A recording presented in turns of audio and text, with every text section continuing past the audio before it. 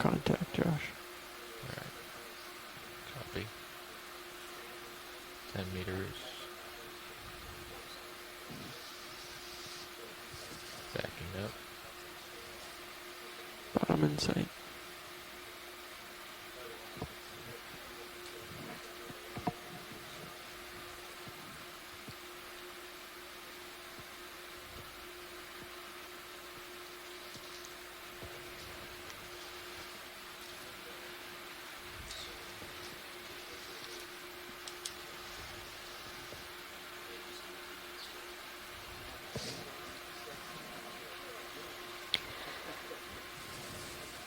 Can you turn on my aft lights, please?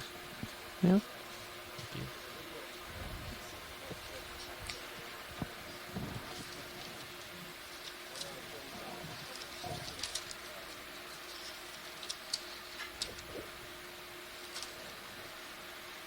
And I'm going to back up. Yep.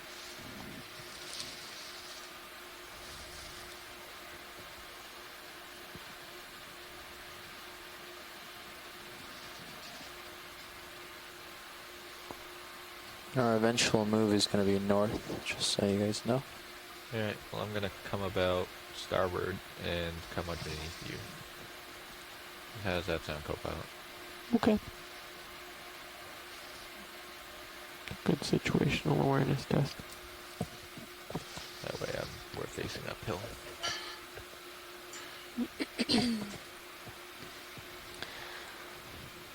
So we have the bottom in sight and clear view of soft sediment seafloor with the red crab. And My head's holding in the southeast. Copy. Yep, I'm lined up with you. we're still seeing a fair number of salps in the water column, as well as At some this depth, you can use shrimp high pack that very have effectively pink for this kind of thing. bodies. You can see the Yeah, so if you turn on your dark pink color. mission And view, we're seeing some eels Yeah. and midwater fish. turned that was- on that was a nice view. USBL, or I did. You might want to turn that on. Good morning, Amanda and Martha. This is Who doing the Okay, comms maybe check. it was on. How are you this morning? Strange. We're doing fine, Tim. It's Nice to wandering. hear your voice. We're having trouble Yeah, getting in this the depth, IM that chat. might be a good idea to and, keep that but on. we are here. We're reading you loud Yeah, and clear. just high pack Hope a you're lot doing more the than same. that. Great to be on bottom early this morning. Looking forward to a great dive. Thanks, Tim. There's still a little muffled on our side. I'm not sure if I that's... see your lights. You just need to speak closer to the mic, maybe. I'm seeing some red crab. Okay, I'm moving Gonna see a lot closer of now. red I hope that crabs sounds today. better. It looks like Possibly. if I just saw one of these red crabs that may have a mating pair. Be good to look at that at some point, of course. Sure. But, anyway, it's great to start the dive. Good. Thanks. So once you get underneath here, I'm going to bring my head around to the north. Copy. And we can do the white balance. You can trim out your Z bias. And we'll get underway. Heading coming around.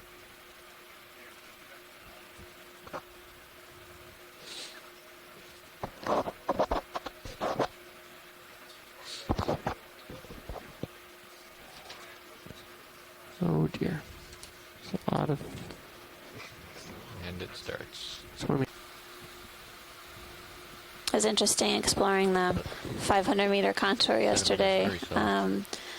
The area was really decorated with scattered rocks that clearly were habitats for a variety of different organisms. And, you know, if we hadn't Current running. been able to dive with the ROV, with the video, we wouldn't have been able to, we wouldn't have known, you know, what corals or what other animals So were if you can associated hold with there, those rocks in Josh. that region. Exactly. Video cap the blacks for a I mean, second. it's certainly Okay. interesting that ahead, I Lydia. think every you, larger co-pilot. rock had something growing on it.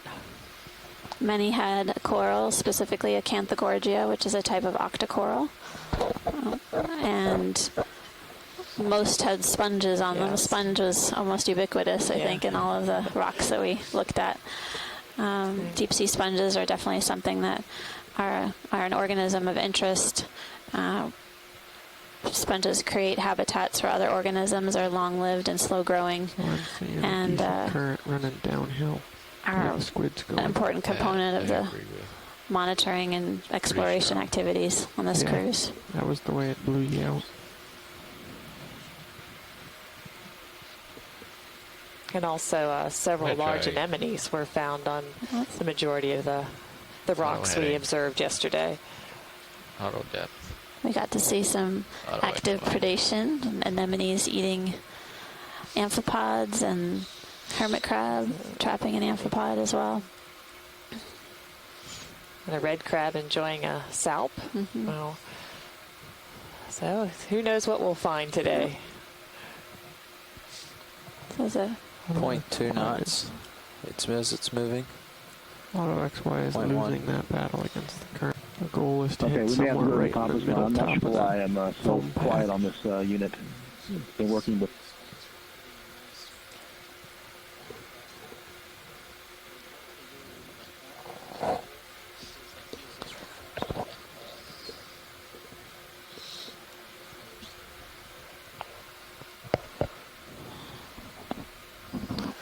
Lots of swimmers in the water today. Most of these appear to be amphipods. Some of them are like some maybe mysid shrimp. We're also seeing some midwater fish.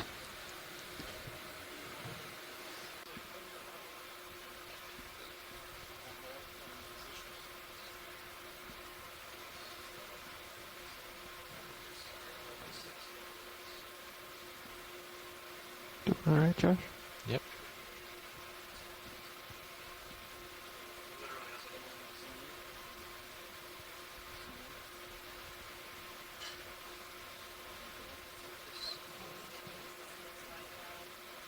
The IM chat is back up and running, and so we'll be able to So we don't want to. share information through the chat. But we'd also like to remind anyone who's watching that if there are particular things that you're interested in that you would like images of, that the best way is to call in on the conference line because there is a slight delay between what you're seeing and what we're seeing. We're always listening. We're not always checking the chat. So keep that in mind if there's things that are of importance to you that you would like close-ups of. And we certainly are here to do what we can to get you the information that you need.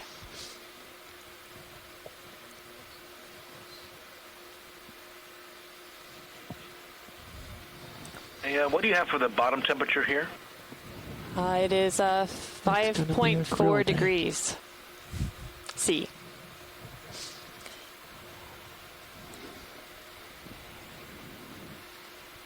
Great, thank you.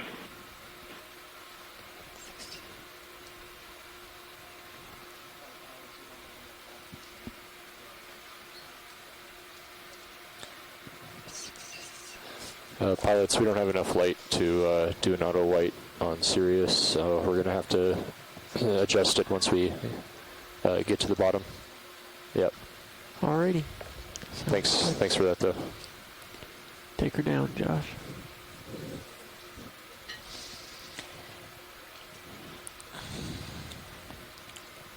Paparazzi there, Does that, I Josh. wonder if that means there's not much in the way of predation or predators around here for them. I think it's to be exposed out in the open and not have to worry too much. Well, I'm still curious who may be making those burrows that we observed yesterday. What is this? Look at that. What is that? Can we take a look at this, pilot? Good. Yeah, zoom in, please.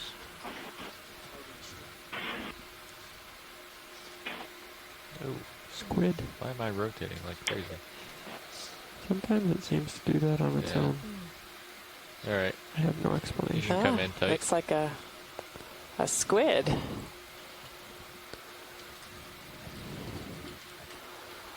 So translucent. That's interesting. I don't think we've seen a I'm wondering- translucent one. I think it just We ate don't have our squid expert on the line yet. Oh, it's good to get some video of it. Looks like you can see some internal organs in there or something. Yeah. Yeah, absolutely. Rare sight.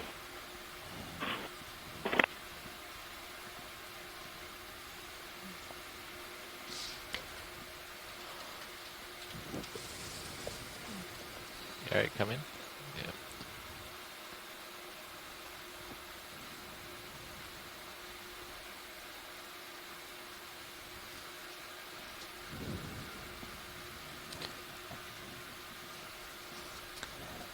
Yeah. He's coming towards us. Yeah.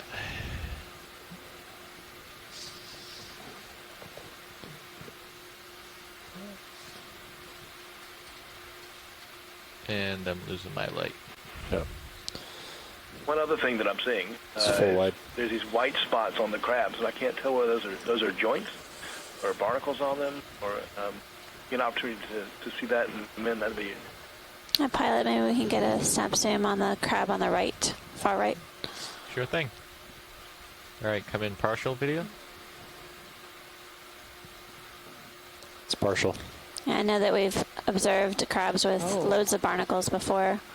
Look, this one's got quite the barnacle on the right-hand side of the screen. You can see the barnacles attached to the carapace. Also looks like it might be eating some of these midwater organisms. Are they mysids or copepods? I think these resemble the amphipods that we were seeing yesterday. But there's a mixture in here. Sorry, Amanda. No, that's a problem. We usually see the stalked barnacles on the crabs like this. We see other smaller barnacles. Yeah, like on Never the. seen such a large stalked barnacle like this. Yeah. Okay, there's a smaller one on the other side of its carapace, a smaller barnacle, but yeah, certainly that one toward its back leg is rather large, suggesting that this crab hasn't molted in a while.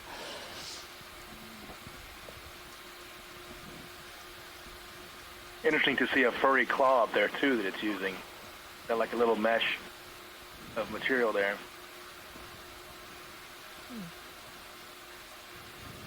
I know that we've discussed this before, that potentially some of the barnacles may be parasites on the crabs, but I don't know if anyone has actually examined that extensively on the red crab.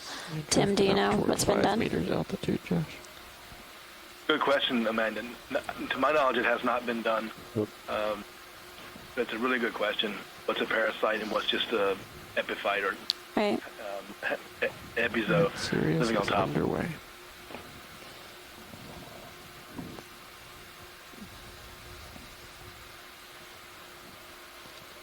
You do see that the joints are white. Like the crab on the left has all these white joints. That's I don't know why I'm noting that just now, and I haven't seen that sort of earlier in the cruise. I'm going to come wide, pilot. Yeah, please. Full wide. Thanks, pilot. Welcome. Another midwater fish. On to other things, Josh. What's that on the left? A dark object.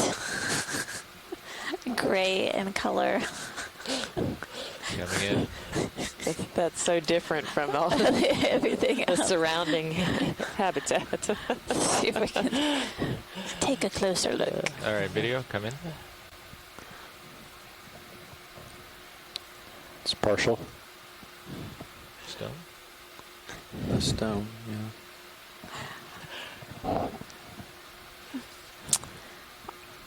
Well, I'm not a geologist. But we say a rock. Definitely is one in a million. There's nothing else here. Mostly soft sediment surrounding this area. This is our first rock of the dive. Start small. Well, as lovely as that rock is, Josh, if you don't leave the area soon, you're not going to be able to see anything. Yeah. It's full wide. Light.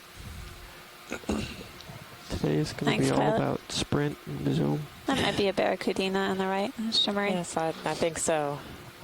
Seems they tend to swim sort of in a vertical orientation than horizontal, like we would expect. Is that something, Poor fish. pilot, Sure. down there? What's our heading nav? 020 Looked like for it the might have move. been a long fin hake. Yeah. 020. Oh, there's definitely something 020. bigger to the left. Oh, The darkfish. yeah. Could you All right. do a snap zoom on that? I think that's one of Come the on in, midwater video. fishes. Partial. Oh, Which is They're skittish rather today. shy, though. Yeah, Alright, camera come on, shy Mike. today. The midwater fishes are interesting because a lot of them have really sharp, long teeth and photophores or light organs. So maybe we can try to get a close-up so people at home can see what some of these midwater fish look like. Looks like there might be a few different sizes of the red crabs here too. I'm seeing some sort of small to I'm medium. gonna tether very soon, Josh. okay. And at point 1, you're gonna have to do a lot of Oh, okay, you're zigzagging right, back that- and forth. There's One a looks couple a of lot them. smaller. There've been a couple.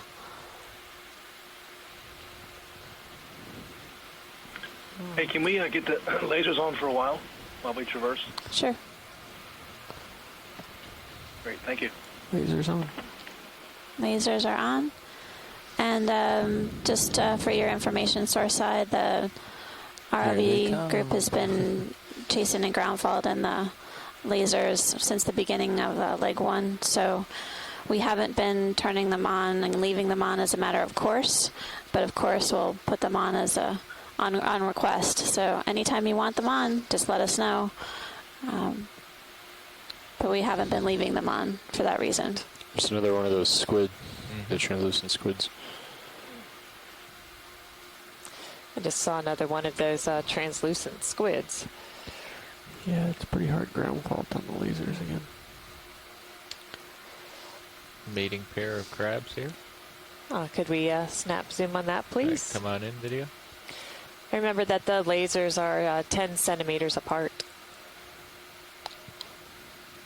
Is that a mating pair there? Looks like it. Yes. Yes, it is. Right. All right, come in tighter. As I start to turn. There you go. Coming down. So in the red crab, the male will hold the female for at least several weeks until she's ready to reproduce. We had remarked on the first leg that the positioning of the female underneath the male was different than we had seen in the Gulf of Mexico. That it was ventral surface to ventral surface. So, Yeah, I think that is interesting because several other crabs are dorsal to ventral.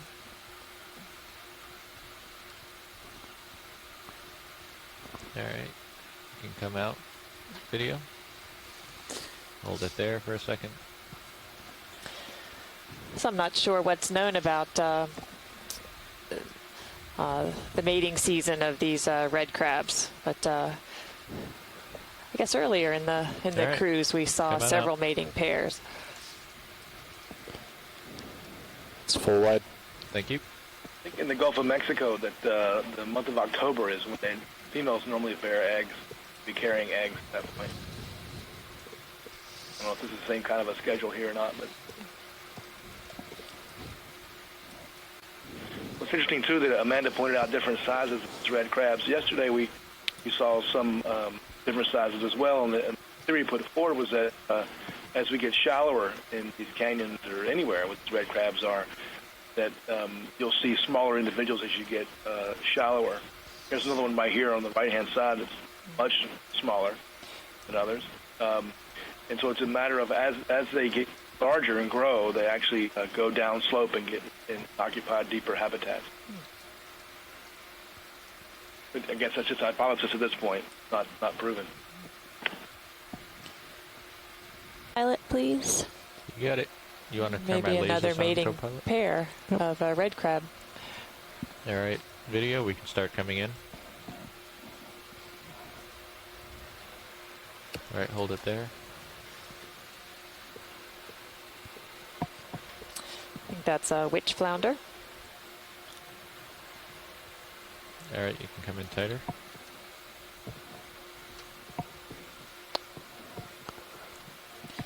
Full zoom.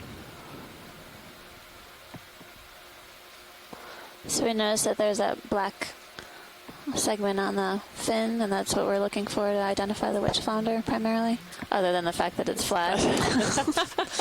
Yeah, I think that's a Start with good that. characteristic. All right, come on out, video. I'm drifting away from it. All right, let's move on. Full wide.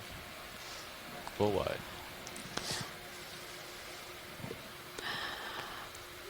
Okay. Pilot- and Martha, we, pilots, have you to go noticed to any the, appreciable we understand current? the, Yes, speed there is a from, current. Speed 1 is down. If you so- want to... I hold this here. More or less. Yeah. So if we keep going straight through, we will Is that get another there at mating pair 1:30. Yeah, on the left. on the left? Plenty Yeah. of time, probably. Could we snap zoom on that I think crab so. toward the bottom of the screen there, pilot? Come on in, video. Well, No. might be on his own. Yeah, I think he's on He's his just own. He's trying to agitated. get a meal, maybe.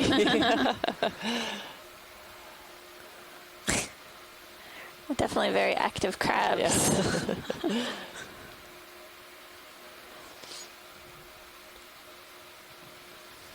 Something going on with that crab. Can we try the lasers again?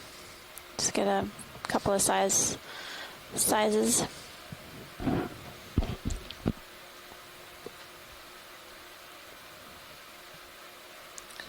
I don't think he likes the small midwater swimmies. No.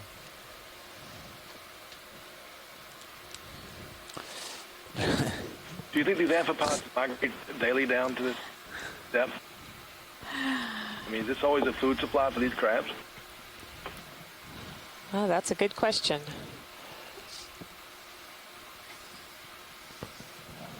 There are many more good So questions you than have answers.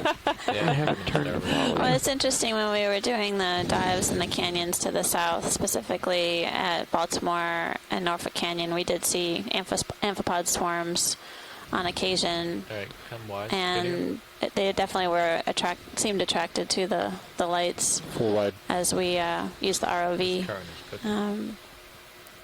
But as far as their abundance and whether there's a really significant vertical migration for this species, I'm not aware of. Cool jelly thing. Ran away. I guess I'm sitting here wondering what the red crabs are feeding on. Full wide. It's not in the sediment. Zoom in on this You know, midwater you don't fish. see a lot of burrowing or activity or digging in the sediment. Yeah, that's true. Just wondering. It's partial. Oh, there's a nice view of the midwater fish. You Wow. can see that line of photophores or light organs running down the back of the fish. Now, if the pilot could get a close-up of the mouth. Come wide, please. These creatures resemble something you might see in your nightmares Oh, that's right. with their teeth. All right, come in on this guy. Ctenophore. I don't know. Looks like maybe a snipe eel. Oh, you're up to the challenge, are you? And he's running away. No, come back. You got any more zoom? Oh, wow. Not bad, Josh. Nice pilot Yeah. and video. All Thank you right, so much. come on out. Nice. He didn't make it easy. Nope. No. Well, you certainly would want at least one challenge today, wouldn't True. you? It's true. Because the krill's not challenging. All right, I have to get moving. What's that on the left? The little fish. Oh, silvery fish. Probably got about 25 there. meters left Yeah. on My this. video, zoom in. I don't see any reason not to keep going. All right, hold it. Good. So now Another it's clear. eel pout Copy. was Come one in of tighter the. if you have it. Bridge nav.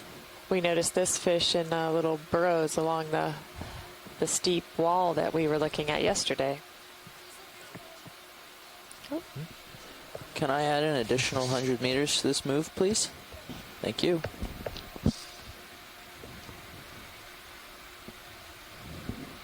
All right, come on out, video.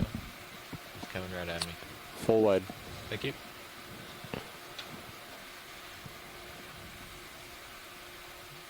So we can confirm it's the same type of eel we've been seeing.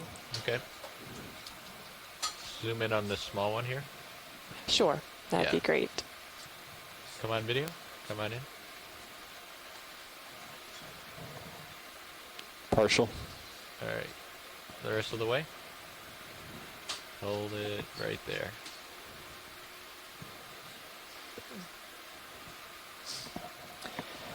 All right. Certainly looks like one of the Sinapa blankets that we've been seeing throughout our Come on out a little bit. All right, hold it there. dives in the canyons.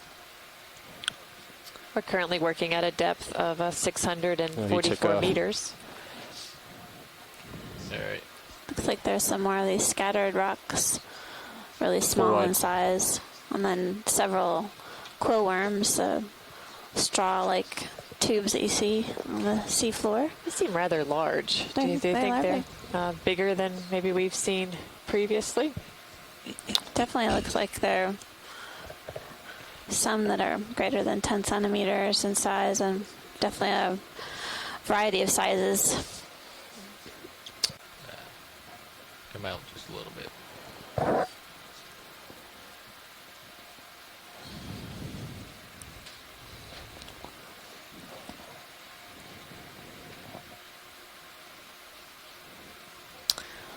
And then when you get a chance, probably put the lasers on too, please. Lasers fired.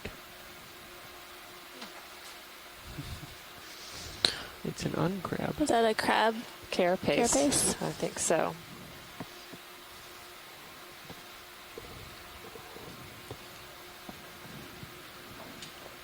All right, come on out, video. It's full. All right,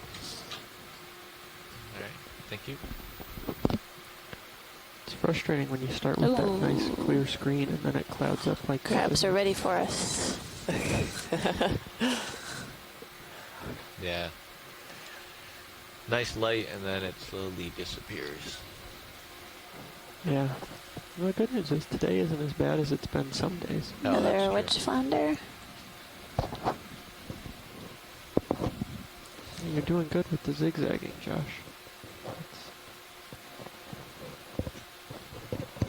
It's good to develop that situational awareness.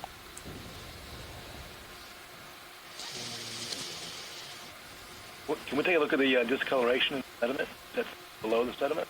Sure, pilot, can we take a look at that gray spot, Yep. please? Come on in, video.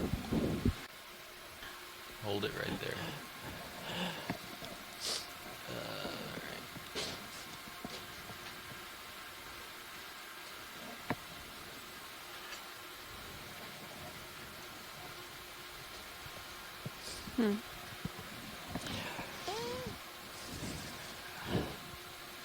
Ah, That's a hard game to play. yeah. All right, now we're getting stable. There we go. You can see Look it. like sediment? Yeah.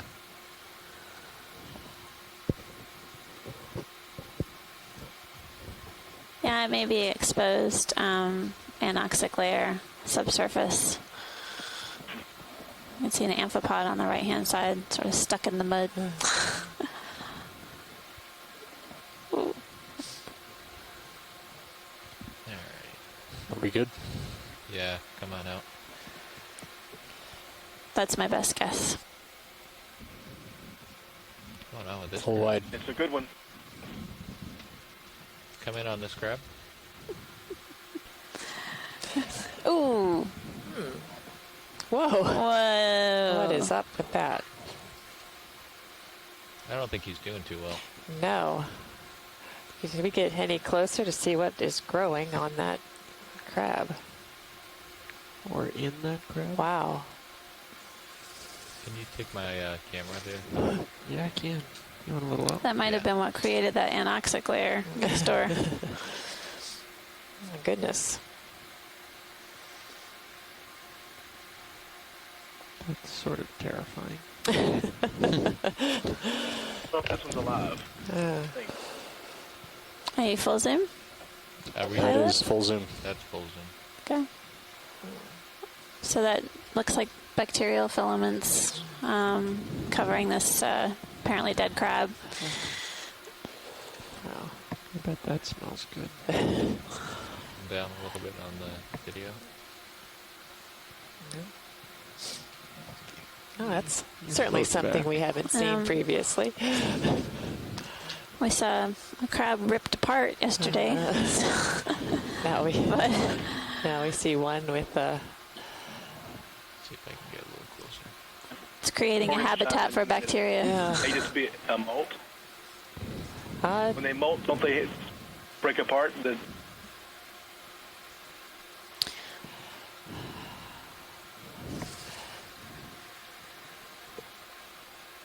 Typically the legs aren't really intact with the main carapace, but I'll defer to Morgan. It's interesting. It does seem like it's dead. right. But, I don't know.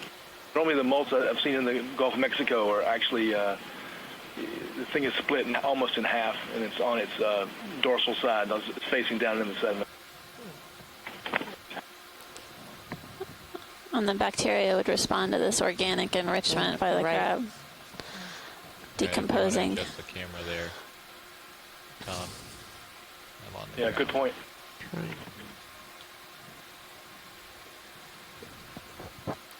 Thanks, pilot. You're welcome. Did we get lasers on that? No, I don't think so. It's another Oh, that's Squid? Right. Too close to it. Can we get lasers Oh, on, okay, please, great. before we take Yep, off? I just got to tilt up a little bit on the Okay, camera. thanks. Oh, there's a mine. snipe snipe eel. eel. Yeah. Let me give it back to you. There you go. There we go. Yeah, that is a rather long snipe eel. All right, where am I? Very close. There's Full the wide. Yeah, lasers there for scale.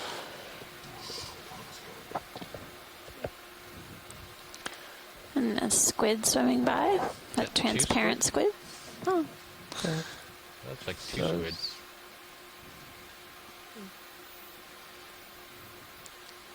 It kind of does resemble that. That's definitely more than one squid. Better zoom on Yeah. it. Come on in, video. Seen several squid today. I knew. Yeah, like Right that. on cue. Bad squid. Yep. Oh, there he is. I don't know. Well, there's another type. Yeah. 2-for-1 show.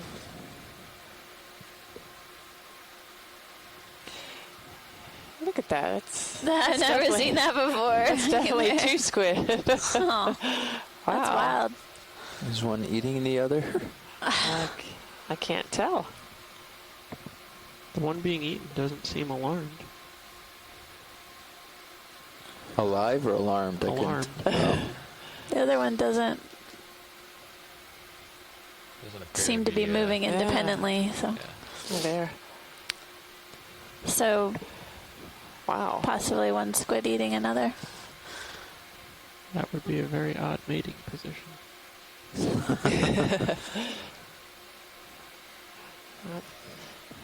Certainly something different. Have not seen that before. All right, why not? Looks like one squid holding another. Yes, it does. The other doesn't appear to be moving independently, though, so I'm not No. convinced it's alive. So. Can you get yourself back, Josh? Let's see. Where am I? I'll see if I can raise Mike back I'm on. off to the port. Great.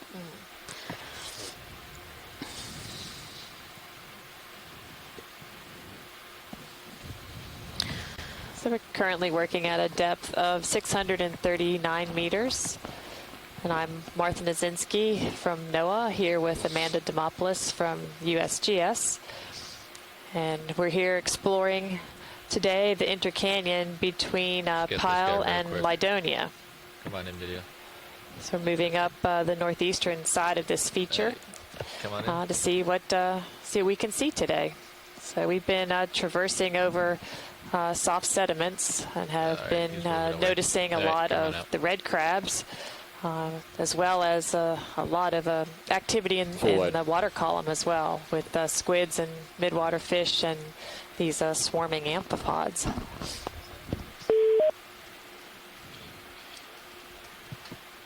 Hello. Hello. Good morning. This is Amanda Demopoulos on the Good Okeanos morning. Explorer. This is Mike Vecchione. Hi, Mike. Hey, How's Mike. it going? What can you tell us about these going squid? Okay, but I just actually got the video back. It was out for a long time, and then I just it came back on, and I saw mating squids there. Oh, so mating squids. Wow. Oh.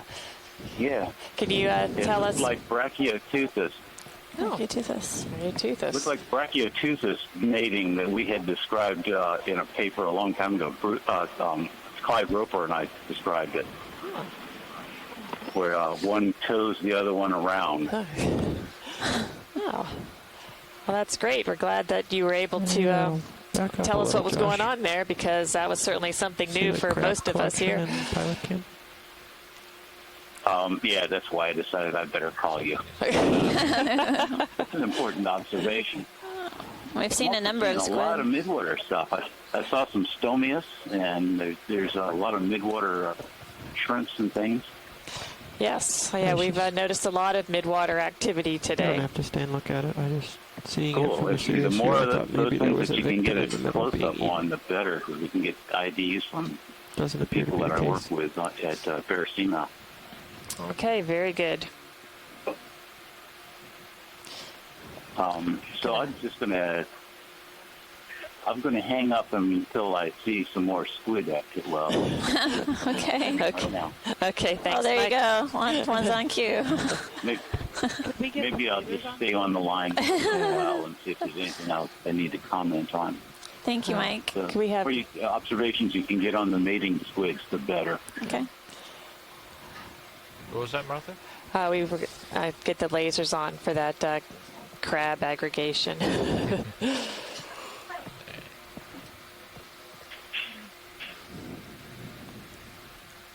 I see that you're in a swarm of amphipods, too. Those are probably Parathemisto.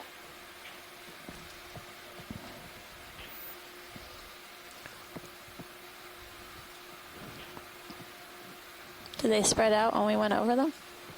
The aggregation of crabs? No. Yeah, it seemed like more were coming. Yeah, they were just, I'm not sure what they were doing, but they were not moving away from each other. Boy, look at all the red crabs. So maybe we could put lasers on pilots, please. Here we go.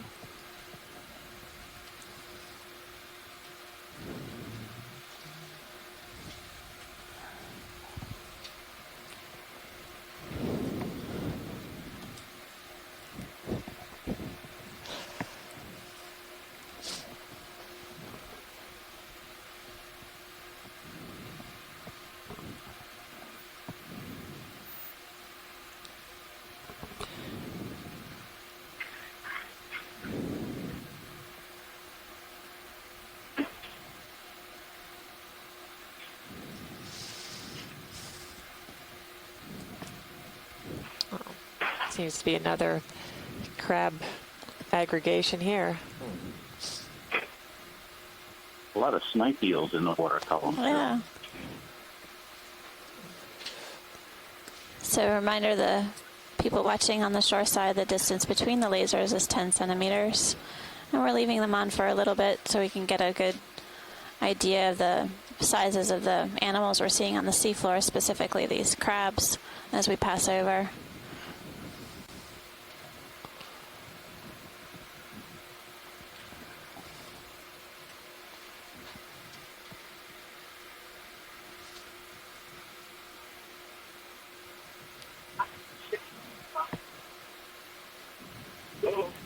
Oh, interesting.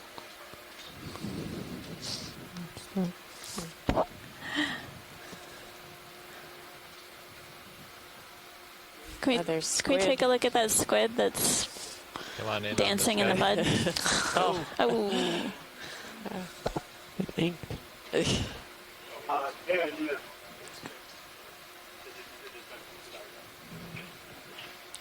Fish up to the top of the screen. Okay. On the floor red. We'll take a look at, there's a potentially a, The redfish? there are two fish to take a look at, Pilot. Zoom in on The one this here guy. and then the one on the right. Hold there.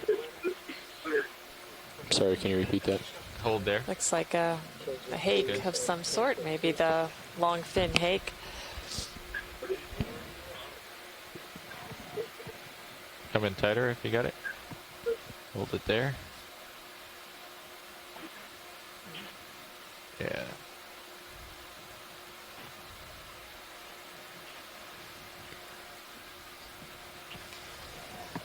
All right. Okay, Come thank you, out. Pilot. And let's see if we can get this redfish. Yes. Where was he? Up there. Full wide. Thank you.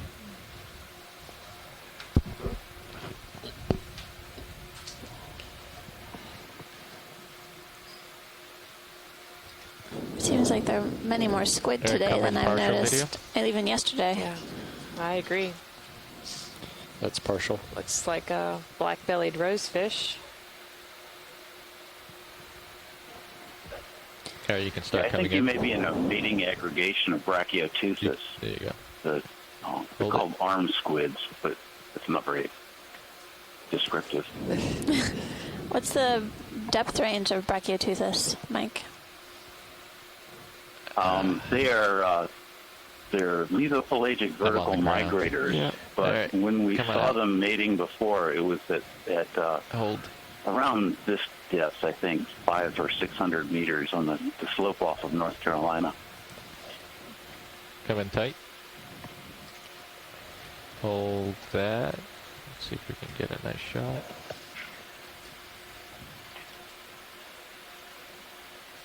A black belly rosefish next to a quillworm tube. The squid was trying to get in the way of the shot. All right, slowly come We were out. certainly lucky enough yesterday to Slowly get come a out. glimpse of the worm that lives inside that tube. That's right. All right. Moving along. Full wide. Thank you. This is really interesting that we're seeing this dense aggregation of red Nice, crabs Josh. because there You're hasn't getting been the in and reported out any irrigations that I can thing find in figured the out here. literature. Could be wrong on it. But I don't know if someone's speaking on the phone line right now, but they're very faint. Yeah, I I think. can hear a voice, but I really cannot hear the words. Yes. Do you find it easier to set up when you're partially zoomed like that? Another witch flounder Yeah. coming into Well, I view. want to. Yeah, I think it's URI. It sort of focuses. I have a question for me in Morgan on that, actually at and URI. I center it maybe in the Martha main can answer, screen, but and then when I'm When partially these zoomed, I center it red again crabs are in their mating position, and do finer are they adjustments. still actively feeding? Do they migrate to some depth and mate like this, or do they Yeah, I was curious because I generally don't do it that way. they feed but I somewhere could else see and where it come could have into a depth to benefits. mate, or I have trouble they feed retuning my control always loop during every mating time I regardless? zoom. can you guys hear me now, or am I too faint? It's better, Morgan, but you still need to speak up a I little have louder. to yell. I Yeah. guess. yes, please yell. Okay. Well, the males carry the females while they're shell hardened, which is why I think that was a molt earlier, because the females shed their shells after, and that's why the males are carrying them. And I believe the males still feed. I could be wrong on that, but I'm trying to find some literature on aggregations of red crabs, and they're usually found kind of sparse. So this might be a good indication that these crabs do come into these mating aggregations, and maybe Is this a that's shrimp? what we're seeing for the first Can time. you get a I snap think zoom on that- that, please? Yep, come on in that video. they were thought to find each other Hold. by pheromones, and that was a paper in 1990. But I'm struggling with those meetings All right, come in tighter. Oh, yeah. Well, thank you, Hold Morgan. there. And certainly that's one of the benefits of having scientists on the shore side, that Come in they are tight. able to offer their Right expertise as well as look up Excellent. in the literature if there's been any kinds of studies done. So we'll be standing by to see if you can give us some more information on these red crab aggregations. Now we're taking a nice close-up view of the shrimp. So different one than we've seen on this dive so far, I believe.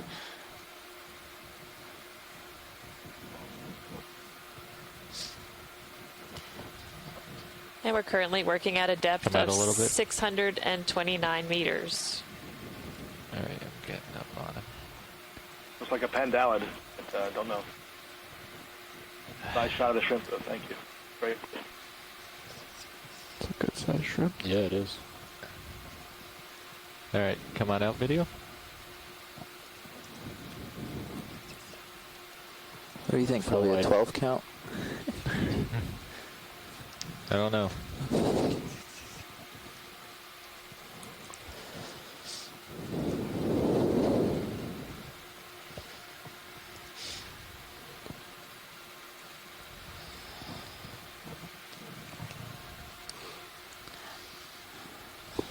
We're traversing over soft sediment. We're seeing several red crabs. Looks like some midwater fish.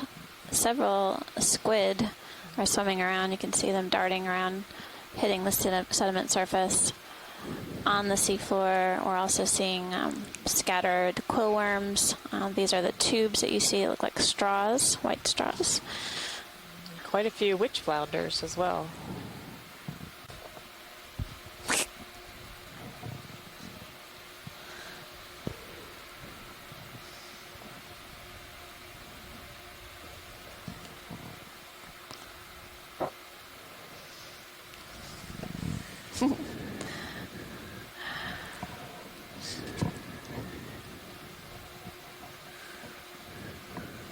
We continue to see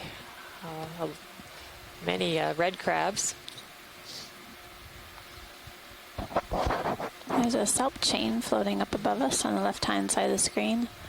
It's another ctenophore. Zoom in on this. Oh, it's a ctenophore. And then, what's this Yeah, one? it's a ctenophore. Oh, We like ctenophores too. a lavender colored ctenophore. So you're seeing loads That of was actually ctenophores a yesterday. siphonophore, not a salt chain. Oh, okay. Well, that Thank was you. a question, Mike, the other day on what is the difference between a salp and a siphonophore. Well, they're not even closely related to each other, but they're both colonies, and they form long chains. But a siphonophore has swimming bells up at one end, and then all the tentacles and stomach persons are down along Nice job keeping along it the steady, stem. pilot. Whereas a salp chain is uniform along the entire length of the chain. And what we're looking at right now is a ctenophore. Yeah, it's a really nice It's all the way close-up down. of a burrowed ctenophore. Burrowid. Is that a predatory Like it. ctenophore with a prey ctenophore inside of it? If you look inside the lavender one towards the back end of it, almost looks like there's a second ctenophore inside of it.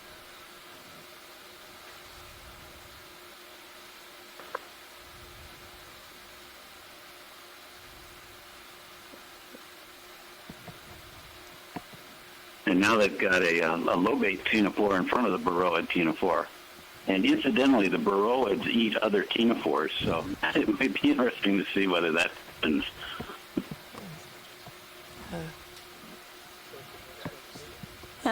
Full zoom. Definitely looks like there may be something inside this burrowid ctenophore here. Oh, from this Maybe angle, another yeah, definitely. ctenophore Oh, inside. Yeah, look, Little you more can see zoom. the combs on the inside. Too. Ooh. Glowing, they're flickering. So Yeah, a ctenophore inside another. Tony. That's great shot, video and pilot. more predation in the deep sea. Mm-hmm. It's a ctenophore eat ctenophore world. Yeah. Good eyes, Brian. Nice job, Josh. This is certainly great video close-up of this burrowed ctenophore. That is terrific.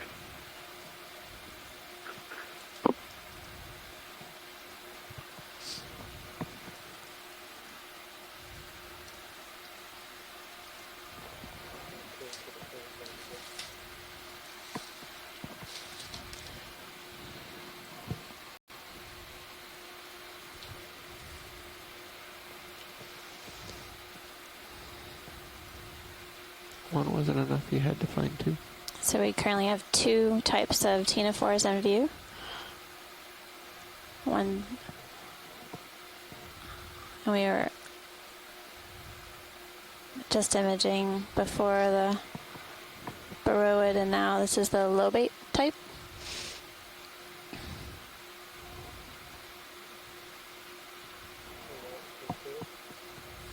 He's running away.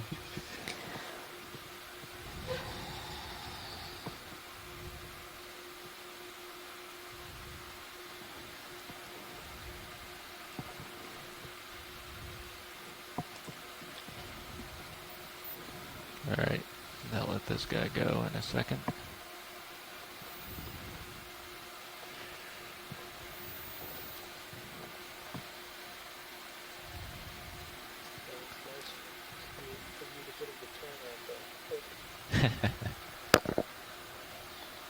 Can we go for one more zoom? Go ahead. Let's get the top of this guy.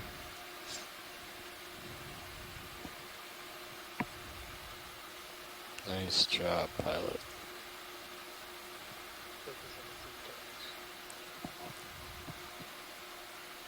Just let him go out of frame. Sure. That's great, Alright. pilot. Nice. Come on, give me full zoom. I mean, The opposite. yeah, the opposite of full zoom. Check back Video on the- did an excellent job there. Yeah, that was good too, Dan.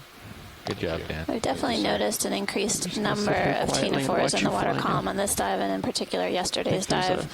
We are diving flatfish shallower operate there, though. Yeah. than we have been through most of the cruise thus far. I have no And more we've to also teach you. noticed an increased What's that? density I of said I have no more plankton to teach you. and various swimmers in the water column.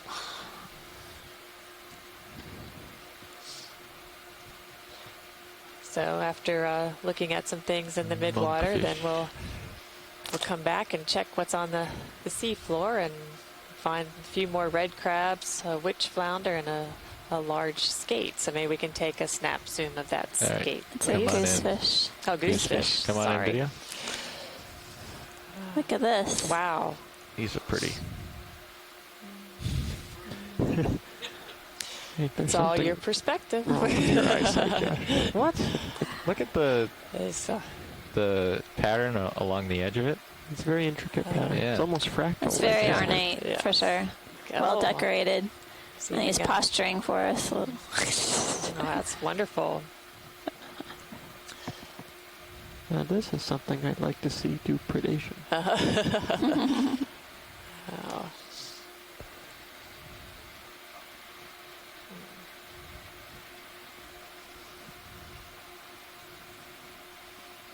See if we can zoom in on the eye.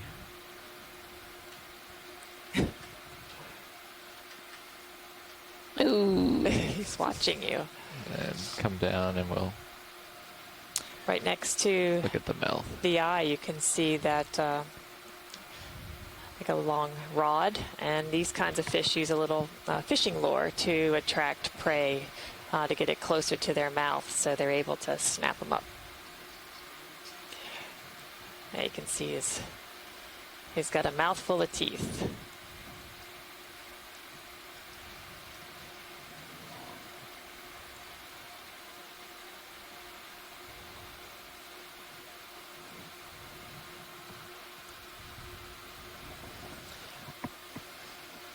Can I come out a little bit, video?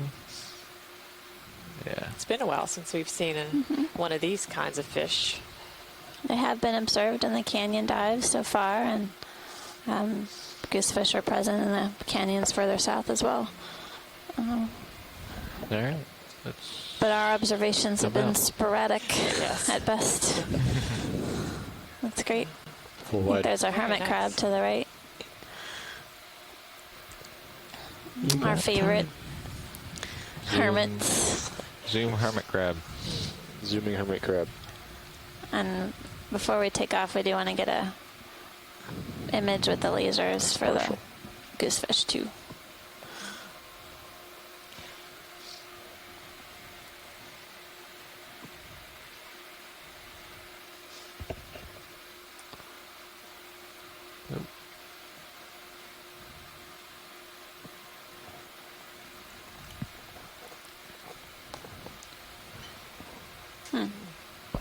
Probably about 20 meters left.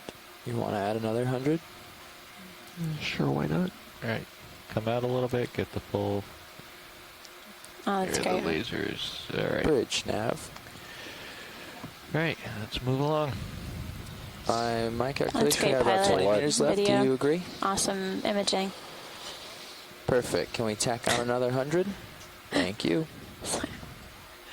What do we have coming up next? It's been an exciting day over there for you, hasn't it, Jeff? Are you kidding? Very exciting day. We had to make some changes to your wind speed on the way in to not hit the bottom. Oh, We appreciate Another you keeping us Tina 4 safe. coming on the long side, left side. And we have a... That fish in front of us. Zoom in on this guy. Video? Sure. It's partial. Looks like With the, Barracuda. he turned just at the right Yeah, time. perfect timing. Let's Ooh. get A his profile. Let's get his smell. Teeth. Yeah. You can see his teeth. Ooh, nice. Oh, sorry, guys. No, he's going. It's coming close. All right, let's come out. Again, we're traversing over soft sediment. We're not seeing any large burrows like we were observing yesterday on the dive. We have a rock here. It looks like we have a rock here. Holy moly. That's the biggest rock we've Where seen did this today. come from? I couldn't agree more. Zoom in on the rock. We've seen itty bitty pebbles. And this is the first A respectable decent rock. size substrate. For our geologist explorers. And this is called a cobble.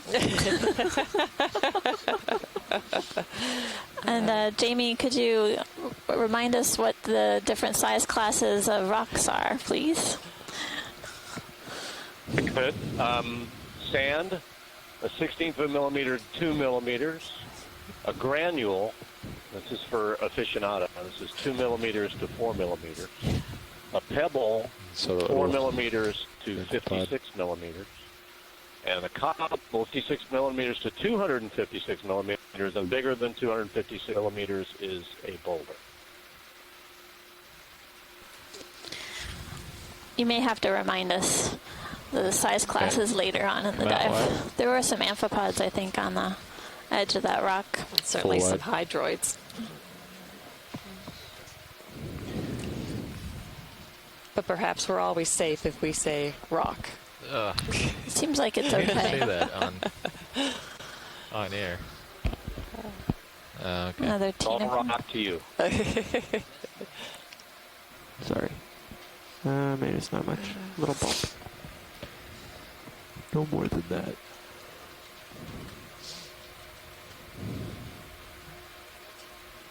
Yeah, I don't see it. Might be an artifact.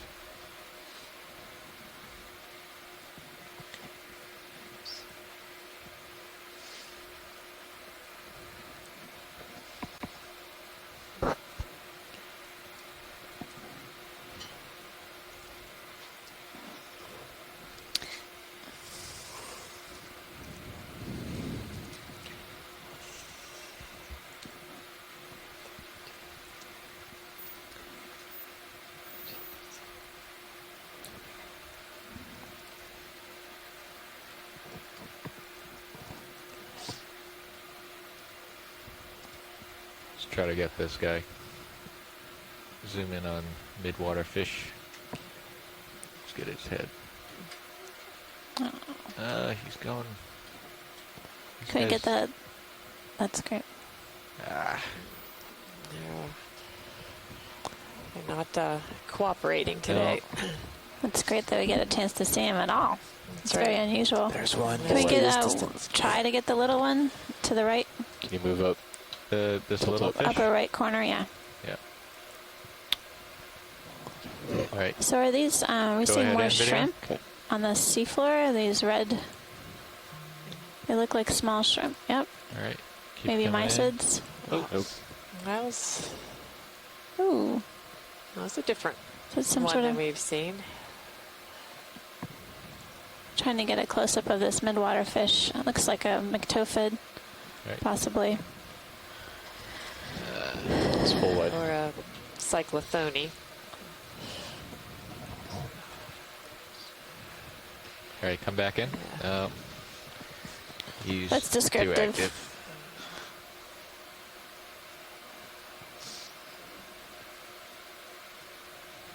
There we go. Tight. Oh, he's gone. All right. I gotta get back. Okay. Yeah. But it'd be great if you could get another zoom on the squids. I'm pretty sure that most of the squids we're seeing now are Brachiotuthis.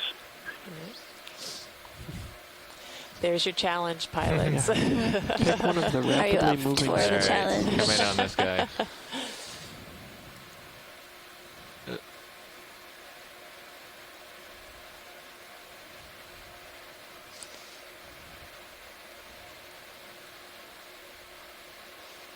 Come back in.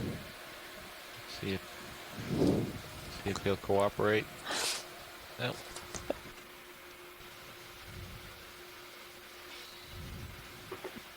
Yeah, that looks like a Brachiotuthis to me. All right. That's A lot of krill and sediment in yeah. I gotta the immediate area. keep moving. Luckily, there's lots of squid. Images of midwater organisms that most people haven't had the chance to take a look at. All right, let's snap in on this squid. I don't know if anybody's mentioned this yet, but the kind of depth that you're working at right now, you tend to get the vertical migrators get bunched up there because when they come down in the daytime, they run into the bottom, so they can't go as deep as they normally would with their vertical migration. So they form a really thick layer near bottom when the bottom is at the kind of depth that's inside of the vertical migration range for these midwater animals.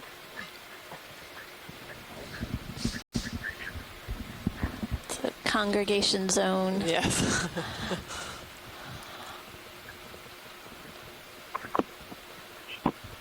I don't know if we have an idea of these on these larger shrimp with pink bodies. We're also seeing some small ones near the seafloor that appear to be different. So, You know, you could say the same thing happened to us. We went on our usual daily migration and ran into the bottom sooner than usual. Now we're hanging out here.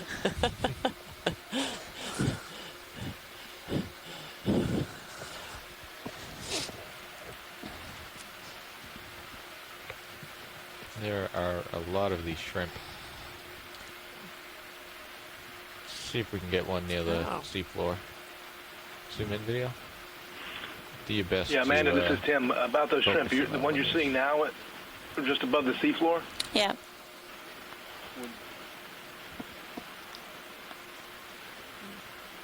So we've found these fairly common in the canyons to the south, specifically Baltimore and Norfolk Canyon that we've been sampling.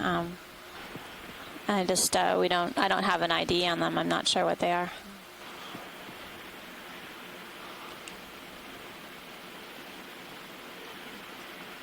Yeah, I don't either. I'll have to work on that. Does Mike have any idea? Becky-on? Most of the shrimp that I've been seeing with the pink bodies are penioids, but I don't know what the species is. Yeah.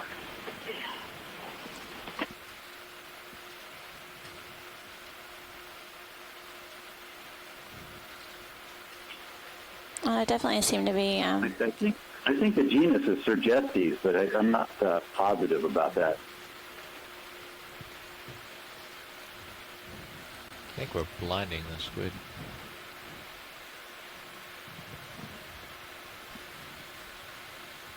Yeah, try to find something to look at because you're out of tether.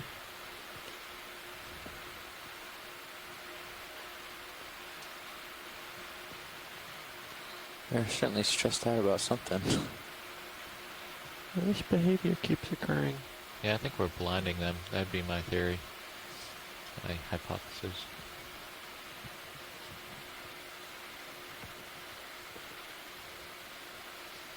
It's a nice shot.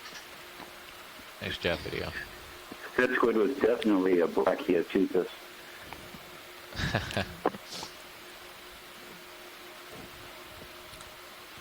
Ooh, he's gone.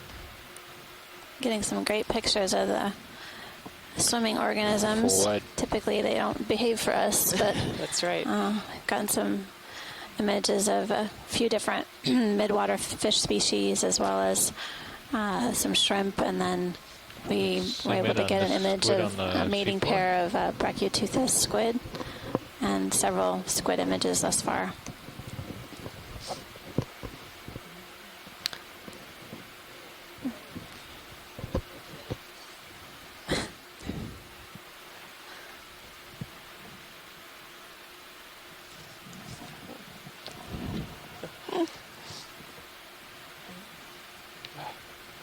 He was out of breath.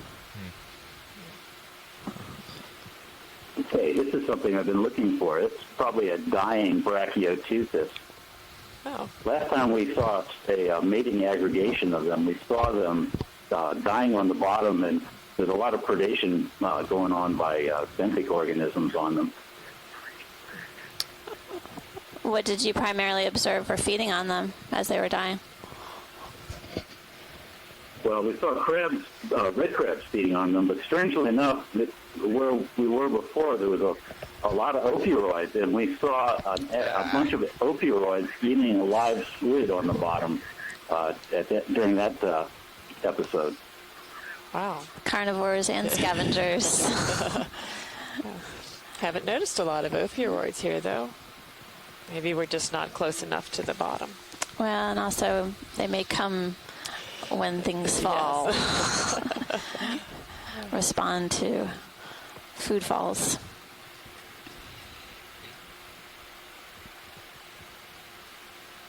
To the bottom. Well, and also they may come when things fall. Yes. Respond to food falls.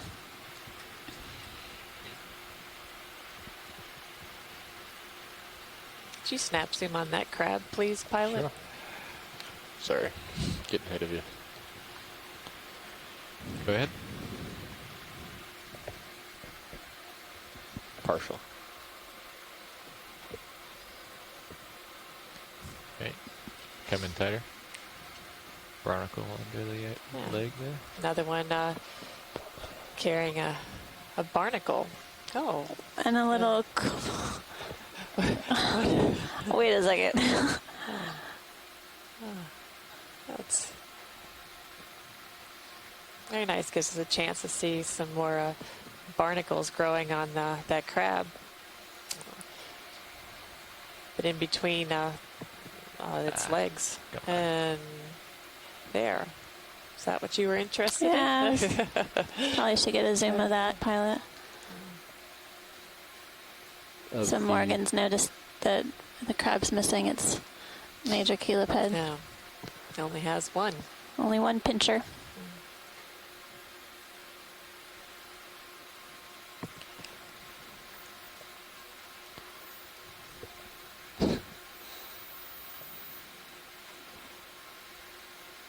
And there's a barnacle on the underside there. Yeah, it's I think that's what caught my interest. Oh yeah. What was on the top of the carapace? Looked like a little amphipod. What's going on underneath?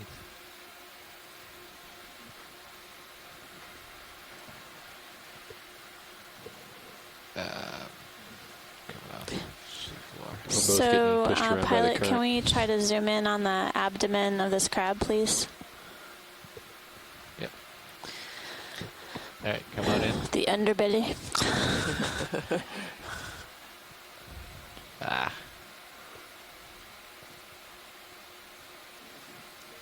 All right. He's moving around. So Swan, I'm wondering if she's gravid. Yeah, maybe.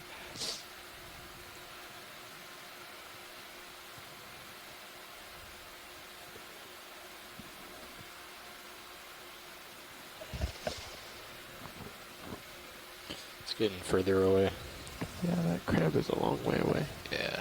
Like 3 ROV lines. Oh, somersault. Squid somersault. Oh. Oh, catch it.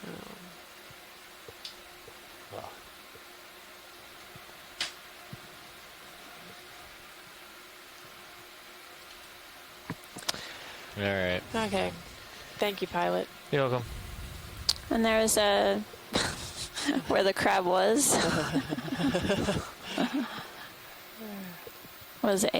looked like a cup coral on the sediment surface. Right.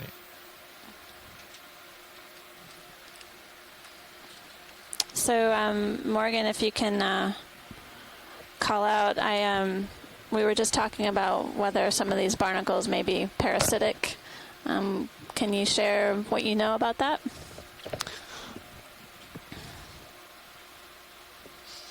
That was for Morgan at the ISC.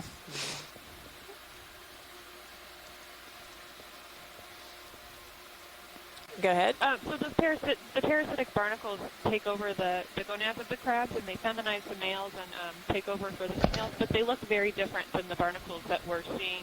They don't look like gooseneck barnacles. There's one there, they pilot. almost look like a gray mass. Oh. So I was just trying to look and see if we actually saw eggs or if there was a parasite that was creating that abdomen flap to go down. So when we see a clear barnacle on the carapace of the crabs, we should not assume that they are parasitic. They may just be commensal. Or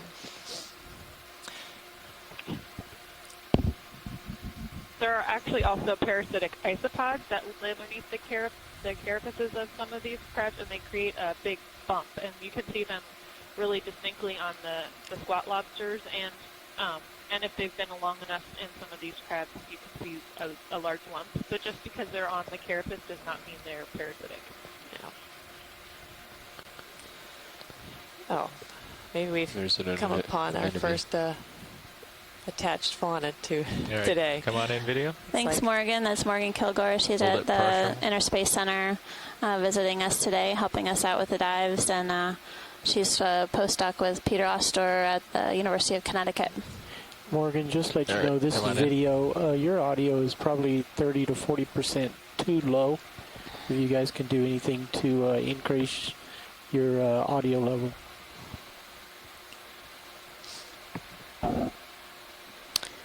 So this is quite a sighting here. We have a nice rock with attached fauna, specifically anemone. And there's some shrimp, as well as it look like serpulid tubes, a white squiggly material you see on the rock surface. Do you have any more zoom? And we're currently working at a depth of 605 meters.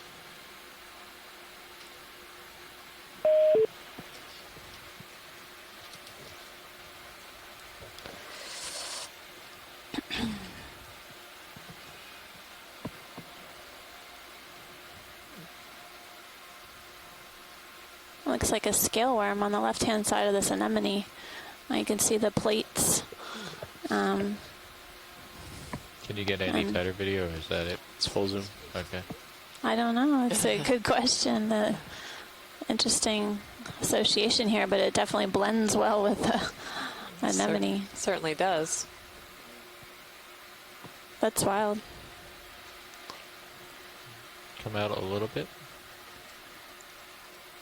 I think they're... What are those black guys? What is there at the base of that tentacle? Come back in, video. Thank you. Is that another one?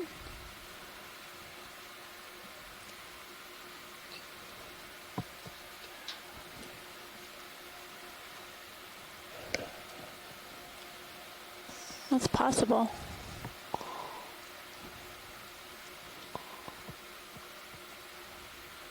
Yeah, I'm not sure. All right, come out a little bit. Another midwater fish swimming by. Quite an Several. active rock. Oh, hello.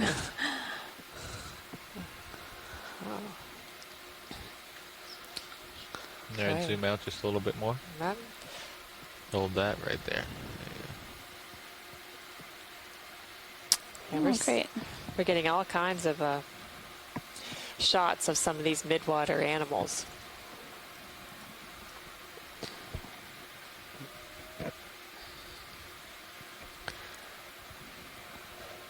So a great number of scientists on shoreside helping us out today. We just had some information from Rian Waller, who's at the University of Maine.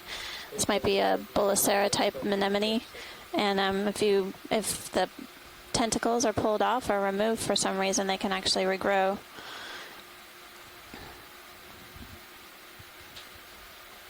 And when we were just zooming into the anemone, it looked like there were at least 2 or 3 polychaetes on the actual anemone surface itself. Goodness, look how many fish are in the screen. So tons of midwater myctophids. We were just seeing a handful of them earlier, and now it's just aggregation of them. Come back in. What's that eel? Looks like one is attached to the anemone, the other side of the anemone. Yeah. Struggling. It's not struggling anymore. I could try to get up and The see blacks him. are all the way down. The dust cometh. All right. Come out, video. I'm going to try to pirouette and get a quick view on this. Okay, full wide. Where did all the fish come from?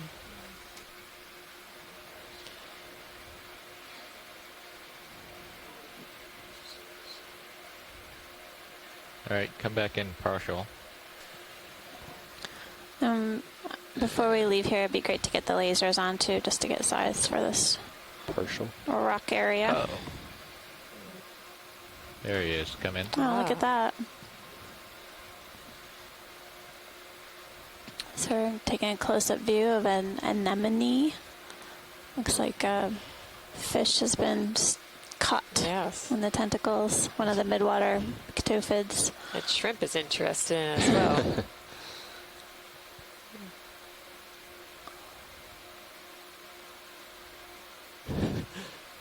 Wants to steal the anemone's lunch, I think. I think it's making bad decisions. In hopes of getting lunch, he's going to become lunch.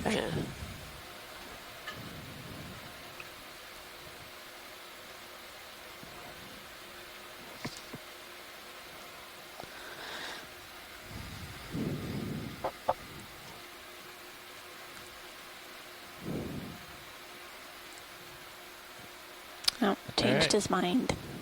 Oh, now this. There's a busy anemone. Now, the squid is stuck. Now stuck on the anemone. This anemone could be happy for quite a long time.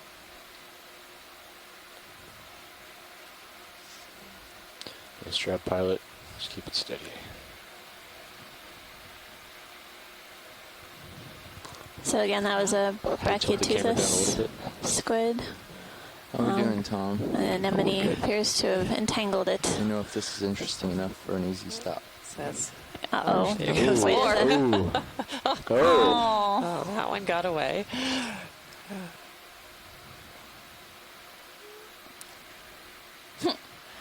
No, we got lots of time still, Jeff, and the terrain's pretty benign. I'm not in any real danger. Don't stop fighting. You can get away.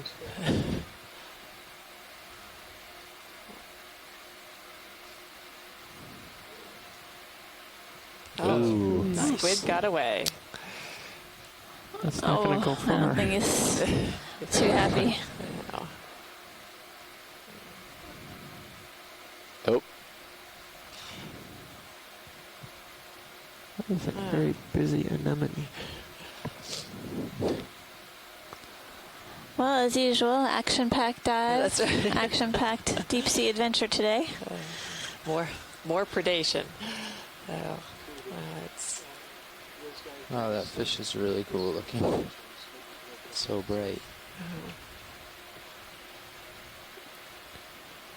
So it may be time to move It's my onward, understanding Josh. that definitely Alright. some of the deep sea anemones have the ability Nice job. to sting. Nice It isn't my area of expertise, but there's been some scientists that I've worked with who have handled them and have recounted the fact that they sting. So I believe that much like the shallow water types, these deep sea anemones have the ability to sting their prey. This crab just got a squid. Really? Yep. Well, let's take a zoom. Yeah, we had a discussion the other day about the toxicity of the stinging cells of various anemones. Yeah, that squid isn't doing too well. Can we get the lasers on before? Yep. I think this crab is enjoying a squid. It's a happen in place, this That's rock. right. There's some barnacles on his back. He's definitely working on that.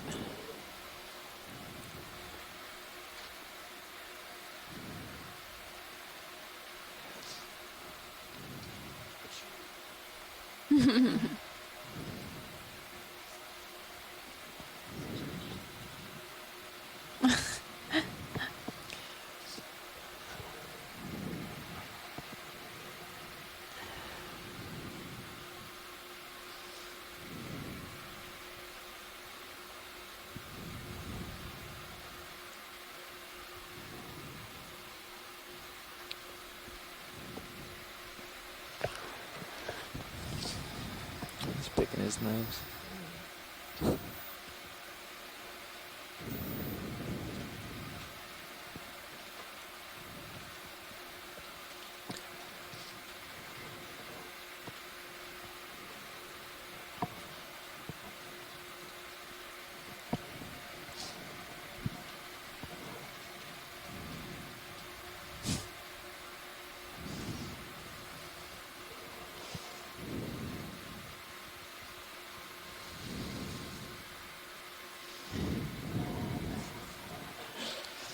All right.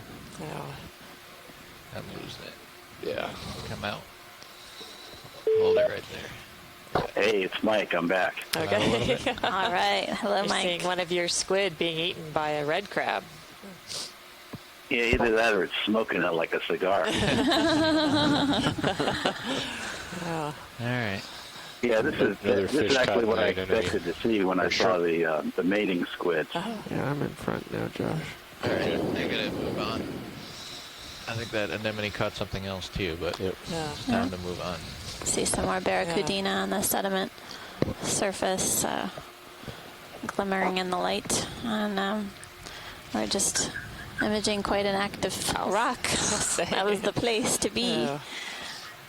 But there again, it's not everyone gets to see these predation events. See the myctophid get caught by the anemone, and the anemone also trying to hang on to a squid, and then see a red crab eating a squid. 92 meters, and another crab shell coming upon crab carapace shell. There's some anemone-like things on the. There's one on the left that's coming into view, too. Little pink guy. Yeah. A couple. All right, come in video. Get in there. And Hey. something. Out or zoom in. Okay. Sorry. I will speak up. So we saw something like this earlier next to, I believe it was a crab. Yeah. I'm not sure if this is a zoanthid maybe, or small. Maybe if Rianne is still on the line, maybe she would have an idea of what these are. We could see a clear pile of fecal casts just below. Drifting away. Yeah. What? Oh, yeah. They said nav.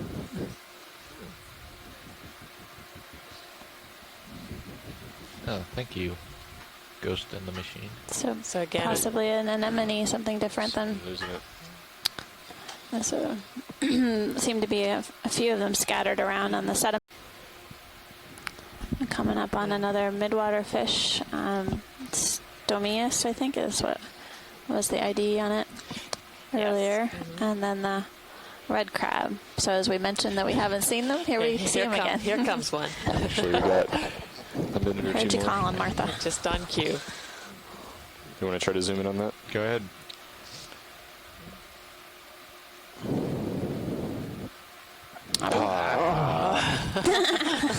That's too funny. All right.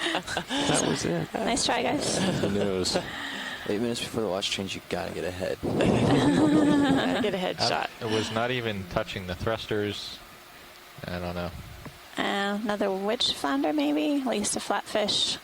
We just saw on the right-hand side of the screen, and then again we're seeing more of these midwater fish. These are Zoom in, the fish are elongate, and they're silver. They have these blunt mouths. I'm gonna try and get a front-end view. They've got A little lure stuff. So I wonder if that's a lure and not what they're feeding on. I think it is. Is that the lure? Okay. It certainly looks like, since They've all had one. every glimpse of the head, yeah, exactly. They've had that. Come on. Hey, go ahead. I'll try to drift up. He's moving away pretty quick. You got it, Josh. Forward.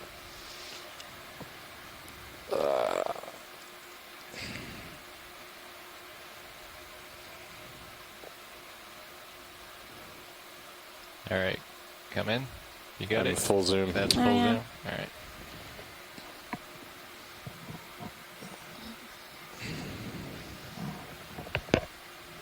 Stomius is a genus of barbelled dragonfishes. Type Move of down just a little dragonfish. bit. We got him. So we're getting a good view of its barbel. Come out. Come out.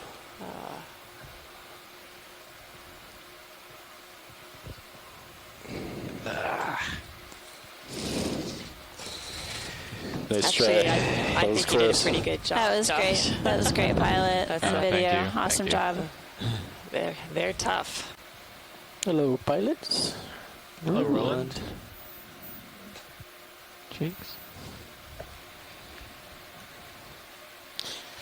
Definitely along fin hake, you can see it's a modified Quite difficult pelvic to fins. stay focused on the clipping back there with all the awesome stuff you guys were showing.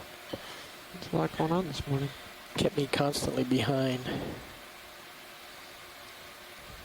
Which, of course, is different than usual. We always get the good stuff. So it's good to remember that there's a lot of things about midwater organisms that we don't know, and so this is great footage we're getting today, getting a better idea of what midwater organisms are around here. We've been able to All right, observe Roland. some behavioral.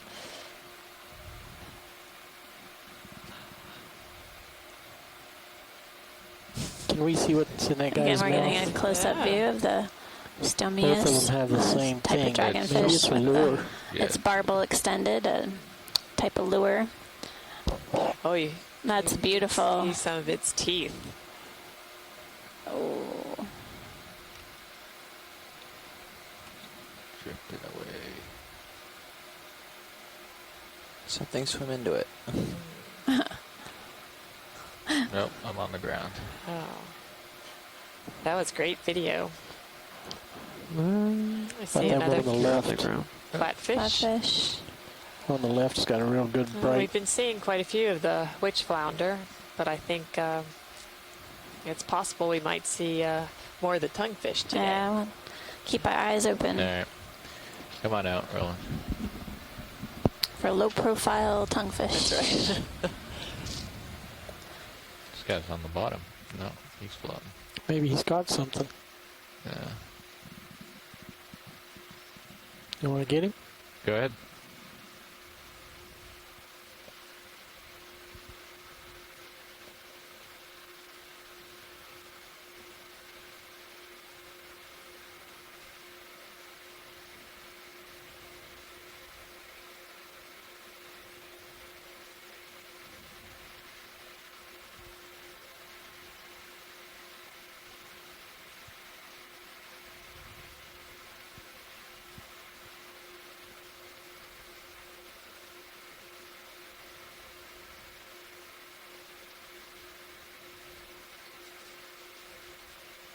Wow, that's fantastic.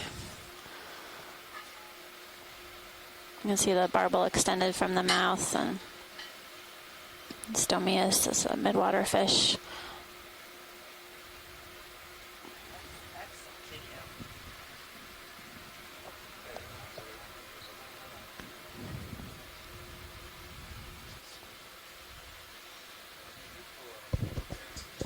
Okay, pulling out.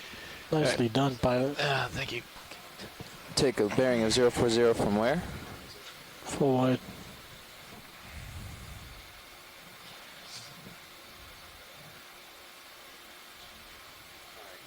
So there is co-pilot and pilot you guys can listen to.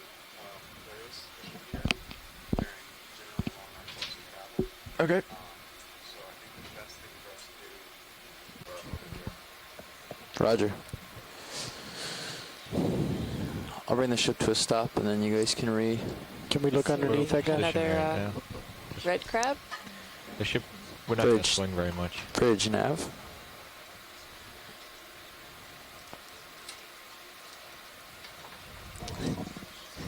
Might have come too far, I'm afraid. Is this a hermit crab right here? It would be really fast one. I don't know what that is.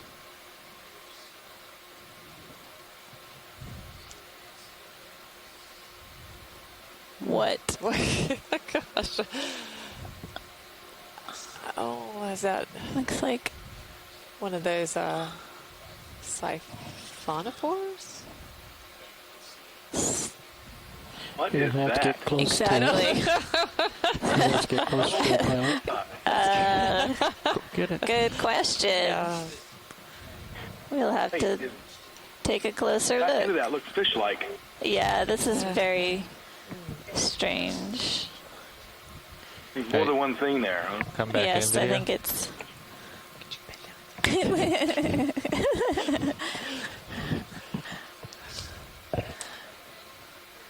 I don't know if it's being carried It looks kind of by the current. gelatinous-like at the top.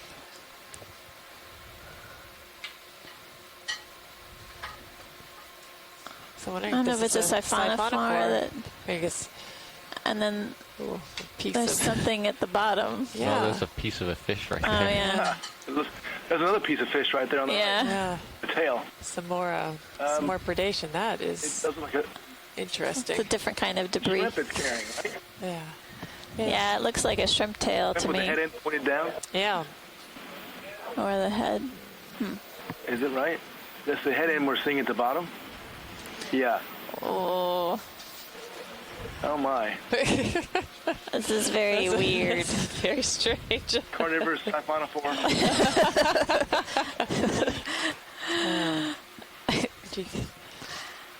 Weird. Well, it's nice to see this up close. It certainly points out differences between siphonophores and salps.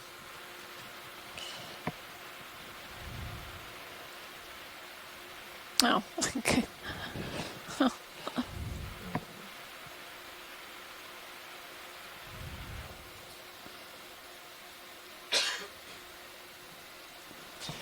Like it's a shrimp that's curled up. The abdomen's curled up toward the head end. And it's the rostrum on the sea. Okay. I think you have your microscope glasses on again, Tim. You're seeing details I'm not seeing. But You're seeing the tail from the end of the shrimp there, totally curved around. there we go. Yes. Well, that's certainly. Oh my! That's wild. That's definitely something new for us. A new discovery today. All right. You know you've done well when you got the Thanks. scientists Thanks, going. pilot and video. Oh, for my. mystery object. Nicely done, pilot.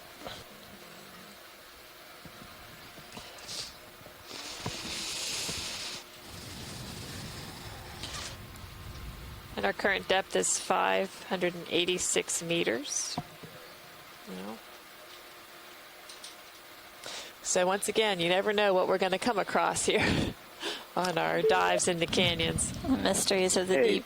this is Mike again. Yes. I think that was a Physonex siphonophore feeding on a shrimp. Very cool. Agreed. How often do you see that, Mike? The surprising thing was that the stem part seemed like it was all tangled up. Yeah. Maybe the shrimp was struggling and got it tangled up.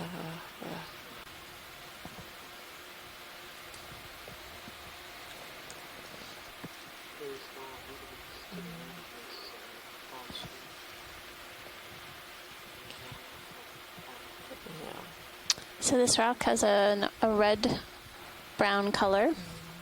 We're zooming in and taking a closer look. Looks like there's some serpulid polychaetes. So you see the white tubes, and then some hydroids.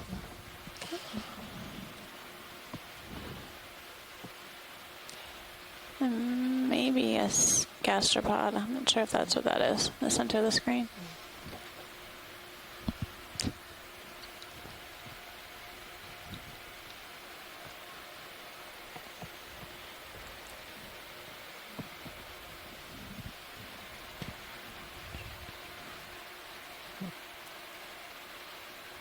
Okay, video, let's go wide and find that crab.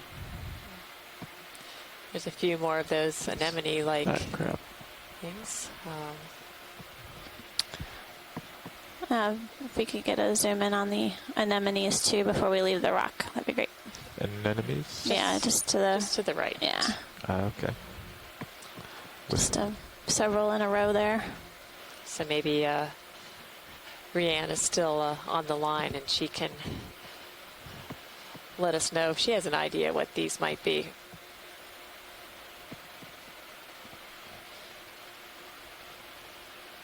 So some of them are apparently buried. These look like they've been exposed.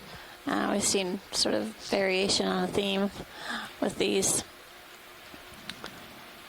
Hard to see when we're flying over, but we've been able to observe them when we've taken a closer look.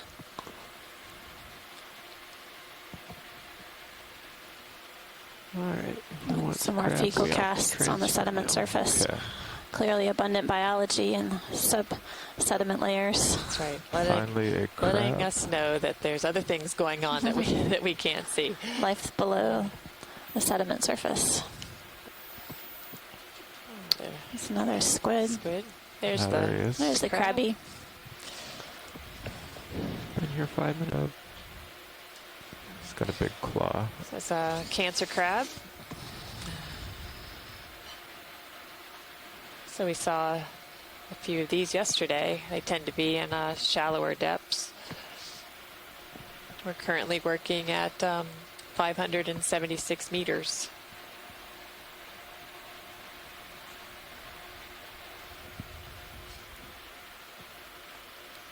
So you said before that two different types, the Jonah crab and the rock crab. The rock I crab. might be able to. I think it's about time for me to go, though. If we can get this guy with lasers on too, please, that'd be great. Okay, let's do a quick laser shot. There Thanks. we go.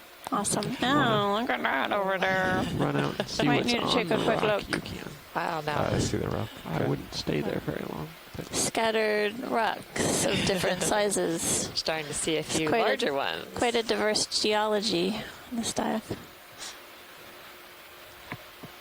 Finally, Go some ahead, Bridge. recognition. And look, it's a platform for a lot of biology. Oh my goodness. What a Okay, surprise. what's your heading gonna be? Several flytrap anemones. Great, thank you. So Pilot's Bridge just called to let me know that This they rock are is red, changing their much heading like the to last little 020 one that we to were keep an eye on some fishing examining. gear at the surface. Red color. We just have a few seconds here, and then I'm going to Fin move on. hake on a couple of these cancer crabs. One is up there between two anemones, and then there was another one underneath the Okay, rock. come out partial. Seeing one of those red Little more. shrimp. Oh. So this is the first boulder that we've seen. Attached to this this rock. Zoom on your command. Yeah, just settling down. Okay, video. Free to zoom. Just keeping our eyes peeled for any other types of associates other than the anemones. I'm seeing serpulid polychaetes. Those are the white So who tubes. was And supposed to then be my relief keeping our guy? eyes out for any ophiuroids or brittle stars.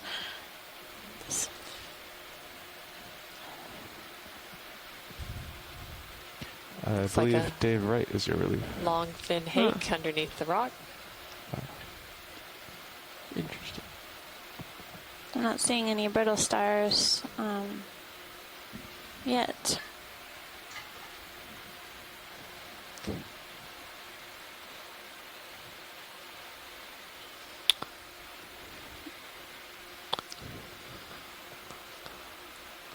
Anything else of interest on this rock, Watch Lead? Well, I think that's good. If we can just get a full wide with lasers on, that'd be great. Lasers, please, co-pilot. Lasers. Very Here good. comes a squid swimming by. Okay, full wide video. On we go. Onward and upward. Take a look at this boulder Workshop coming up. definitely can. Great. Certainly seeing a lot of, Nice. a lot more geological activity coming down. That's from right. this ro- from this Downstream rock. of the Yeah. rock.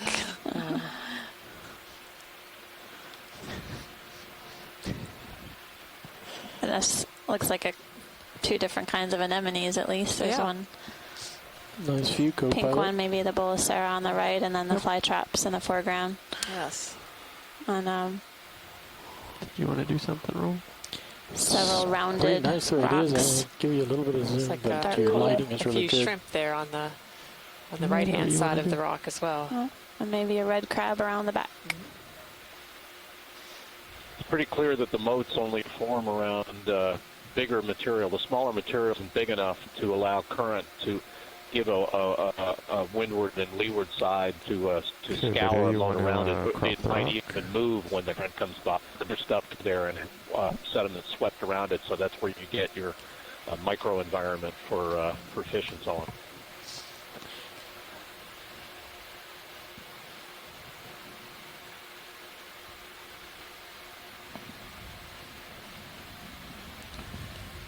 Anything in particular to zoom on here, Watch Lead? Let's see. So you Maybe we shrimp can on take the a look right. around the back. Sure. Can we get that shrimp on the right before? Maybe a Just squat try to lobster at the pirouette bottom? this zoom videos. So is that a squat lobster at the bottom or a What is shrimp? underneath that rock before you pirouette? Could you zoom in under the anemone in the middle? Yes. Ready? Yep. Ready. Guess. Squid lobster? Oh, imagine that. Yeah. Ooh. Very nice.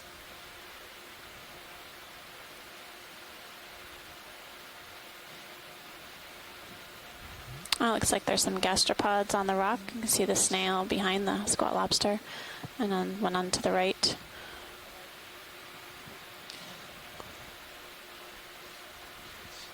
It's about Thank you, pilot. That's great. midway between my camera resolution. Maybe you Looks can. like he's eating Seems something. to be the species that oh, it does have something. I think seems to be the species that we've been seeing a lot of. It's ripping apart an amphipod. Amphipod. Very good. So it's been able to grab that out of the water column, and So Okay, if when we you're could, ready, video. if we could get the lasers on when we come full rod wide before we pirouette, that'd be great. Okay. They are on. that's great. They are on. Okay, thanks. Probably should get that shrimp to the right also. Some more feeding behavior. Yep. Up there. Yep.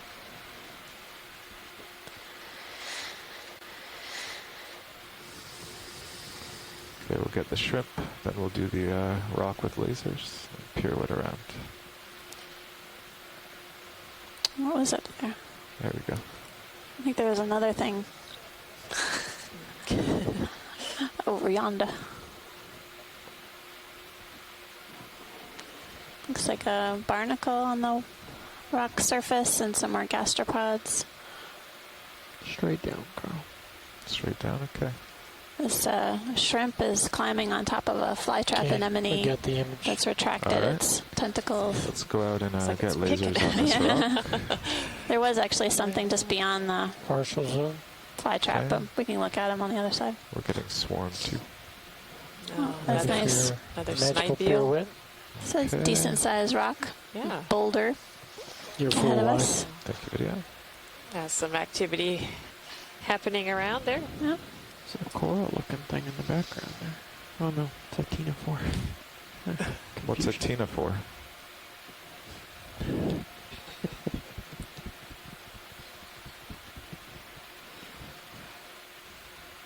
No, really, what is a Tina for?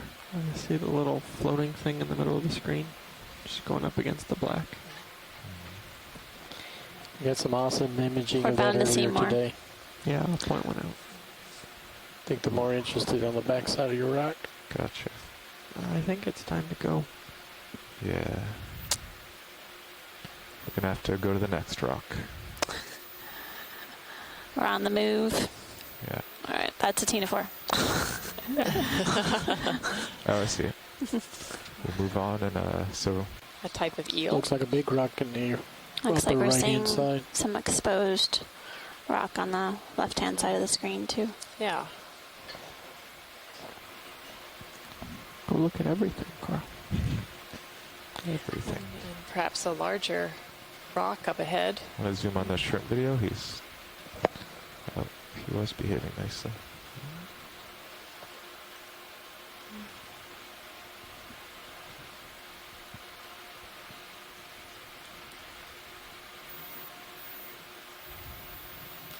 Amazingly long antennae on Yeah, this shrimp.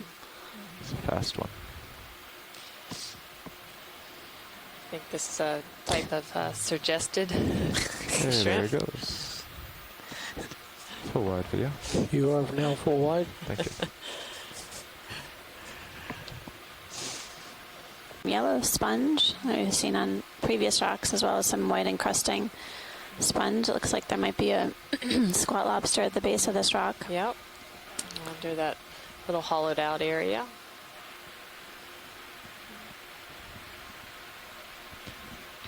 Okay. Here we are. Want to start with the squat lobster? Sure. Why not? Is there someone out there who studies squat lobsters? Somebody. Somebody. Someone in particular? You get very excited about them. Maybe. Well, our own Martha Nazinski studies squat lobsters. Oh, really? Somebody in Extensively. the back row. I didn't realize that, Mark. Yeah, no sweat. And we also have someone on the shoreside science team that's also excited about squat lobsters. Morgan Kilgore from University of Connecticut. She's helping us out at the ISC today. She's also very interested in the squat lobsters that we've been observing throughout. It's great that we've been able to get some good images of the squat lobsters, particularly of their rostrum, to help with identification. Although with most of them, it's my understanding that you definitely need a specimen in hand to resolve species. It's also a super small one on the left, under the rock. What's oh, lordy, Roland. You can see the glowing eyes. I can see his little claws. Glowing eyes. that? Are we full in, Roland? You are. Oh, okay. Roland's got his, Well, let's see what else is on this rock. Can you go his microscope frame the glasses rock on a little? today. Yeah. There's a little squat lobster on the upper right. Right-hand corner. Squat lobster. Yep, there he is. Lower, Oh, yeah. lower right. Yeah.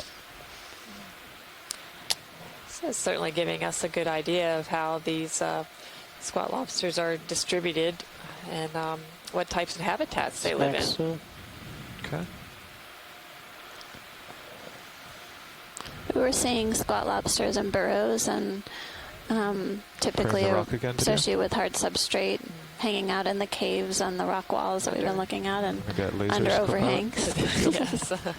Good idea. Usually with some kind of shelter. I wonder what preys on squat lobsters. I mean, And whenever you're ready, video, you can go I wide would think on this crab. 2 crabs. Oh, so are we still headed to waypoint 2 or are we just staying east or southeast of it? I was going to move 100 meters towards waypoint 2.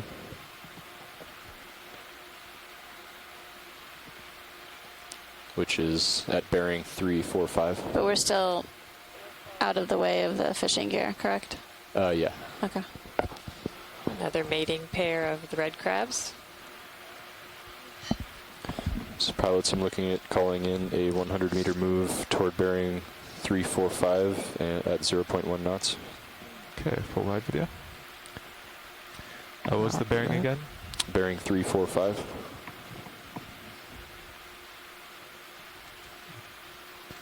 All right. Can you stand by, Nav, on that? Yeah. Thanks. Yeah, we're on standby, pilots.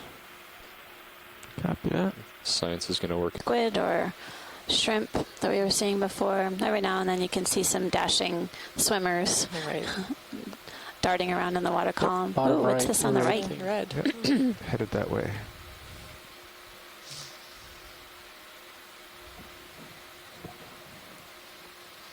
Ready to zoom? Yeah, you can keep him in screen.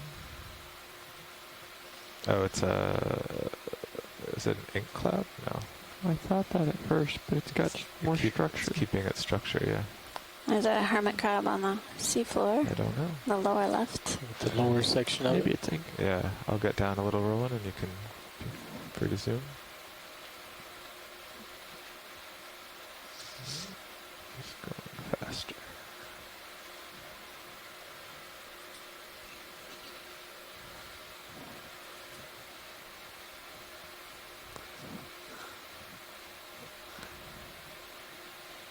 Almost looks like it's glowing. I know. What happens if you turn the lights off, pilot? I bet it'll go away. Yeah. I bet it will soon. It definitely, it is almost a liquid. Yeah, it's kind of a liquid, actually. Yeah. It looks like the squid ink. Yeah. Yeah. Weird. Wow. Congratulations, Carl. So there's a bit of stringy squid ink caught on whatever that pink thing Some is. sort of mucus. Yeah.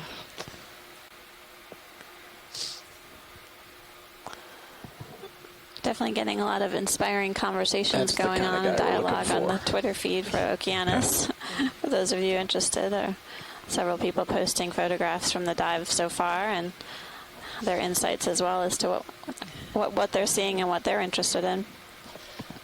It's nice to have all these connections to the shore side, either through watching the video on Internet One or through Facebook or Twitter. We definitely appreciate the shoreside scientists who are at the ISC and at their home institutions helping us with our identifications throughout, including the geology and the biology and a general ecological perspective as well.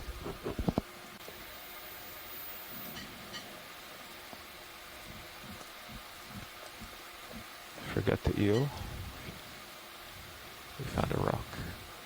With a crab on top. Can we snap before we get there? I think the crab might walk off. Yeah, go for it, video.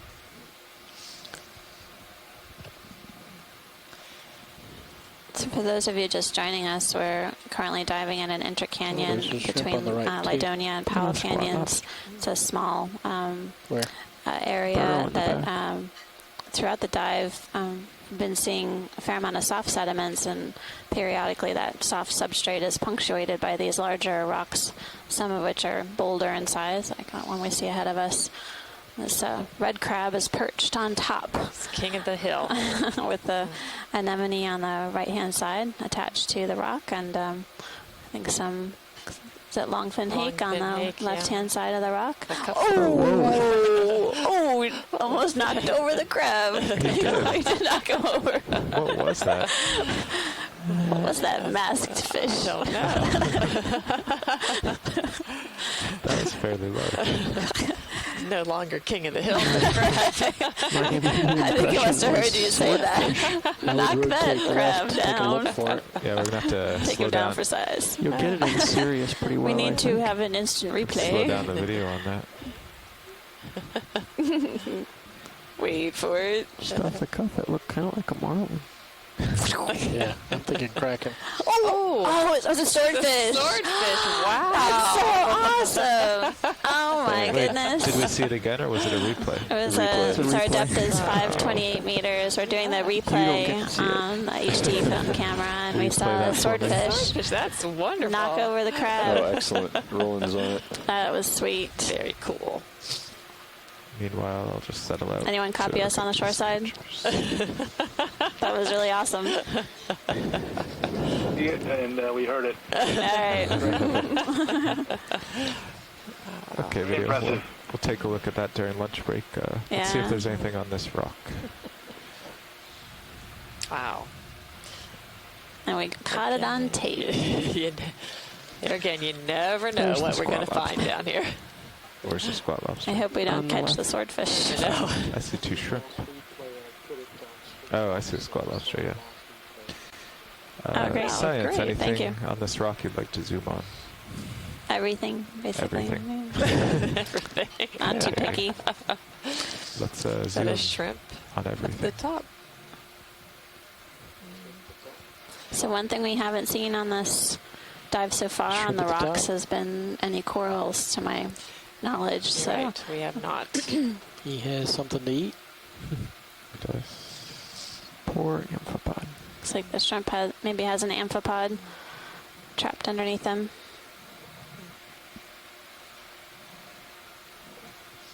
Definitely seen some dramatic activity on the seafloor today. That's right. Lots of predation activities. Anemones trapping animals, including squid and fish. And now we're seeing a shrimp. Looks like consuming an amphipod. We've seen the red crab eating a squid. Mm-hmm. It's a great shot of that shrimp. That's right. When you've had enough video, we'll move on to the next shrimp. What was that, Roland? The anemone. I was saying, don't forget that very hungry anemone. Yeah. So had the turn and look at you fish. here, The fish and then the Almost squid. the squid. Yep. Yeah. Squid Okay, got away video, this I'll time. pan over Go to ahead. the other shrimp. We've also seen mating pairs of squids. Was it Brachiotuthis? Brachiotuthis. And And of the red crab. No, the other shrimp left. Bottom Yes. left. Yeah. Let's see, a long fin hake. They seem to be quite comfortable next to these larger boulders. It seems like there's usually a long fin hake associated with these larger rocks.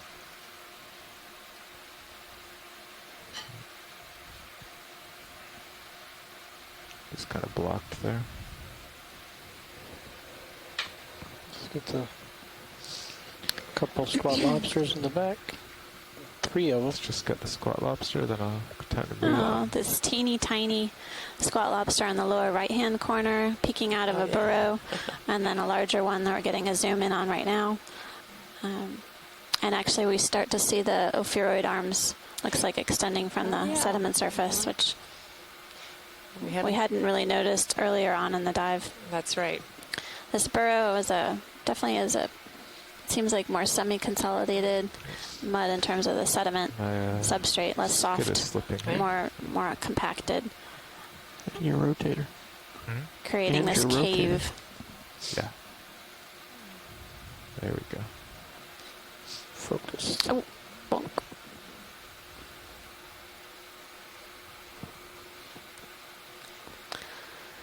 That's great. Thank you, Come on, pilot. get one. Let's give him 10 more seconds.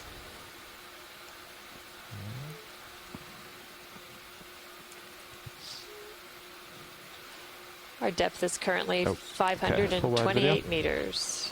Did you notice the focus bumping back and forth? That was hands off on the focus.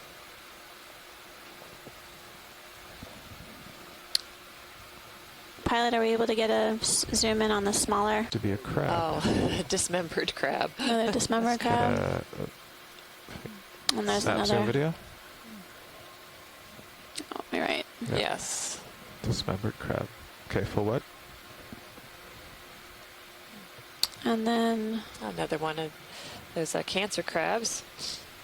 The live one can we on the throw right. the lasers on, please? Yep.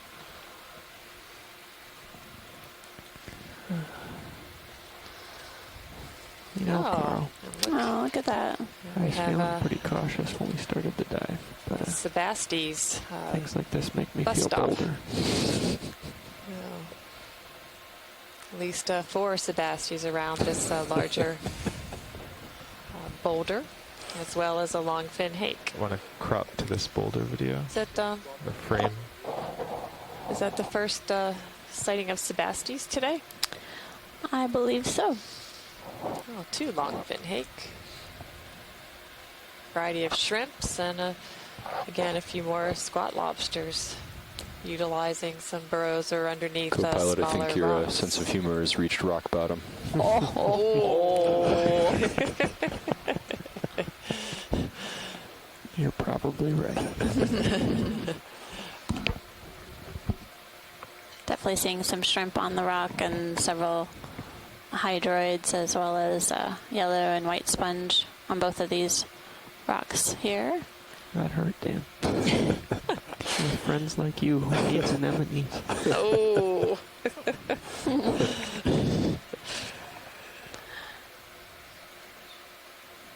Oh, I've got some squid back as well as a salp. You've got another 30 or 40 seconds here, Carl. Yeah. Gonna zoom in on the rock just to take a closer look before we head out.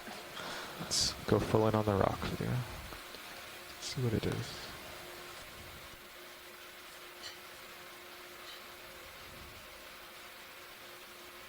There's a lot of krill coming.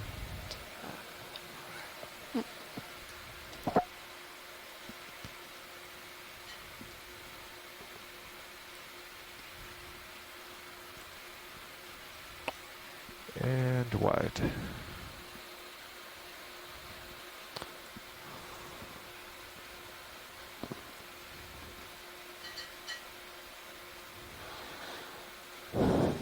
Do we need to move from here? Or we're good. Yeah, we're right. moving along. Okay. Keep transiting upslope and continue to make observations along the way. Push in, co-pilot, Sure. as you let them. There's a red crab and longfin hake at the base of the rock. And looks like some more Sebastes, possibly a Video, will you zoom to the black rock? belly rose. Let's take a Clear look right at around. that first. So it's our second rock where we've seen Sebastes. Yeah, it looks like there's a black belly rose on the lower right-hand side of the screen, and Crab seems and some perched, shrimp ready as well. to catch. So our depth is 520 meters. Squat lobster. Seeing a small squat lobster on the lower right with a underneath a rock.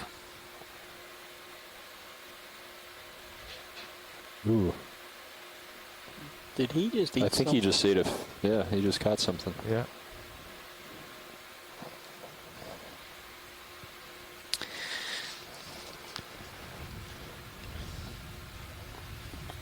Before we leave, can we get the lasers on, please? Yep. Now, can we zoom in just a little bit on high pack?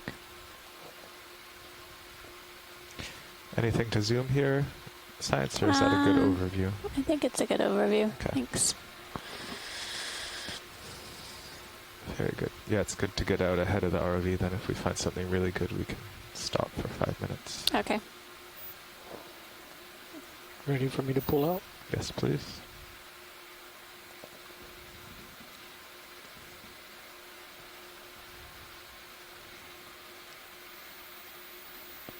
Oh, looks like. And then this boulder, at the base of the boulder, we're seeing looks like longfin hake and a red crab at the top, perched on top of the rock.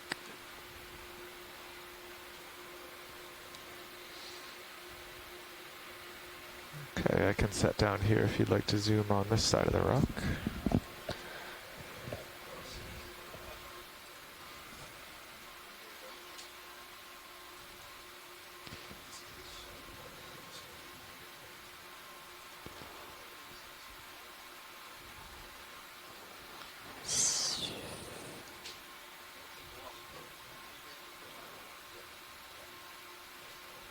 I'm watching the crab walking along the top of this rock.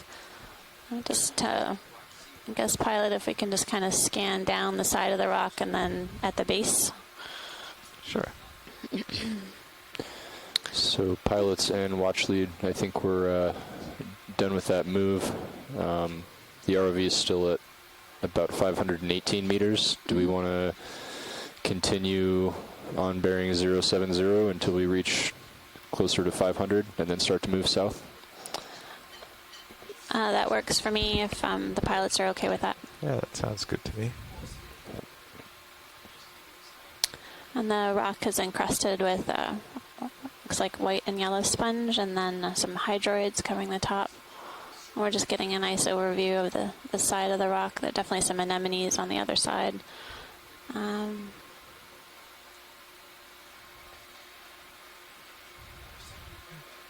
Okay, I'm set down here, just looking at the base. Looks like there might be a crab down in the...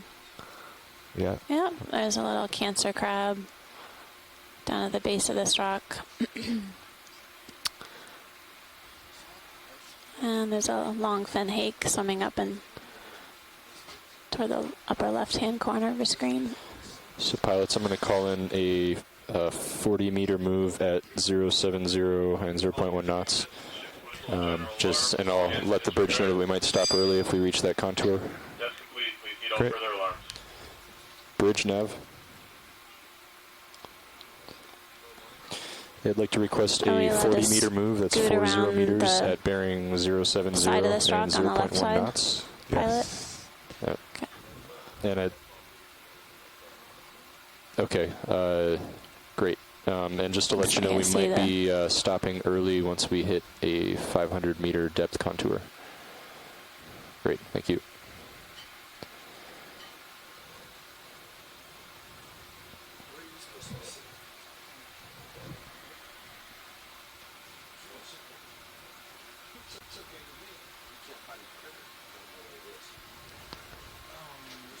Coming around this side of the rock, we can clearly see that anemones have colonized the rock. Oh, fish is injured, losing its scales. Good view of the hake, longfin hake, this cancer side of the crab, rock. and then can we get a snap zoom in on the white ball? At the rock, ball. on the rock. Oh, sorry. yeah, sponge. On the Yeah. surface of the rock. I was looking at the white crab parts on the ground. Looks like there's a different kind of shrimp above it. Yeah.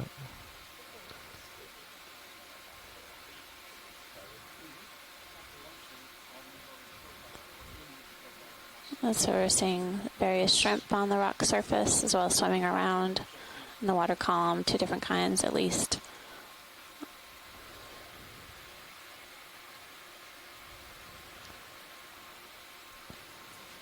Okay, there's the white ball. Can we go partial video? Sorry, I Looks meant like out. some hydrates. Partial. Oh, sorry. Yeah. There's a shrimp. There's a squid at the bottom hunting. He's got his feelers out. Okay, anything else, science, before we move on? I think that's fine. Thanks, Okay. pilot. We're getting swarmed too. Yeah, we're seeing Okay, a full wide video. definitely increased density of shrimp as well as the amphipods swimming around in the water column. Here for what? And then the shiny, long, elongate fish that we're seeing on the right-hand side of the screen are barracuda. We're also seeing squid coming into view. Science, this is Bobby in co-pilot seat. Hey, Bobby, co-pilot. Question for you, and this may have been answered already at some point, but why is it that the... Hey, Amanda, we had a pretty strong current yesterday around this depth. I don't think they're seeing one now. We get evidence of it on the seafloor, but not in the water column. Have they been talking about a current today? That's a good question. Pilots or co-pilot, have you guys noticed a current while we've been up at this depth thus far? Yeah, I'm seeing one from the southeast to the northwest. Okay. Tim, did you copy that? The currents from the southeast to the northwest? Okay, yeah, thanks. I guess not particularly strong, or they seeing... Is it, do you have a point of reference? Was it stronger today than yesterday, or? I didn't pilot yesterday. Oh. It's not particularly strong today, but noticeable. Then it's probably weaker than yesterday. It was pretty strong by the end of the day. So it sounds like weaker than yesterday. Okay.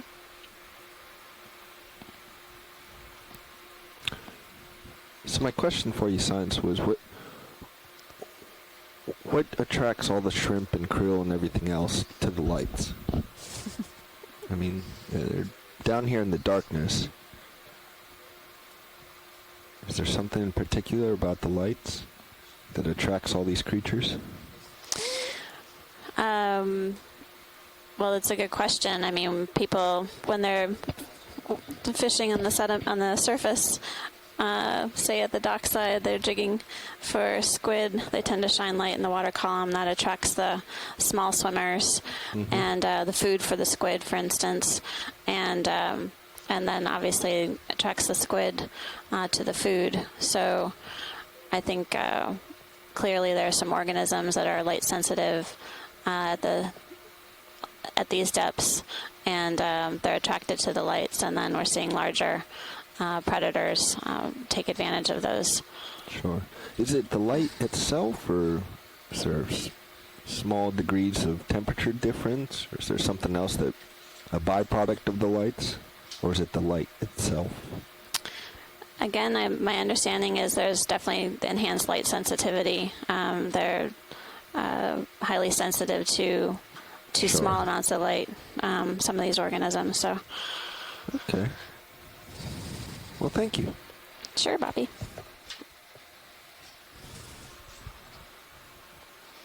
Hi, all.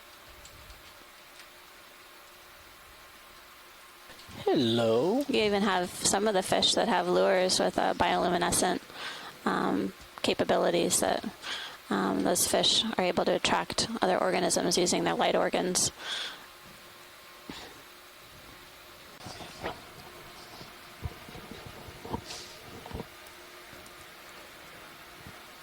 Hey, Amanda, what depth are we at right now?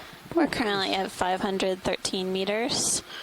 Again, we're carrying upslope, heading upslope to a depth of 500 meters. Oh, thanks, so similar observations and similar strategy as our dive yesterday, continuing along a 500-meter contour to characterize the biological communities and any geomorphology as we head along. Sorry, Amanda. Go ahead, Tim. Yeah. Sorry. It's like when you see an octopus, everything else stops anyway, doesn't it? It was an octopus that we saw yesterday. Not a squid, but we have to do another rollback for that. I think it was an octopus. Yeah, I thought I saw something take off and go across the screen. Yeah. It was indeed a white octopus. Yeah. We're getting a confirmation from Roland. Another flatfish. It's been a while since we looked at one. Okay. Something big just off in the left there. Looks like another witch flounder. Hi, Martha. It's Andrea. Hey, Andrea.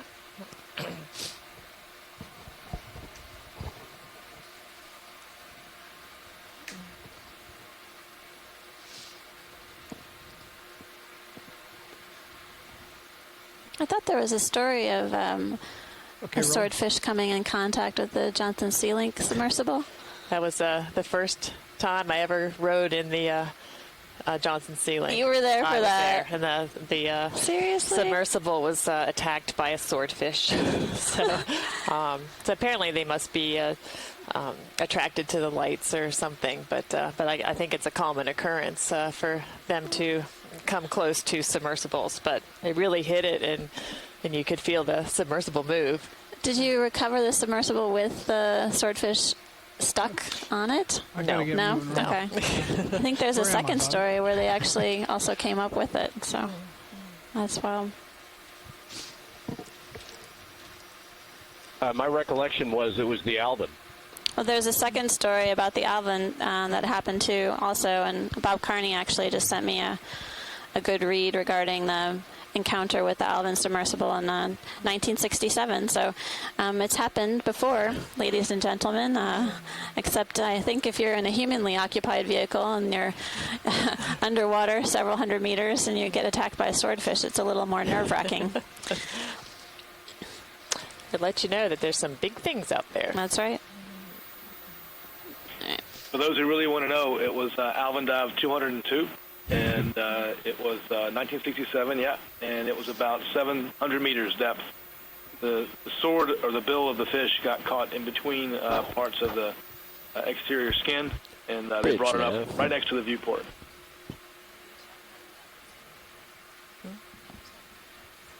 Yeah. How much more do we have left in the current move? Very good. Thanks, Tim. Okay. I think, could we do another 40 meters at the current course, 070? 0.1 knots. We still have not reached the 500 meter depth contour we were looking for. Thank you.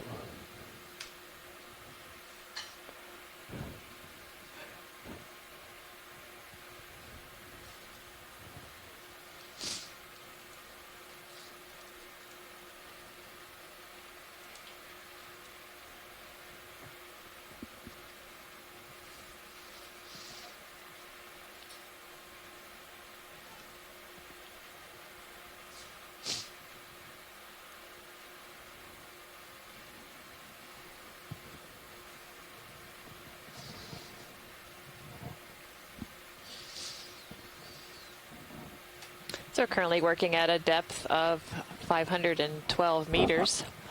And we're coming to you live today from an Intercanyon area between Powell and Lydonia Canyon. So around the edges, sort of getting some kind of shelter. So it looks like we have a few more of these cancer crabs. And maybe a little squat lobster on the rock. Are those bivalves on the rock? Again, some encrusting sponges and some polychaete tubes. And a few small gastropods. Oh, and I think that small bivalve we've been seeing in some other places. Sort of a translucent looking bivalve.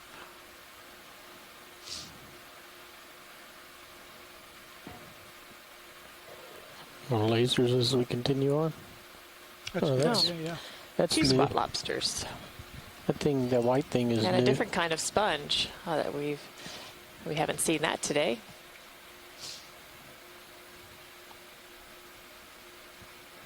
Can we zoom on the sponge? Yep. Go ahead.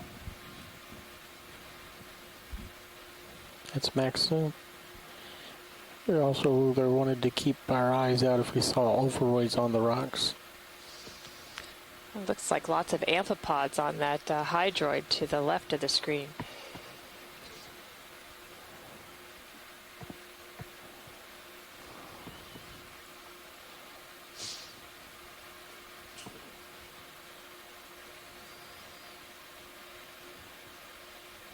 Okay, we're good. Okay.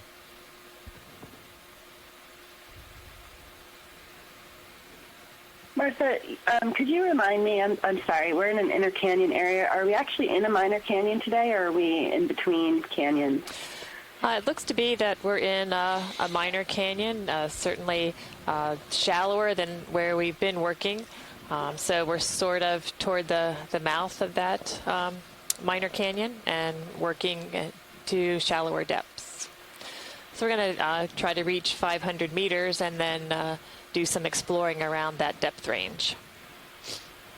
Okay, great. And mostly today you've just seen some scattered boulders and drop stones with any corals yet today? We have not seen any corals yet today. But we have had a lot of excitement. Yeah. Longfin hake. See it? Octopus right there, like we saw. Oh, yeah, an octopus. Maybe we could do a snap zoom on the octopus. Yeah. Well, let me just figure out what it takes to. Is this one of the same species we saw yesterday as well, or 2 days ago? I don't recall seeing this species on leg one. I know we're a lot shallower. No, I believe we saw this one yesterday. So we were able to tell that it was different than the one we've been seeing because we could see the lines of suckers on the arms. I think this species has 2 lines, I believe, and the more purplish, or the one we'd seen more commonly as 1 row of suckers. I'm not sure if Mike Vecchione is still monitoring this dive, but if he is, maybe he can give us some more information about this octopus. Ready? Nope. So that's a good key characteristic for identification, the number of rows of the suckers. Okay. Yes, I had that information sent to me. Yeah. And how they alternate, how they're arranged on the arm too is important. I think we saw this one yesterday. Although it didn't make it into the highlight images. Okay.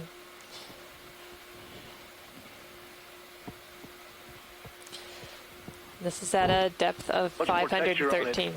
on the surface than the one did yesterday, but they look very similar.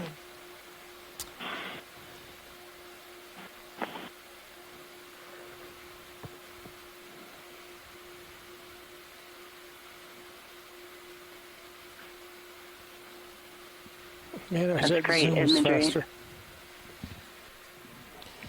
Okay. Thank you, pilot. You bet. Of people to bring you these great images from the seafloor.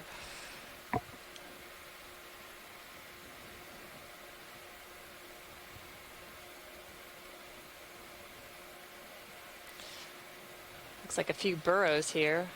Again, something different than what we've observed in other soft sedimented areas. Burrows don't seem to be as abundant or as prominent as what we've seen elsewhere. I'm going to snap this guy.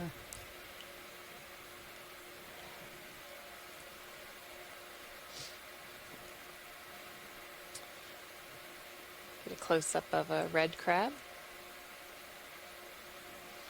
We're seeing more of those small anemone-like features too.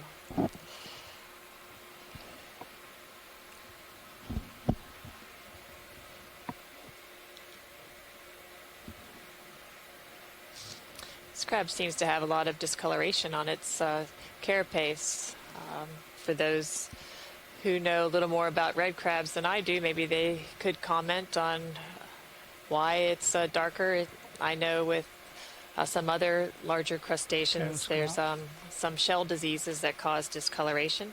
But hey, we're getting information from Morgan Kilgore that just means its shell is old. So it hasn't molted in a while.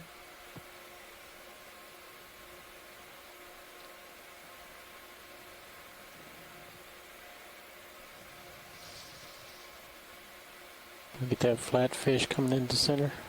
Another flatfish. Nice. Nice spotting on this one.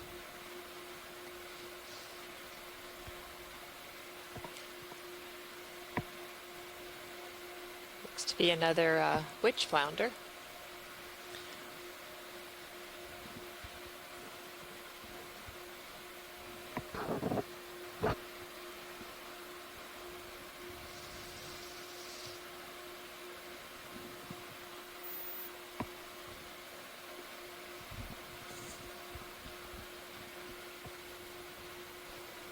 Go ahead, Bridge. Wow. Thank you much.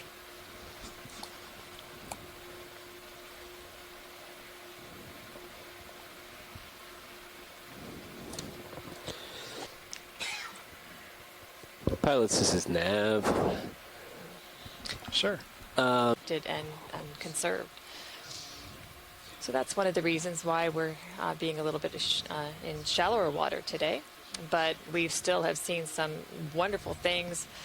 We just never know what we're going to see. And so it's good to get some of the exploration on softer sediments as well as hard substrates where we expect to see corals, because we need to know where the corals aren't as well as where they are.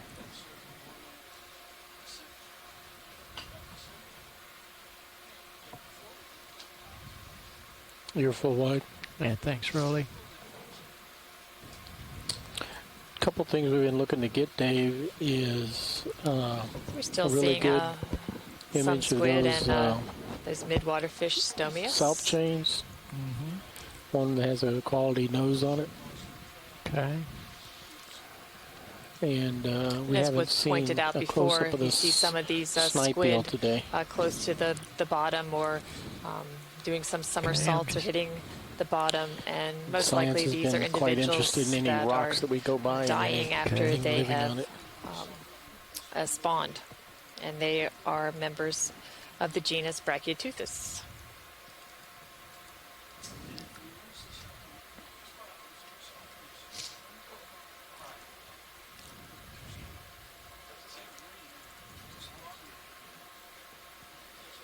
It's a longfin hake.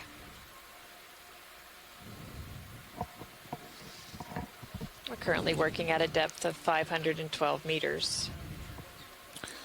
Afternoon, Dave. Carl. I'm just working on a direction towards 500 meters. Well, I would think that would be north. Yes. That's easy. But there's fishing gear to the northwest. I see. Okay, so I'll let you guys sort that out. Yeah. Meanwhile, I'll just meander around here and get myself tuned in.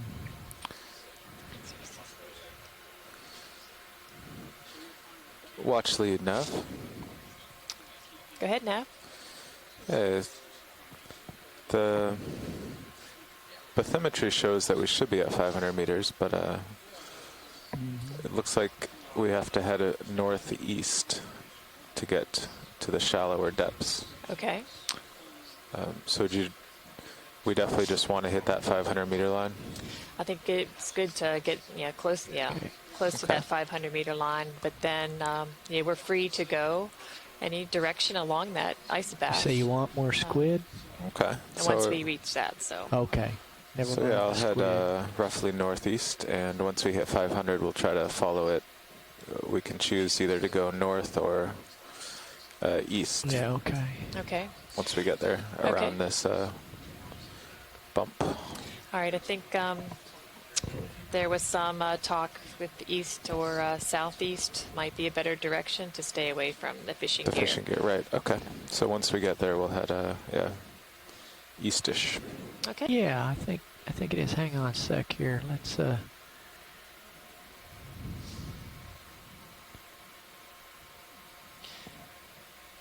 like quite a few of those anemone-like. Okay, let's get a little more zoom we've been here. seeing. As I get my nose into the wind. We see them along the surface sediments, but looks to be quite a few congregated in this small depression. Hold that for a while.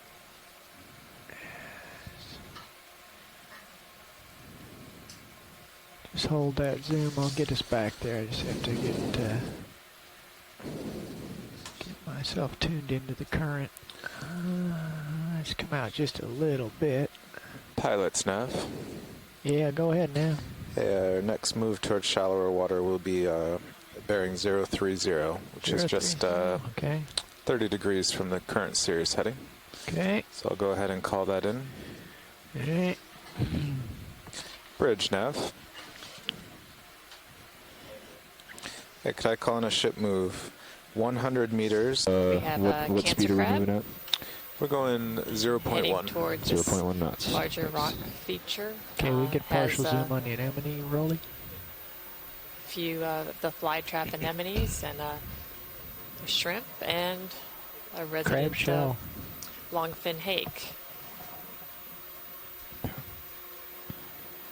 is a good example You want more zoom? of No, what you just heard want about. that. The moat will be deepest on the downstream side of the current. So that's a current that's been moving predominantly right to left in the image because it's the turbulence in the wake of the boulder that creates the energy that excavates the sediment.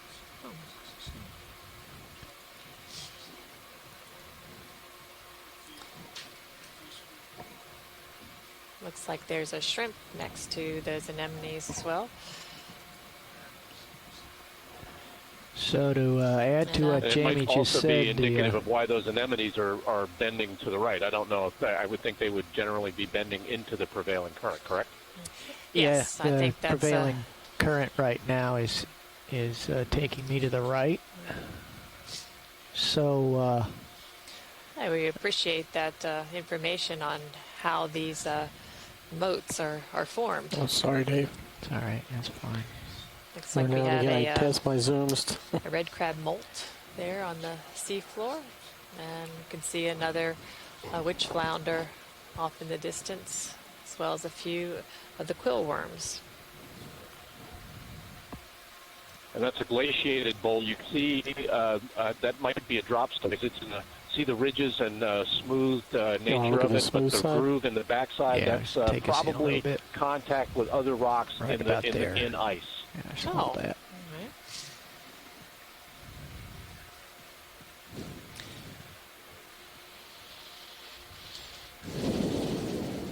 Looks like a few hydroids on this rock as well.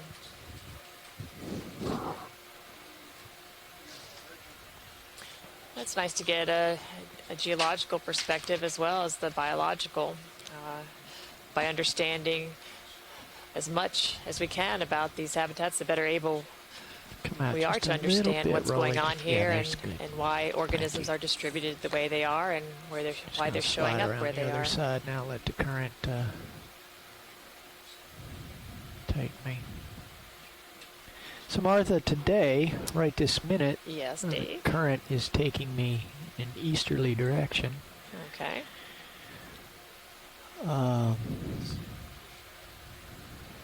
So the motion you see right now is just drifting with the current. I'm wondering if that scour has... You just blew that carapace as if it was alive. Yeah, it's a little spooky there. Martha, these are quill worms, correct, that we're seeing right now? Yes. They are. So I remember when I first, I was on an expedition where we collected quill worms, and I had absolutely no idea what they were. They looked like plastic straws, almost. Do you know, or does anybody know on the event log what the tubes are made of? That's a good question, and not my area of expertise. Amanda might know, but she is off at lunch at the moment, so we might save that for when she gets back, unless someone else in the chat room knows what these worm tubes are made of. They really did resemble plastic. I thought, wow, we had collected a bunch of plastic straws. Yes. That's... Well, I'm no expert. We just finished a genetic study on these worms off New Zealand, so I can't speak to the exact same nature of the tubes here in the Atlantic. But they were proteinaceous tubes around New Zealand, what we were finding.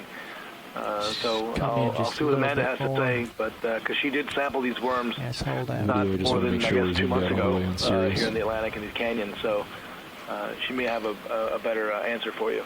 Confirm, co-pilot, you're full wide. Thank you.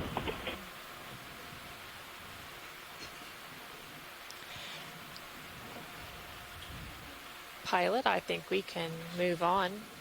I've beat this thing to death. I agree. Let's go full wide, Rolly. Let's see what else we can find. Just waiting for Sirius to catch up. Okay. Since we changed direction, we had to get the train rolling again, but we are off northwards and upward. Excellent.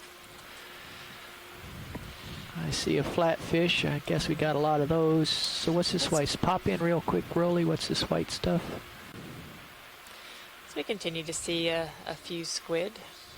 See lots of scales in the water. Brachyteuthis and lots of reflections. and also a few of the midwater fish.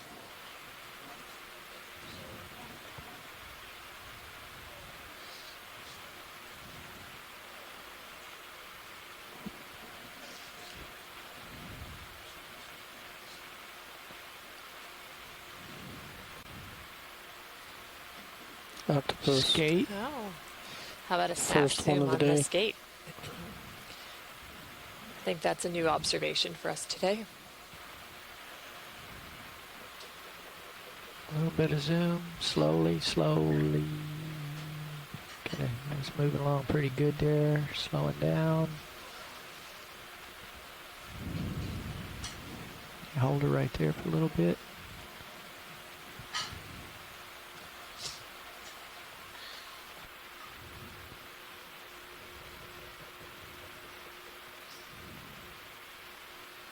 Okay.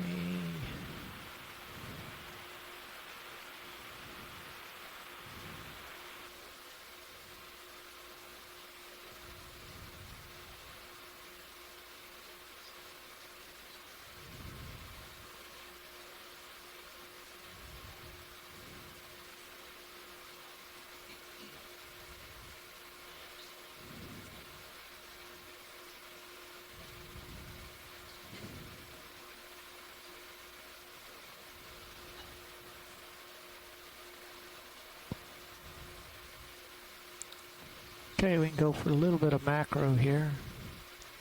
Start on the tail. Just a little bit more zoom. I was waiting for you to center up. I'm gonna work my way up the tail here. That's good.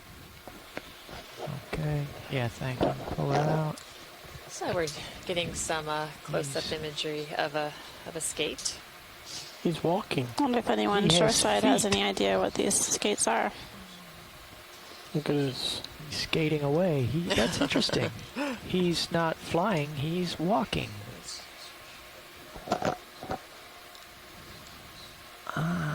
This is interesting.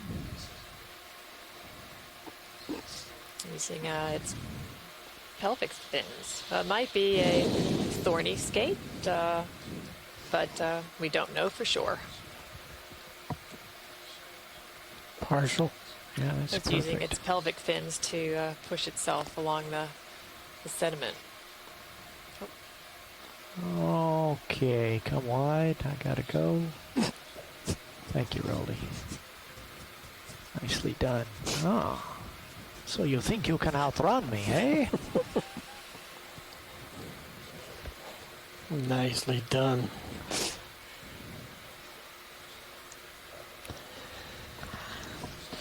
So it's interesting to note the transition from walking to flying. It's true. So again, you get to observe these behaviors of various organisms on the seafloor, and we can only do that because we're here with the ROV and are able to take the time to stop and really observe what these organisms are doing. And Tell me, Martha, do skates have stingers like rays, or are No, they unarmed? I believe they are unarmed. Okay. And that's one of the You mean differences stingers, or did you between mean barbed? skates and rays. Well, this is fun, but I probably should get back to work. Well, it is work. That's right. But let's Working come wide, hard. Roland. Unfortunately, you are full wide. Oh, well, I've just been dogging the poor thing. Okay. Onward. Just get a zoom. Oh. There's a, Bridge nav. Big eyes. Nice view the Hey, would we still be hermit crab, clear of the fishing gear if we change as this well as some of ship those bearing to small due north? anemone-like things.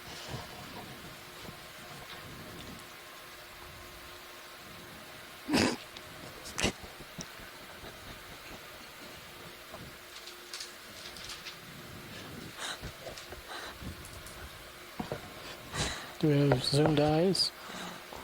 let me get closer here. Okay, a little bit. That's about it. Otherwise, I won't be able to keep up. Do we have the lasers? Pilot, just to get a Co-pilot perspective lasers, of please. how big this hermit crab is. Lasers.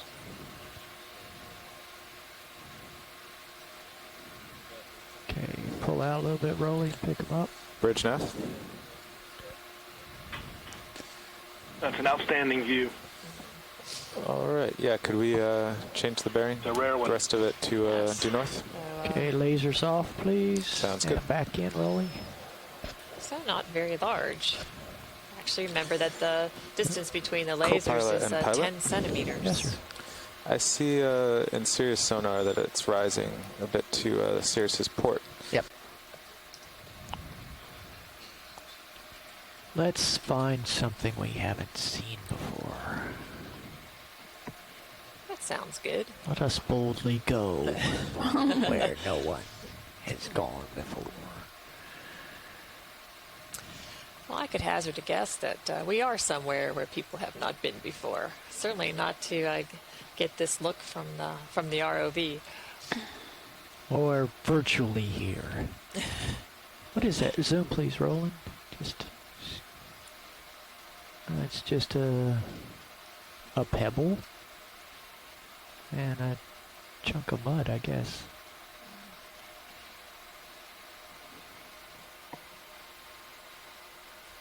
Huh. Okay, wide.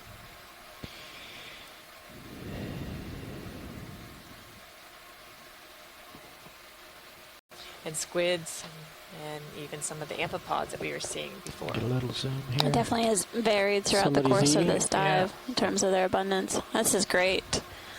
A scavenger in action. Yeah, that's something we don't see every day. So we have the cancer crab. Pilot, just so you know, you're going helping to itself port to of the a Sirius red crab. Yep. And those the are the cancer crab is gasping on the red crab. Is that what you just said? Our I-1 is down. Yep. Yes, the cancer crab is feeding on the red crab. a very dead red crab. Hold that zoom. You can see its Don't gills come out. there. The gills that, are let me maneuver. sort of a curved sickle shape coming up in the center view and sort of feathery. Yep. That's wild. I've never. That's fantastic.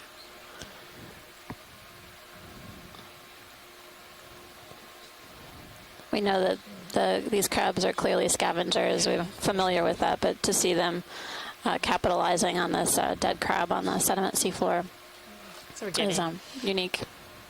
We're getting some other information that those are pleopods, not the gills. That's where she would carry her eggs. Exactly. So that's a female crab, and underneath her abdomen would be where she would carry the eggs.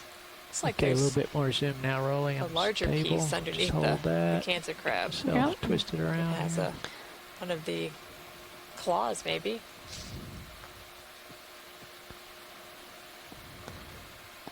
Is making sure we don't take it, I guess. That's right.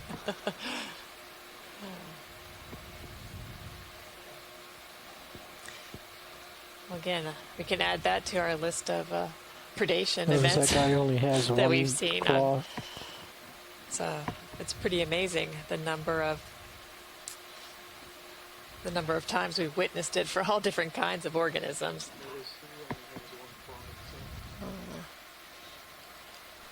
That's right. It's a good observation that the cancer crab seems to have only one claw. It's an amphipod or something to the left of the Another little dead scavenger carapace. just dropped out the lower It left looks like of the there's screen. another amphipod on a sediment surface, sort of purple in color with red toward the head. So different than some of the ones we've seen before. Oh.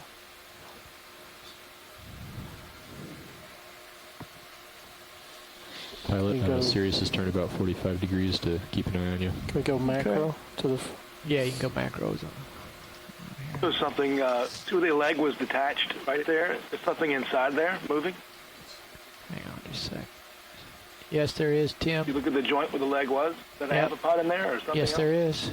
Something's Something's, crawling around in there. swimming around inside the crab. That's pretty creepy. A little window into scavengers within. Smaller scavengers are taking advantage of this food fall here. Well, folks. Do you think this cancer crab's a scavenger, right? So it wouldn't be attacking this red crab or winning a battle, do you think? I don't think so. I don't either. It looks more like a fresh kill to me, though, than an old one, given the shape of the eyes. Yeah, I gotta go. Yeah, that's... I don't know.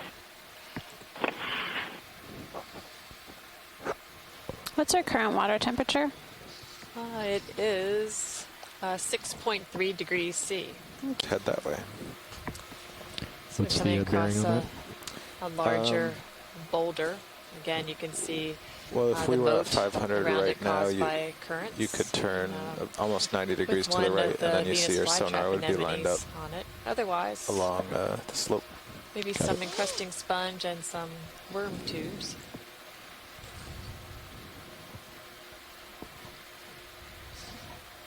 We are closing in on our goal of reaching 500 meters. We're currently at 504 meters.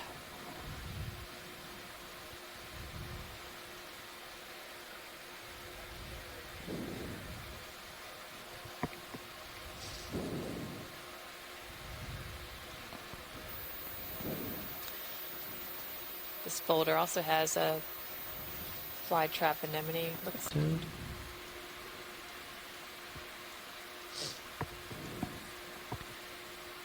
It's another hermit, isn't it? Yep, with a cracked shell. What you got?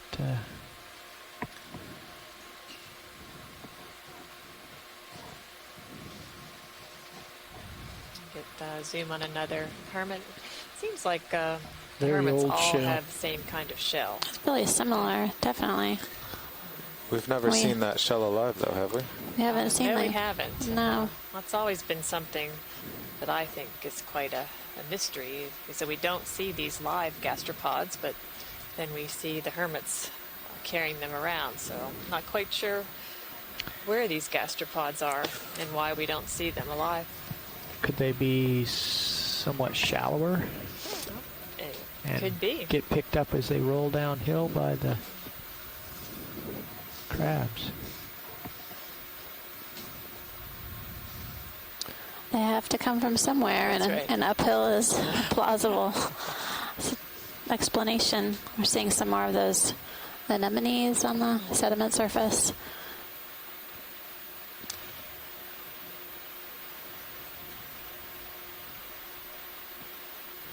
A few of the midwater fish are coming in and out of the Okay, let's screen. come a little These, bit wider. myctophids. Partial. Thanks.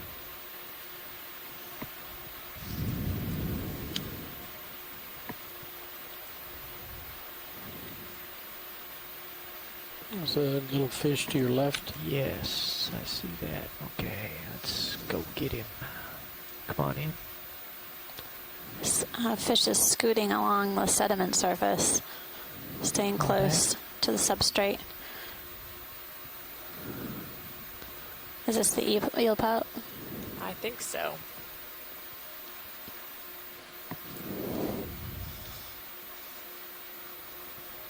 A little more soon.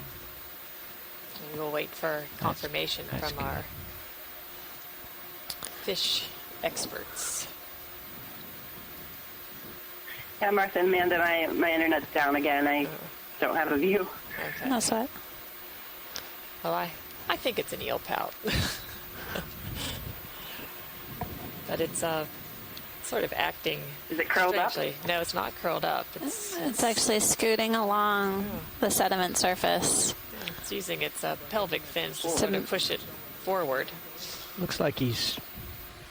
How do these deep sea fishes control their buoyancy? Or I mean, shallow fishes have bladders, but at these depths you wouldn't be able to have a swim bladder. So how do they manage that?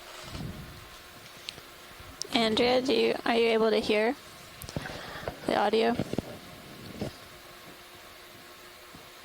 Let me see. I had it on mute because I was on the call. Oh. No, I can't. I just had a question about how deep sea fish control their buoyancy.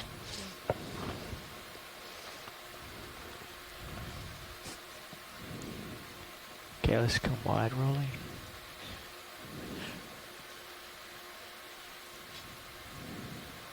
What else?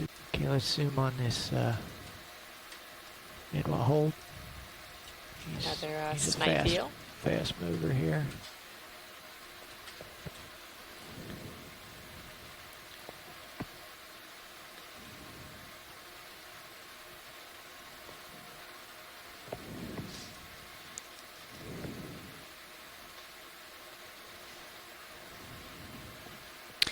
Well, there are some fish that have been collected by trawling that clearly have swim bladders. We've experienced that when we recover them on the sea surface, and essentially they've exploded Jelly on your right. their bladder.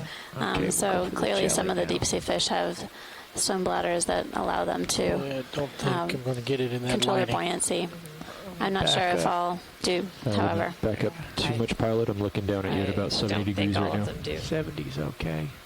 Okay, Rolly, I'm going to come up a little bit. Okay, yeah. You can start your zoom. Gently, ever so gently. Small Dial. Looking down at you at about 80 degrees in now. the frame right now.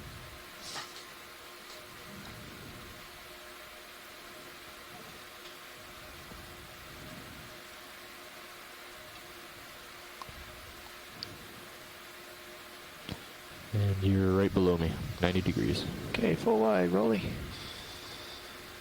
Thanks.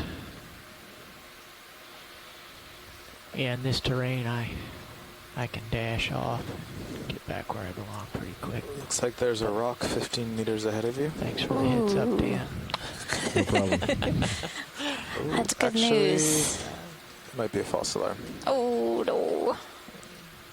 Yeah, that's it merged. that's the it merged back with the manipulator. Manipulator shadow. But when you were up 4 meters up, it was its own piece.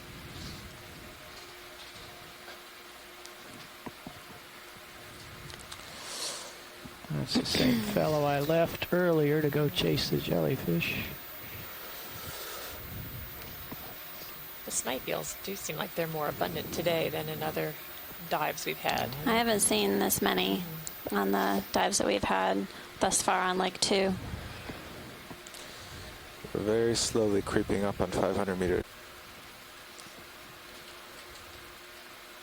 So the few organisms that we are seeing on the seafloor include some of these small anemones that are their tentacles. The body is essentially flush with the sediment surface, and then periodically we'll see some crabs Squat and lobster. rat-tailed fish and snipe eels, and then also the quill worms, the Squid we just passed over worms the that are zone. in tubes that look like One more zoom on the squat lobster. yeah. That's a good hold out there. Not just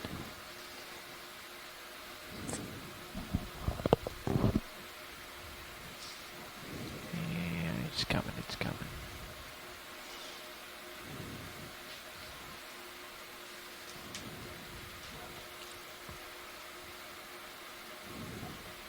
Seems to only have one claw.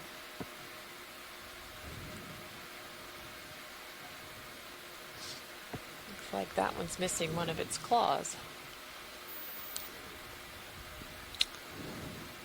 It's an oddly common theme. We saw a cancer crab, that it's a cheliped, and a few of the red crabs as well. Okay, that's good, Rolly. Thanks. Wide. Does it seem unusual that it be striped like this? The red and white stripes, like we also see on Squid the is the thing shrimp? that's coming towards your bottom. Oh, I see. I think Seems to be the red He's not seems to happy. be a color that we find in He doesn't several seem to deep be sea moving. organisms, including, as you See? mentioned, the shrimp as well as some of the fishes. Oh. See that trail leading off to the right? I see that, but I don't think that's associated with the squid. I will follow the trail in a moment, but I don't know. We got a squid there. He's Maybe dying on the bottom. I don't know. Yes, I think that's true. Yeah. Maybe already dead. I don't know. And on the sediment surface, you can see a lot of tracks or marks clearly made by various fauna moving around. The We can see his There are tentacles at this scattered rocks as well. stability. Oh, and the snail just came out of the left. Yep. But I would say this squid is dead. I would agree with that assessment. So, Okay, let's come out a little bit. Something with the shell Love lower to see his left. tentacles. Oh. yeah, can we see that? Oh, Actually, back in. A live gastropod. well, That gastropod Maybe. just dug itself Couple out of of the gastropods soil. there. Not quite the size of what we see with the Pagura crabs in, right? Right. But Go ahead, Bridge. getting there, maybe. Thank you, Bridge. That could be what's making the tracks around here. There's a track to my right. I'll follow it in a moment. Listen, more zoom rolling. I'm planted here. He's not dead, but he's sick. Alive still. Pilots, the ship move is complete. Okay. We're at 501 meters. Thanks, Nav. I think after this we'll be able to decide on a long contour course. Can we look at his tip of his tentacles? Yeah, just a sec here. Oh, he's...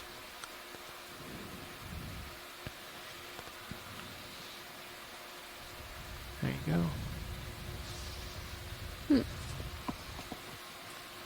You see his suckers.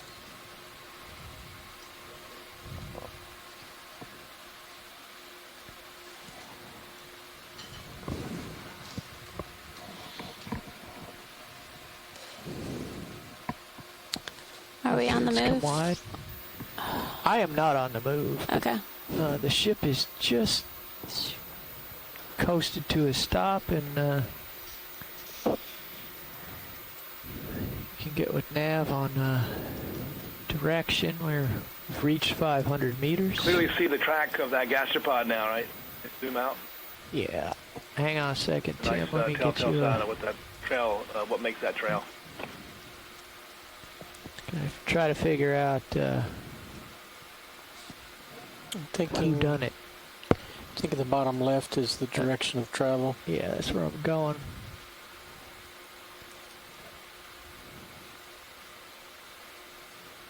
It goes, and it goes, and it goes. Actually, there's several, but here's a likely candidate. Goes.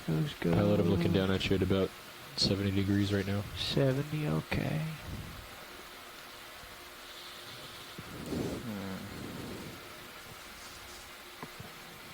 A little more zoom rolling. Hold that.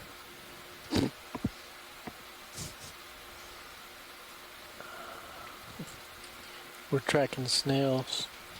We're just that good. Well, the interesting thing is, there we go. Here's, okay. Nope, I think he just passed through. Well, wait a minute now. You see where there's disturbed sediment at the end of that right there trail? at the Let's right. zoom in just a little bit. Hold that. Let me move. It's rock with anemones. A little bit more zoom. I just wonder if somebody buried themselves right there. Nope. You don't think so? No, because it keeps coming. Zoom out. Well, I'll just get out my shovel and dig. You're full wide. Thank you, Roland. Science nav. Okay, I got to lift off. And Okay, the ship has stopped here. The ROV is at 501 meters depth. I think it might be a good time to head about 060, as I'm showing on HiPAC here. I see it. That agrees with the Sirius sonar that should be a long contour, and fairly well agrees with HiPAC. That sounds great. Now, if I'm just continue along that, and as long as we're avoiding the fishing gear, then we're in good shape. Yep. Oh.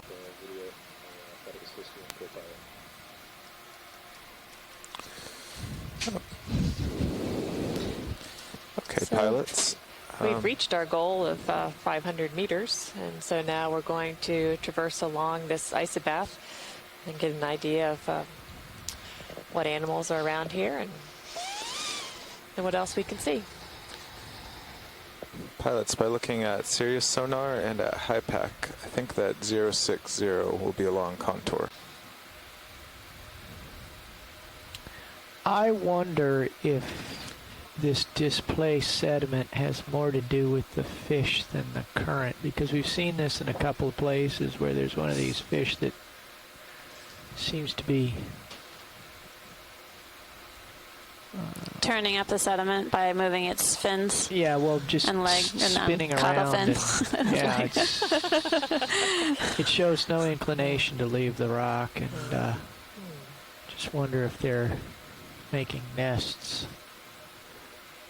Well, I'm sure Jamie would want to weigh in on your hypothesis. Because the interesting thing is that the places that we've seen a fish and a rock I think in and a this hole. case, I can't see all the way around it, but where you see the lighter colored sediment is where that's the erosive product of down slope or down current side. So I think we're seeing a higher rim towards the RV now, and that different sediment is the erosion from the moat or from the moat. Yeah, but it's on the up current side. That's to the ROV.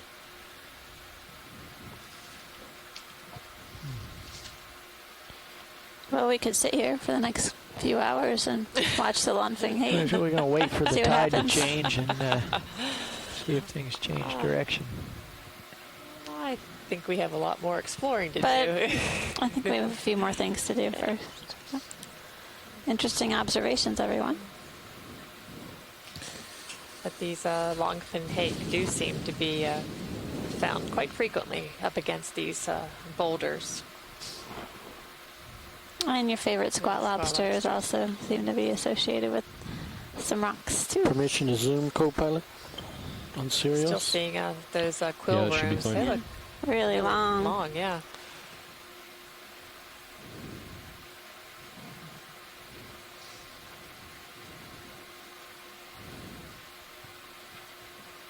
Venus flytrap anemones. We're going downhill now. Well, it's interesting because I see two rocks with excavation,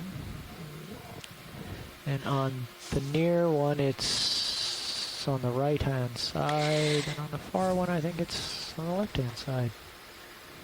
Let's run over there and have a look.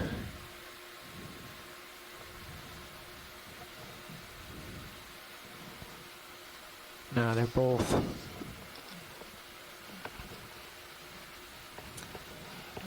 Oh, there's a bigger fella here.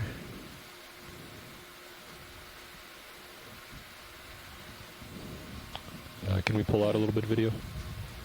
Another longfin hake. That's good. And like a black-bellied rosefish up on the sediments.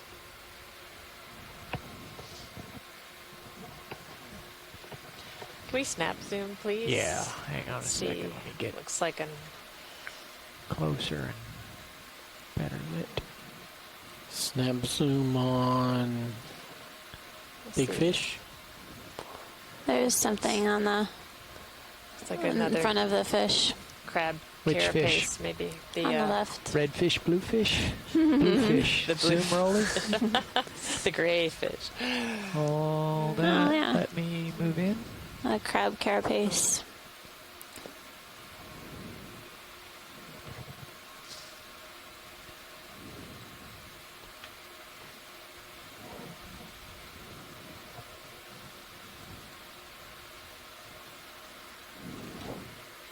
More zoom, co-pilot.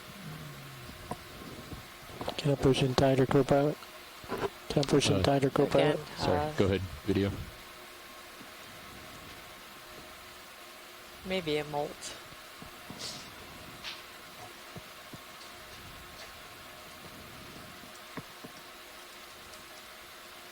Nice shot.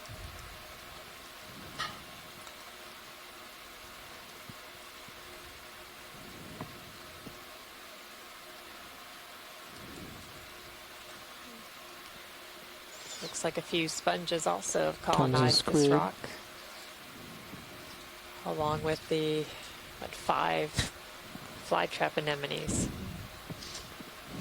Okay, Pull me out just a little bit, Rolly. Just about looking back at me, pilot. Yeah, I see that. Make me look good, Dan. can do my best.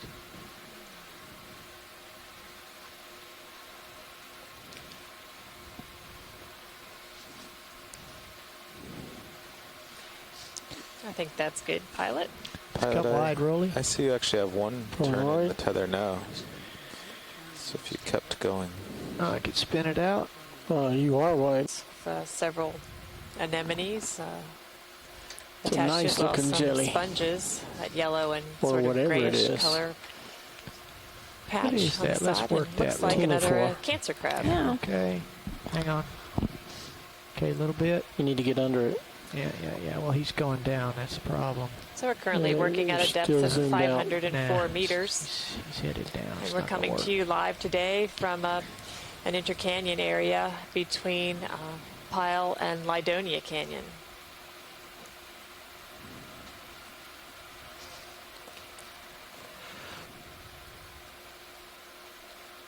Our entire dive has been over softer sediments today, but that doesn't mean it hasn't been interesting or exciting. We've had a lot of views of feeding behaviors and predation events. We've seen squid mating as well as mating pairs of red crabs. We've seen a swordfish. so again, you never know what we're going to see, and we had some really interesting observations of all the midwater creatures as well. So again, a little something for everyone. Exactly.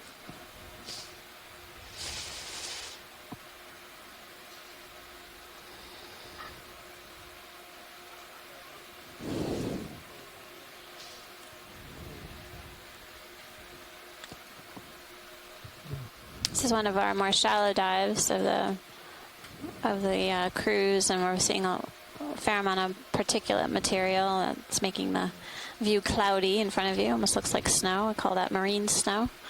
There are also some swimmers, some plankton that are flying around, swimming around in that water column. And marine snow is the fuel for the animals on the seafloor. They provide the nutrition for various animals that we see on our dives. It's a critical part of the system. Following is a test of the ship's general alarm. All hands disregard.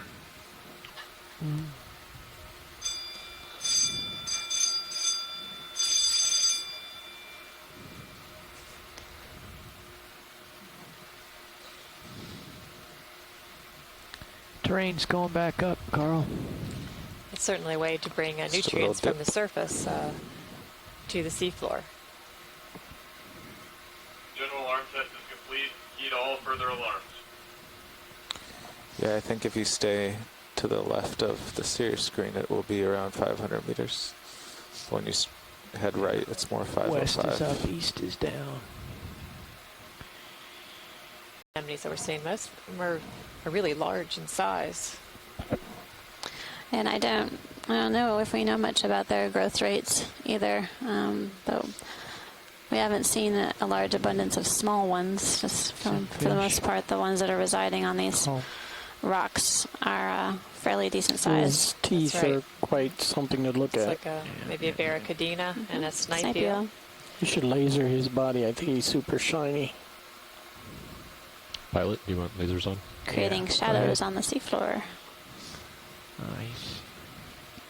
Call him Pogo. It's full wide. And squid in the distance. And a suggested shrimp there, coming into view with the reddish colored body.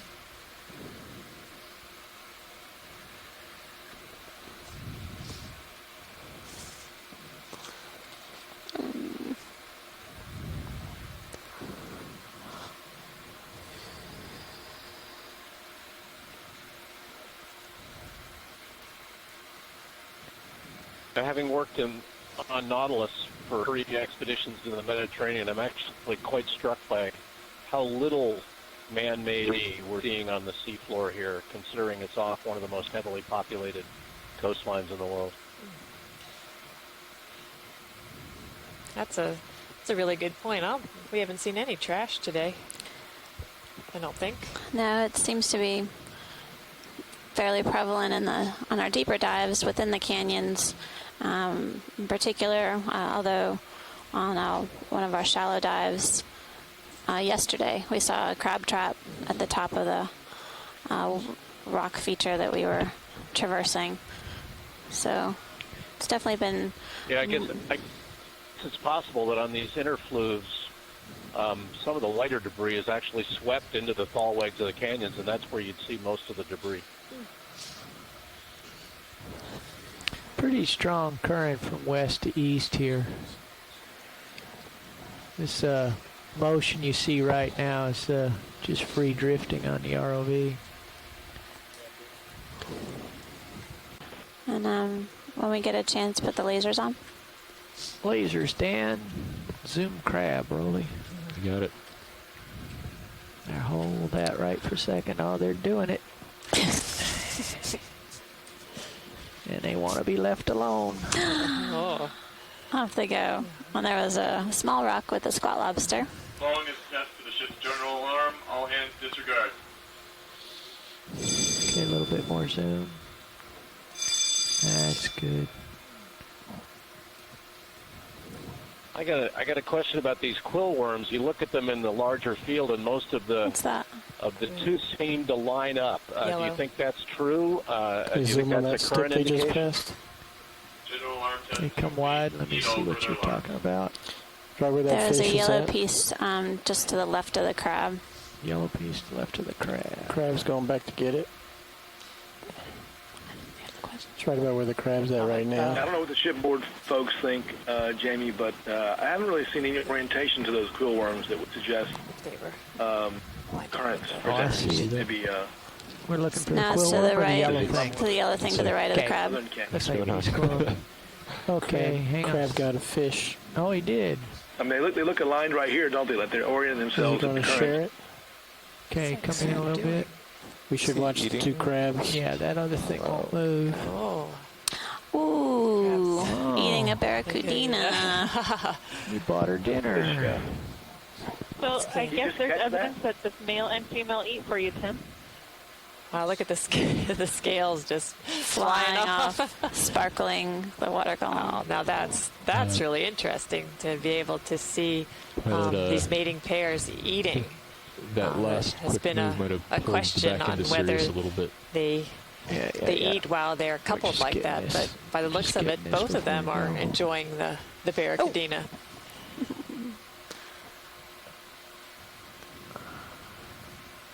That was a question we just raised this morning. That's right. See, so here we are. We have the answer. Breakfast in bed. Look at all the glitter coming I out. know.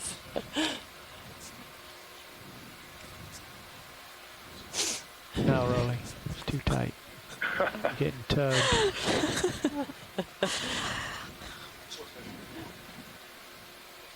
Okay, you gotta come forward. No way. Oh. Yeah, Dan, you're 22 meters above me. You can come down a little bit. Although you are uphill. Okay, back in, Rolly. Or actually, just hold. No, stay wide. Let me maneuver here.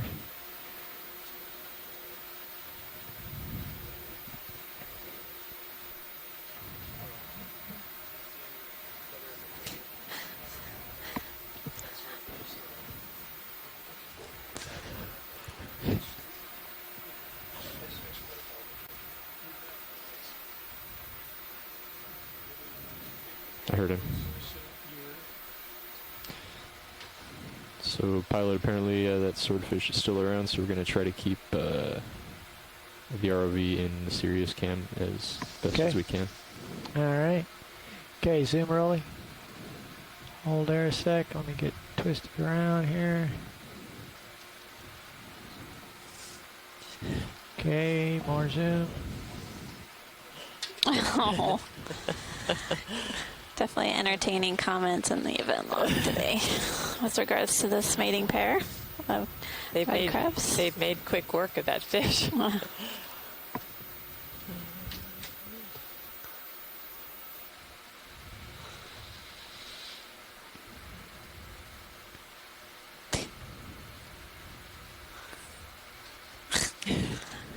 Must be hard to have perspective when you're upside down, That's right. trying to grab. Trying to eat.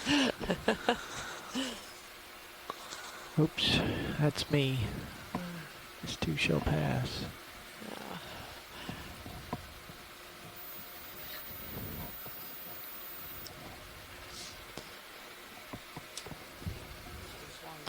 Nav, can you zoom out on high pack? Okay.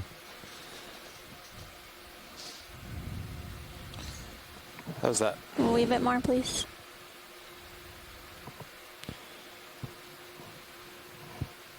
Pilot him about 20 degrees starboard of our bearing, just so you know. That's fine. So it's moving this way. Just, down come slope. descend as needed to give me tether. Will do. Yeah. You can see the materials clearly moving in that direction. Thanks, Sven Av. Sorry. Sure. Come out just a little rolly. Hold that.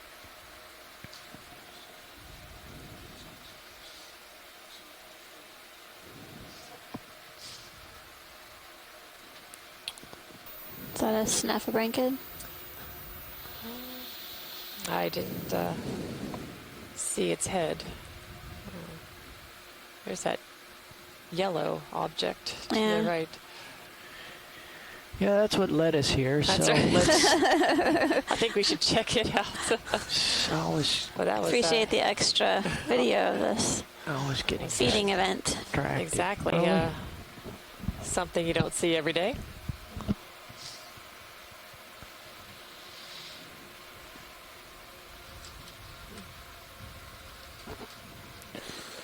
Maximum zoom. Yeah, okay. I can't quite make it out. But what? You know, my first impression was a piece of coral skeleton with a retracted anemone on it, but I don't know. Are you full zoom? Yeah, I can get closer. Come wide, Rolly. Let's just take a closer look.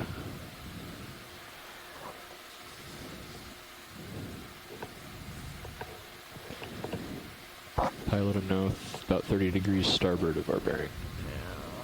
That's okay. You're not going in fast. Yeah, the ship's been stopped for a couple of minutes now. Once we're done with imaging this, we can figure out where 500 meters is again and strike off that direction. Okay, zoom rolling.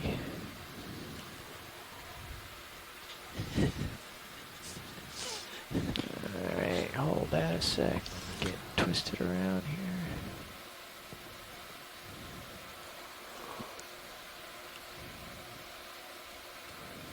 And a little bit more zoom.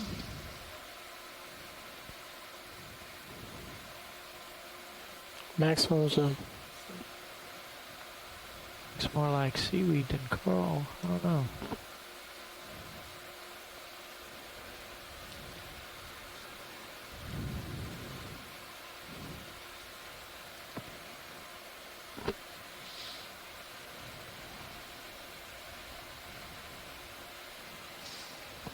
It's awful quiet in the back row there. have we got a stumper here? We're looking very carefully. That's right. We've gotten as close to the screen as we can to try to figure out what this is. I can get closer. A little bit closer if need be. I think looking at that thing that's on the branch would be the most descriptive.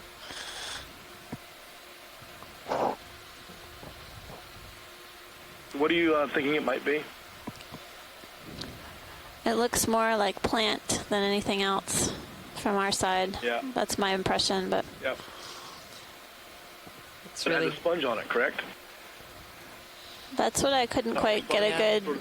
I couldn't quite get a good view of that. But I'm not. My nose isn't pressed up against the screen.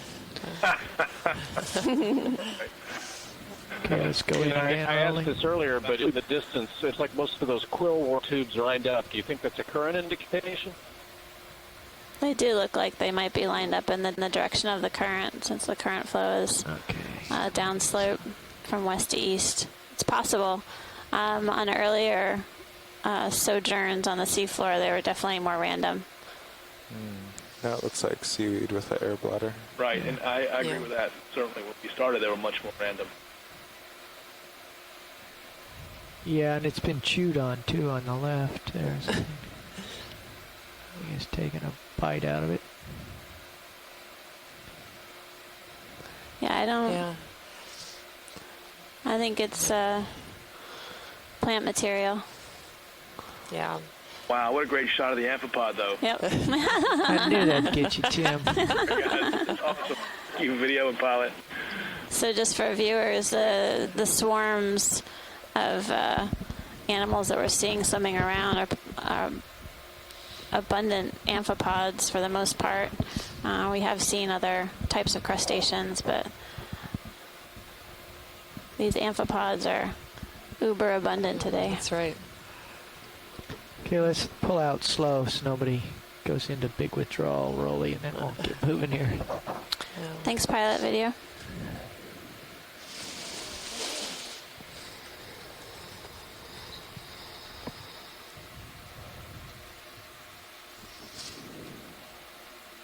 But as far as large masses of plants and macroalgae, we haven't seen much of that.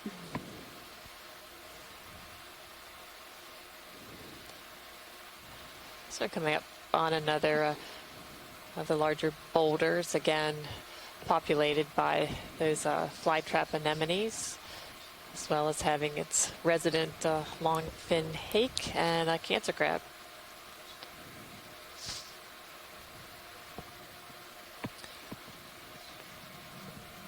We're currently working at a depth of 505 meters.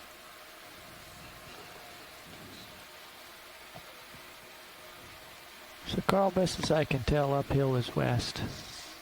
And there's two long-fin hake. Yeah, try Zach.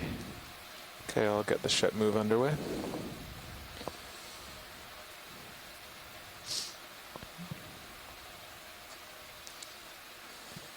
Bridge nav. Is that better, Rolly? Yep.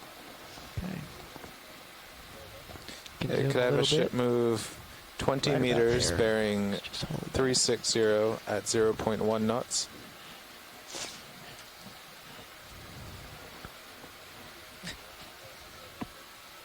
Yes. Thank you. Okay.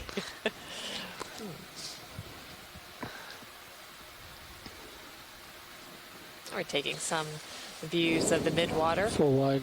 Okay, the ship will be moving north better in a look moment. at the kinds of organisms that are floating by, as we tend to be more concentrated on what's living on the bottom.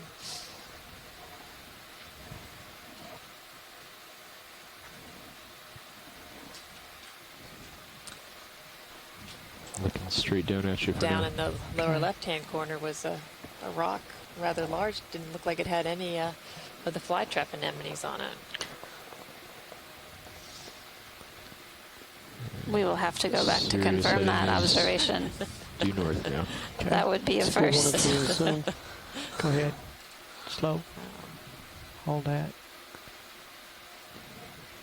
So you might need to get going. I'm looking at 100 degrees. That's fine. We're not going anywhere fast. Beautiful images of the siphonophore.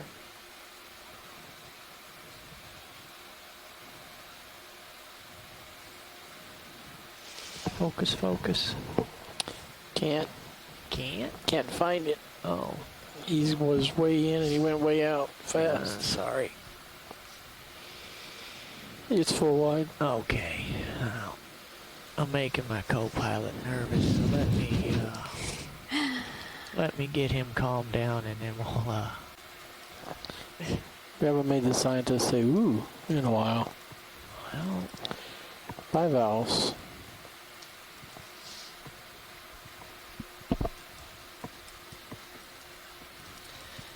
A few more of those small anemone that we've been seeing, and some bivalves.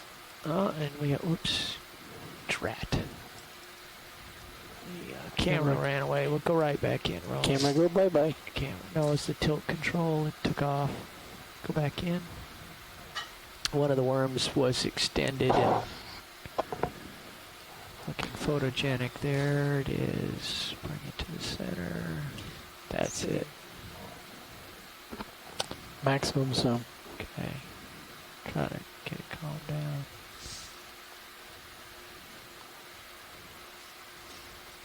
Has that sponge grown over the serpulid worms? It is. Yes. Now indeed. I think that's just shell. I don't see any worms struggling to get out. But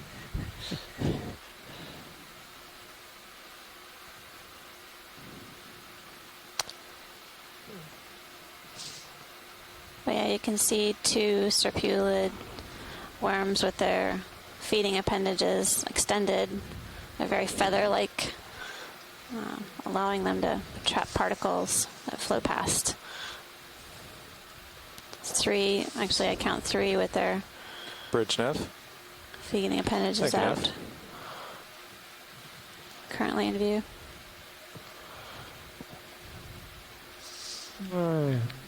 My co-pilot's catching up to me. Rolly, if you could come wide, I have some leash.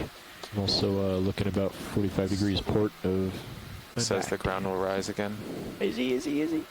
Oh, that sounds great now. Okay. Thanks for keeping us on track. I'm trying. We're counting on you. Zoom crab. So we got a couple more red crabs. Alright, he's too busy.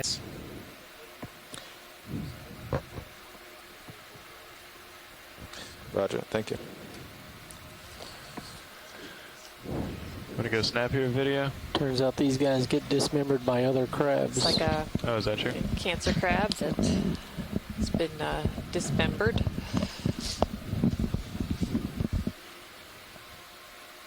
Oh, but while we're here, Pilot, if you could zoom on some of those reddish anemones. Sure. We now have someone in the chat that may be able to help us with what they are.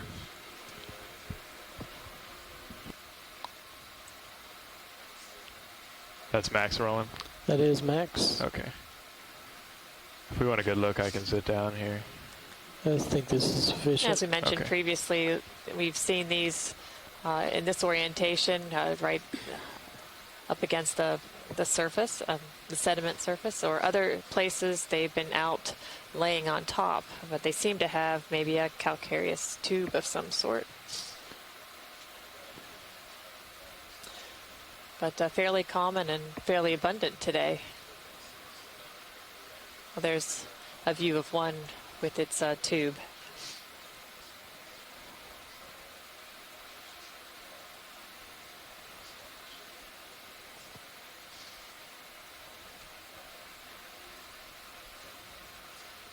Yeah, I saw Bob Carney on the chat, but haven't seen him pop up since we started imaging this.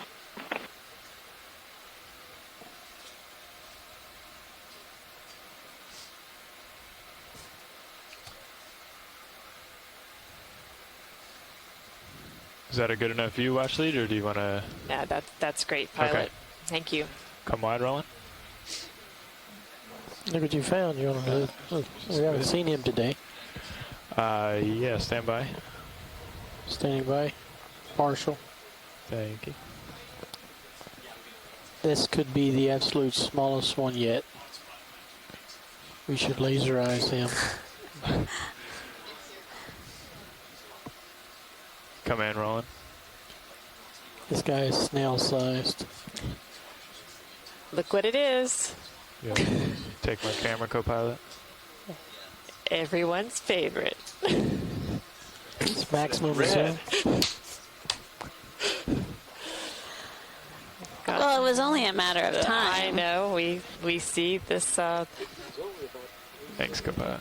Now, could we have the lasers on, please, so we could figure out how small or large this bobtail squid is. We've been fortunate enough to see one just about every day that we've been out here. Runway, please contact the bridge at your convenience. 200. Richard, please down the bridge at your convenience. Certainly a crowd, please. All right, rolling. And we're at a depth of 505 meters. Gate pilots are doing a video swap.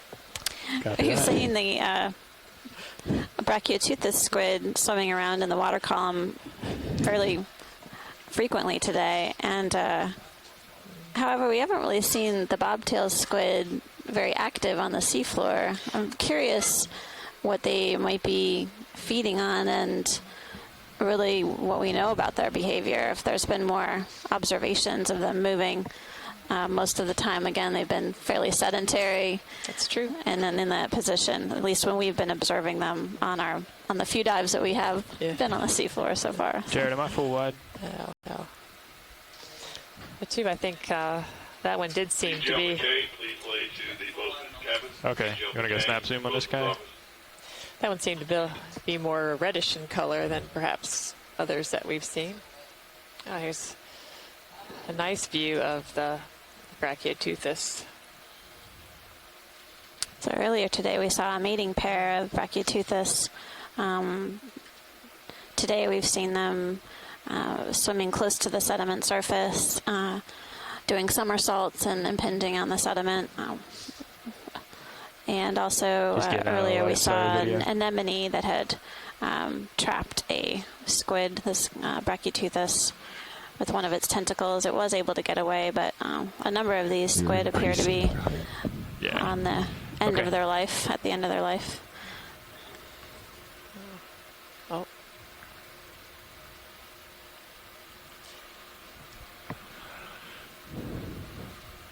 Nab, can you try to keep an eye on my depth and just make sure that we're staying at around 500 for me? Roger, yeah, we're looks like moving in a direction that should get us to eel. right about 500. Can we take a snap zoom of that gastropod shell? Sure. Yeah, go ahead in. Not sure what this squid's doing here, but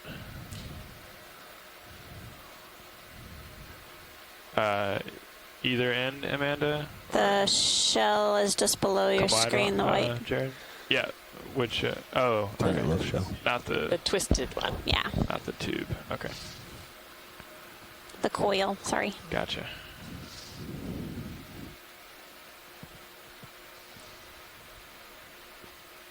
Go ahead in, Jared.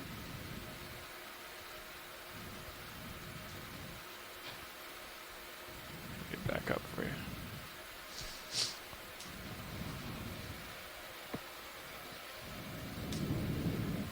Come a little wide. You go ahead, take control, Bobby. It's definitely moving around. There's something clearly inside it. Yeah. Off your camera. Just trying to set down something not diagonal to the current here. You can go back in, Jared. I'll try to center up.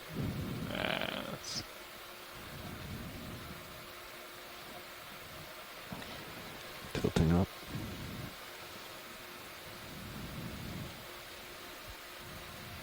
All right, there we go. Ready for me to go in? Yes. Okay. Tilting. Oh. Yeah. Well.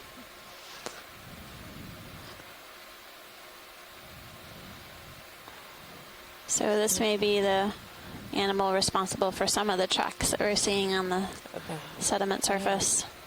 That's right. That's hard to hold. Come wide, Definitely Jared. looks like a clear foot on the bottom. Absolutely. Yeah, thanks. Gastropod inhabiting the shell.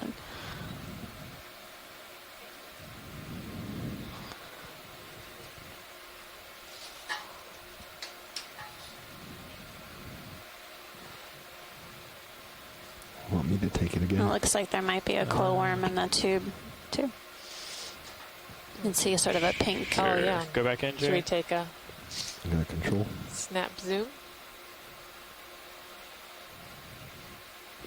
Runaway camera. It's okay. Nope. Which do you want here, Powell? We'll get this guy running away here. running at a fast pace. Sprinting away. I don't know if you can keep up. Oh, some amphipods swimming in. Is that all you got, Jared?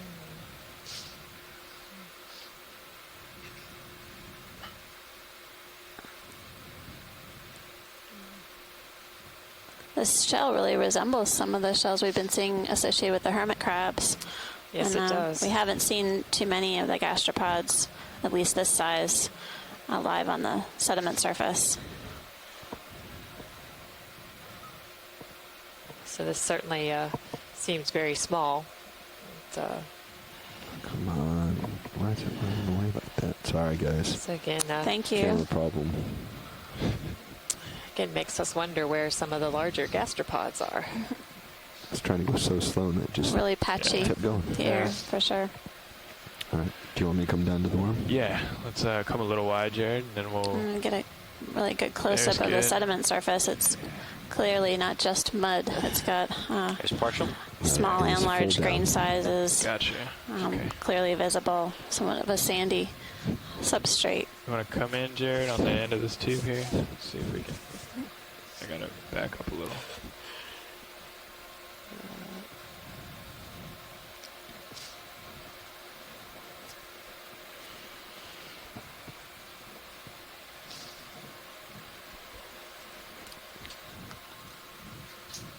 You have your camera back. Yeah, thanks. And I'm looking down on you. Okay, I gotta go then, huh? You can come in, Jared. Not sure how good of a view that is. I don't think he's out. Hey, we can see him in there. Let me tweak the blacks a little bit. See if we can't get a better look inside.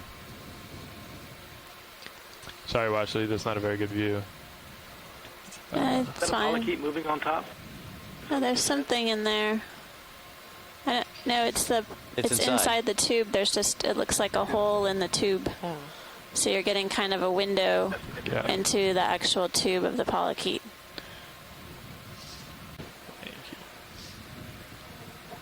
Yeah. Just hold there. All right. So 125 is what 125. So this looks to be maybe a different kind of 120. Roger that. Thanks, yeah, Riley. that's an igneous rock. That's looks like a diorite. It's So you similar can to a return granite, more to basic. Come on, video. Okay. I'm getting Thank you tether pool. for that, and looked Way like out it there. had some hydroids and some worm tubes covering the top of For the subsequent dives, so we head back to port.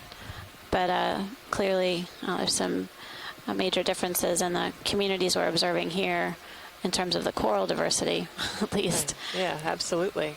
Just hold there. There's a hermit crab. Co-pilot nav. You go ahead. It's like just crab so you parts know, there. I put us in for a move at bearing 090 rather than 120, just because So something in I think the we're going to want to continue hydroids moving there? somewhat northeast. Some don't want to amphipods? backtrack, I and don't I think know. we'll be fine on the in the back. on the Maybe. contours. Sounds good to staying me. at 500. Thank Can you you. zoom in any more, pilot, on the white Go ahead, Jerry. that we're seeing on those hydroids? Oh, you're right, Martha. Nice job. So you're seeing tiny white and some larger white amphipods with red eyes, basically perched on these branches, if you will, of the hydroid, scattered throughout. If you just take a closer look, you'll see more and more and more as you scan the brown. We did observe amphipods associated with hydroids on previous dives as well. Yes. I'm seeing a shrimp there. What's that? Good grab. And we're taking a look for ophiuroids. It looks like there's some arms of ophiuroid extended on the lower right-hand part of your screen. They're light in color. And a shrimp as well. maybe another shrimp to the lower left-hand corner. So yeah, we haven't noticed as many ophiuroids today.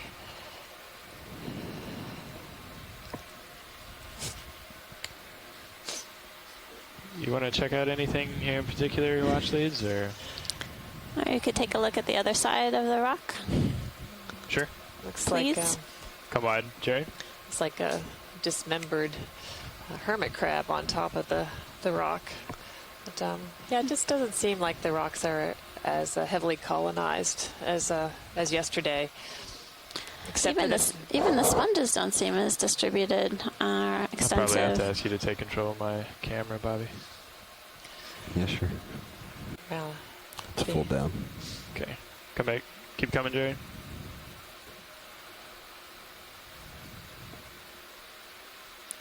So just getting another view of the other side of the rock surface.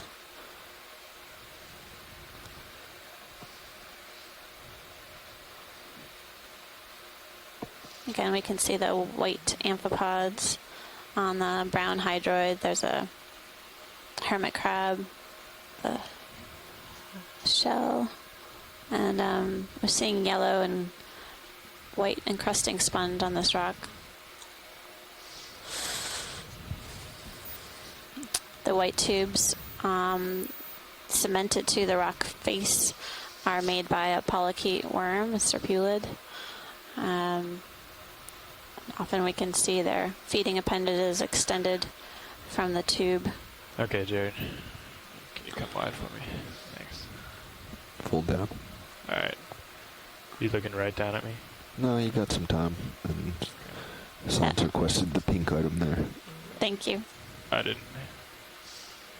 Let's see. And tilt up, co-pilot. Tilting.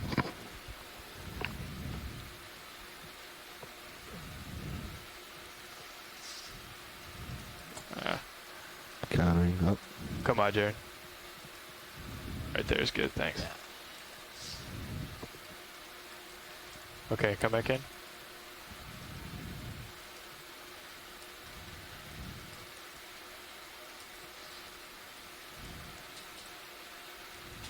think it's moving. Very slowly. Look at him go.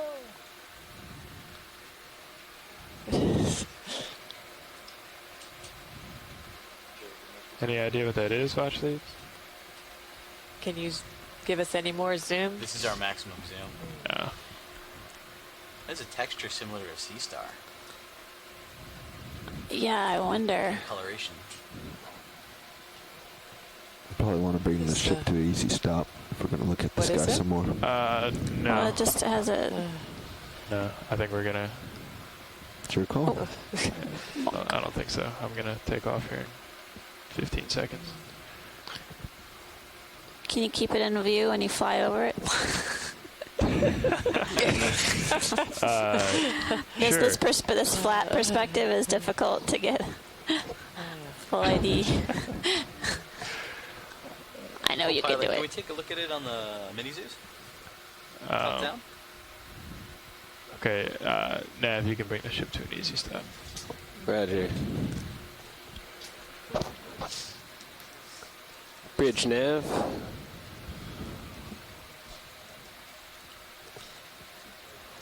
Could you please bring the ship to an easy stop? Thank you. So what would be a better view, Amanda, from If we can above? see it from the top down a little bit. You have all your cameras back. You can try to zoom in on it, Jared, and Mini Zeus. I don't know how much better that's going I to be. just don't know if we've seen Yeah, I this just before. need someone to frame it up for me with a PTZ. Okay, with that. Okay.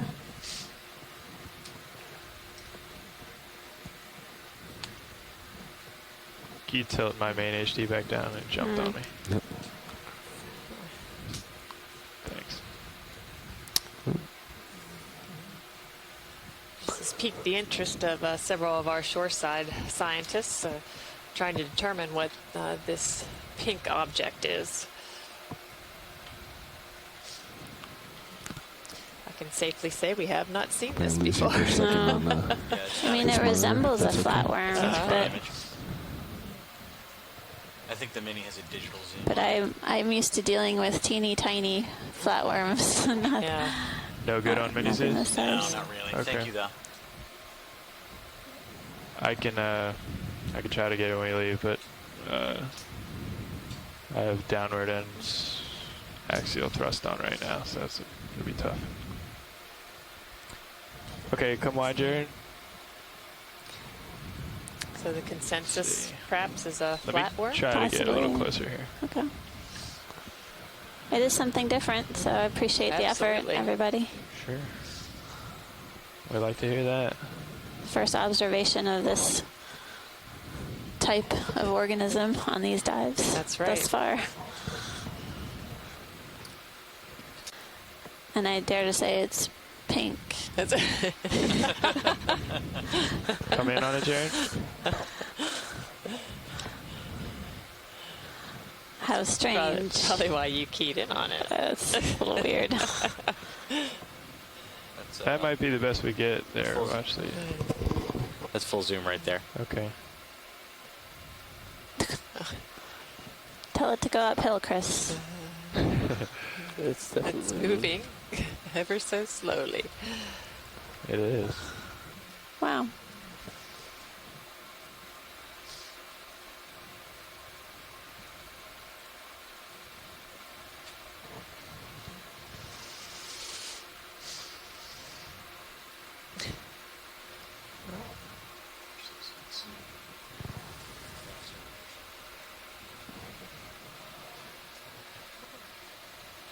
Yeah, I think that's. I think our best guess is that it's a flatworm. Flatworm. Again, these flatworms come in many sizes, Tilt my and camera back down, please. I work on very small benthic organisms that live within the sediments. So the ones I typically see are very, very tiny and less than a millimeter. So Should we put the lasers on this as we Sure. move out? Lasers are on. Ready to wide whenever Yeah, you are. please. All right. And then I'll try to get There we go. aerial shot of it. Very good. Remember that the lasers are 10 centimeters apart. Full wide. Lasers off. Do you want camera control or should I hang on to it? Is the Mini Zeus any better view from here? We're a little closer. I don't know if that helps or not. You said it was a digital zoom, so I guess. Yeah, I can punch in, but basically, you see, we'll get to a point where we stop losing. So I've been sitting here right about taking here. images See how of that the pixelation? flatworm. We That's all sure digital, attracted yeah. a lot of attention from the midwater again, All right. getting the amphipod swarms as well By as full wide, Jared? a few of the barracuda. Full wide, all vehicles. I'm going to come up some on you before you Few take squid. off, Okay. Since I'm right over you. All right, let's see when we get us moving again. Let's let them get out a little bit. Yeah. Before we start the ship moving. Sure. Am I full down, Bobby? I got it. You got a little more room now. I can't really do aerial anyway with this camera angle. So. No, you can't.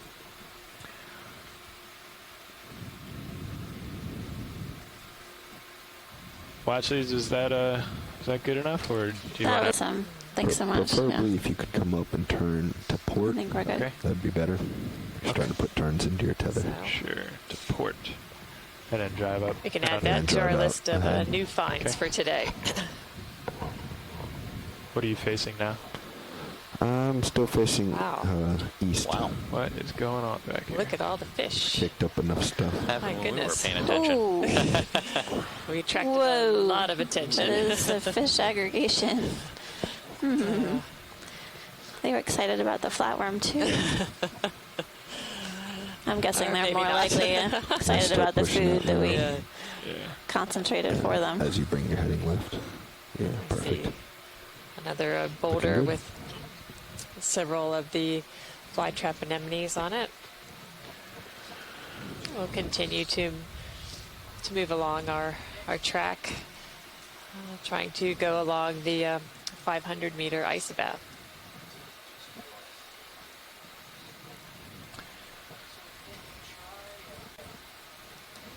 All right, Nav, I think we're ready now. Roger. Thanks for standing by. We'll keep moving a little bit farther east and then turn up more northeast.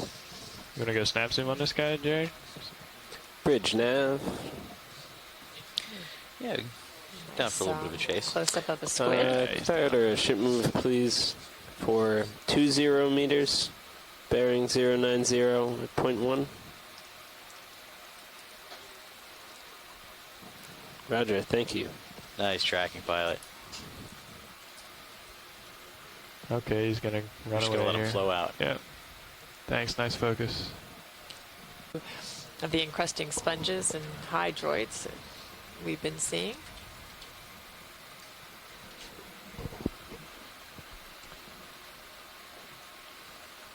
Ready when you are, pilot. Yeah, just trying to see how stable I can get here. Settle it out. I haven't seen Go whether ahead there, this Jerry. rock has a You want to take control for me? long fin hake associated with it. You got it. Coming up. Yep. That's interesting, and as we get a closer view of the sediment surface, again, it's anything but only fine mud. There's rocks of various sizes and look like different colors, clearly different composition. See if we can get yellow. Coming up.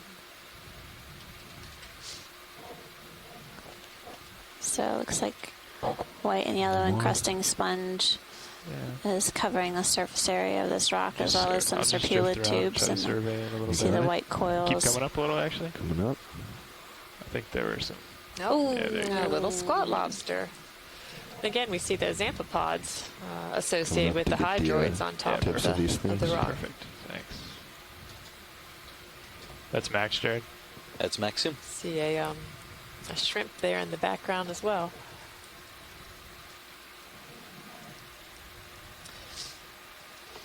What's that yellow in the back? In the background. The worm-shaped object. I don't know. I think we should take a look. No, not at all. Okay. Let's see. Come wide, Jared. Yeah, that's fine, Bobby. I don't mind. Full wide. You have camera? Yeah, there's a yellow worm-like object. And a few squat Come up. lobsters on the rock. Up. Center screen now. You can Okay. give it all you got, Jared. There we go.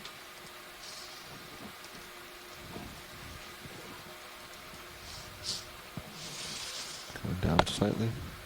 Yeah, this is tough to hold here. Sorry. Nope. Looks like there's a couple. That's all.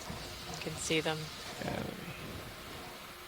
interspersed, Oh, yeah. interspersed in the hydroids. Maybe a placophorans. But definitely smooth. Worm-like. Going down a little bit. Yep. Hi, Amanda. It's Andrea. I agree with you. I think that those may be black offerings. Can you come back up? Yeah. Thanks, Andrea. Just, Good to hear your voice. Okay.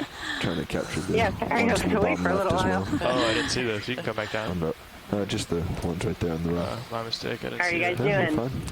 Oh, we're doing really well, thanks. It's been an exciting dive. That's right. How's that watch leads? That was great, pilot. Okay. Thanks. You can come full wide, Jared. Thanks. Camera's yours. Roger, thank you. Certainly, every day is an adventure. And lasers? Oh. That laser. This is a bit shallow for them to occur, or if it's a depth or food limitation issue with any of these taxa. So again, we have our long You can zoom in on this guy at the top here. black-bellied rosefish on top of the rock. Staring at us. We know what happened to the last king of the hill. And we'll see if that swordfish comes Knocked off by. by a swordfish, but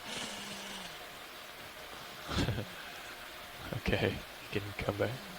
Squat a lobster. little squat lobster there as well. Good call out. All right, I'm drifting back. Jared, you want to come full wide? Thanks. Let's check out this other rock to my starboard here. Good.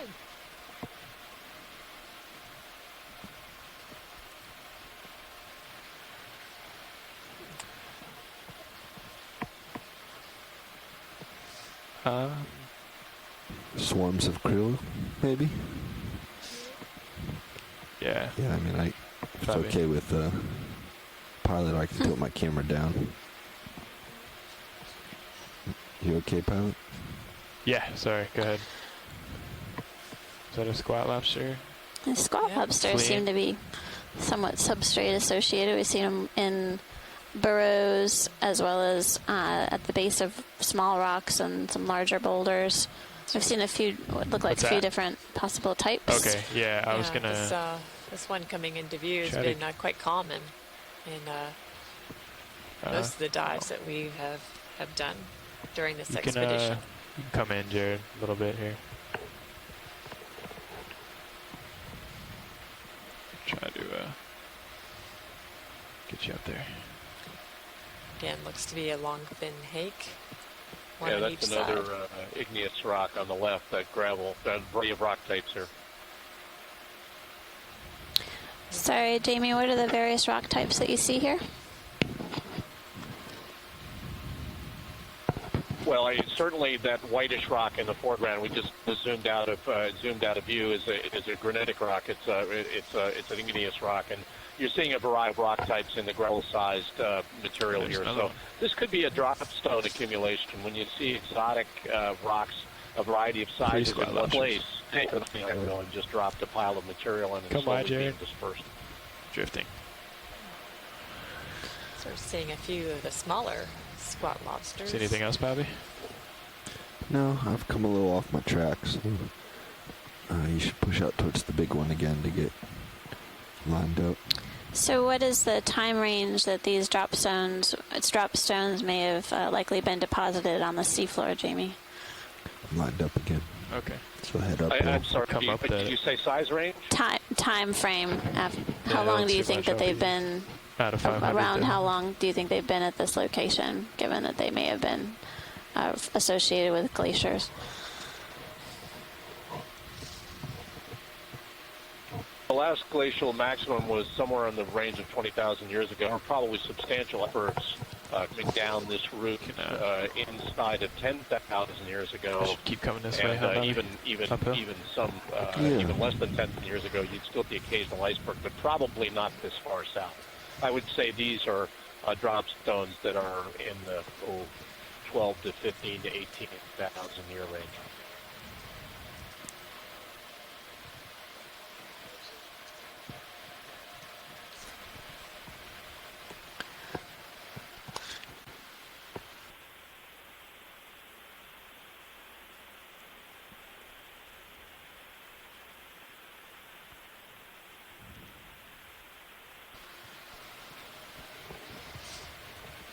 Thanks, Jamie.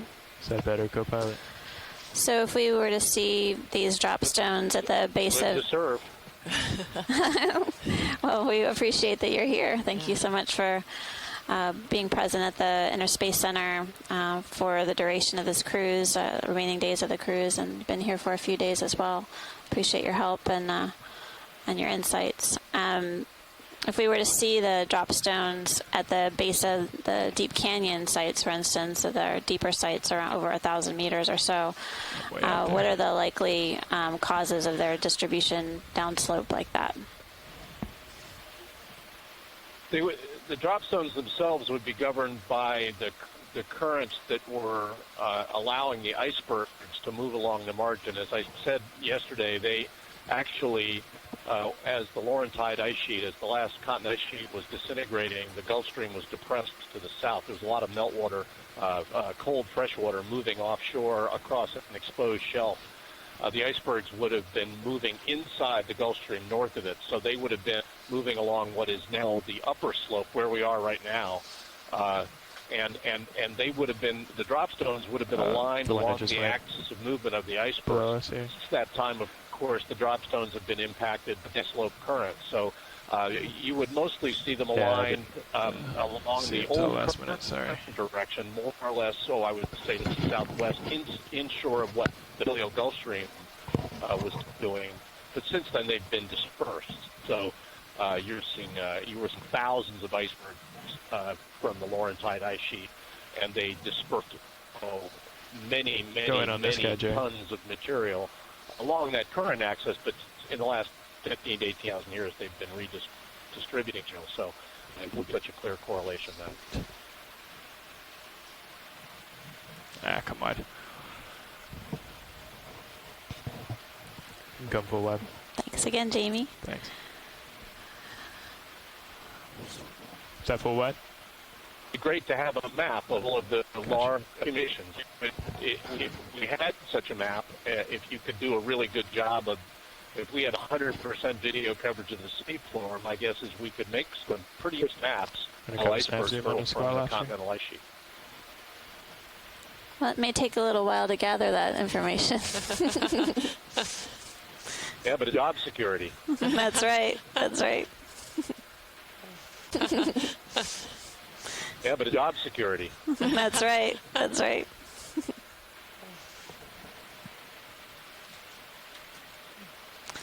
Getting another up close and personal view of the squat lobster. And there's another one on the left-hand side. A smaller one. Mm-hmm. I think the thing to remember is that the geology and the biology really construct the interact. Where we see boulders and cobbles, particularly the boulders where you've got moat development, you've got your mini ecosystems developing outside of the midwater community. Can I reach this? I think that's an important correlation. That's what I was waiting for. No anemone on that last rock, but looks like we have a larger feature coming up. Again, no anemones.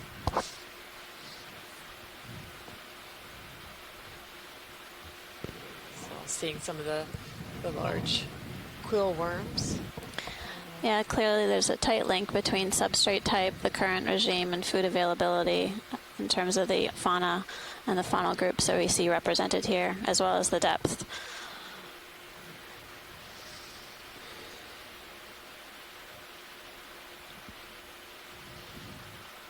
But these boulders and rocks, various rocks, punctuate the seascape and the sedimentscape, and create some three-dimensional substrate for a variety of different encrusting organisms to colonize and mobile organisms to live around. That's right.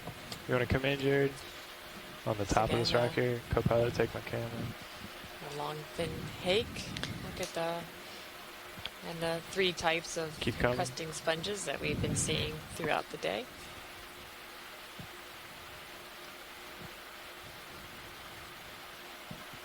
There's an anemone there. I believe. Well, there's a small anemone there amongst the hydroids. Again, looks to be the amphipods using the hydroids for some structure.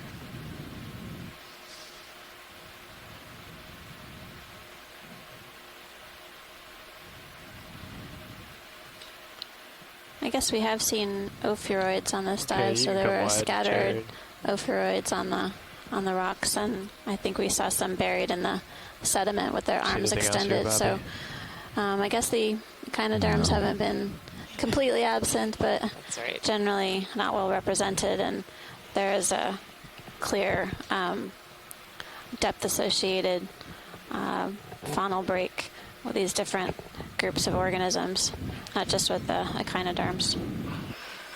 But certainly the ophiuroids, not nearly as abundant as what we've seen in other dives.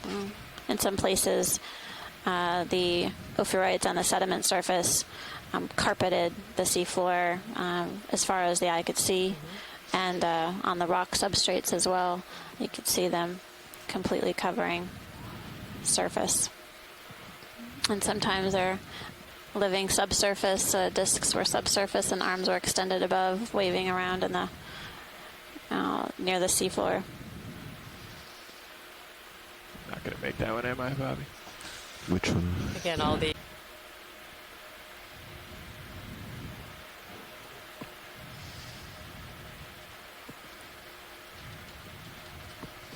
You can come in on this fish here, Jared. We have the And a crab. cancer crab along with the hake.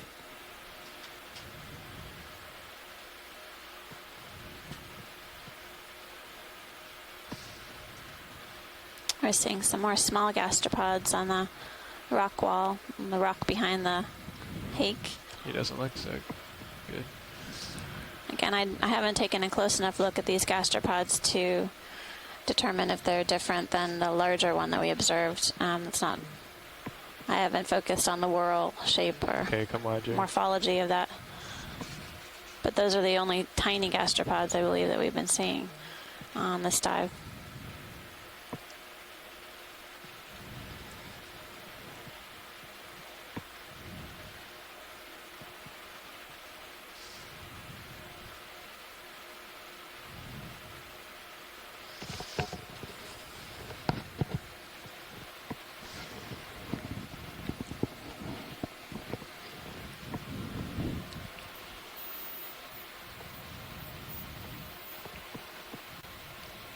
So we see a few more.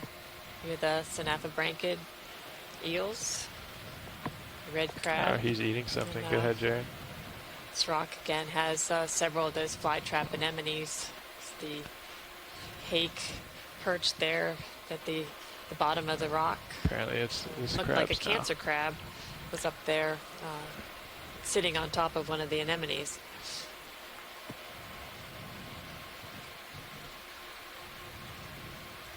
Looks like this crab is also eating something. Yeah, come on. It's going to be harder to do, but you can try. Yeah. There's also a sea star on the rock that we have not seen before. Yeah, let's leave the crab for now, Jared, and we'll come back to him. Yeah, come in.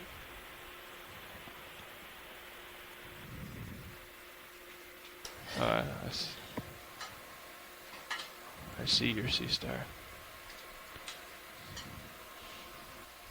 Oh, good eye. There's our first sea star for the day. Again, a rather tiny one, but so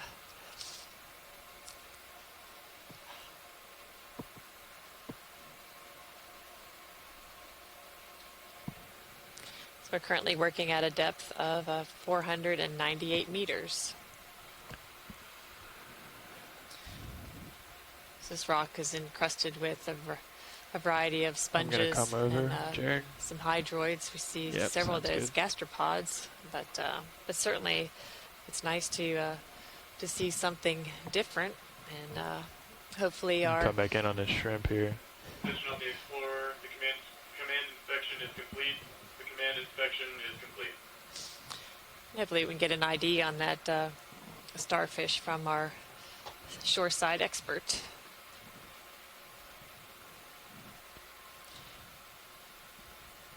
Okay, Jared. Come out for me a little bit. And then if you want to come full wide, I'll try to swing around and get a better view of this crab here. And you should have the... Okay, cool. Can you point my pilot cam to my front right toe? Front right toe, got it. We'll take a Should look be at close to this there already. red crab Okay, and see if we can get a closer view Yeah, of what perfect, it's thanks. having for dinner.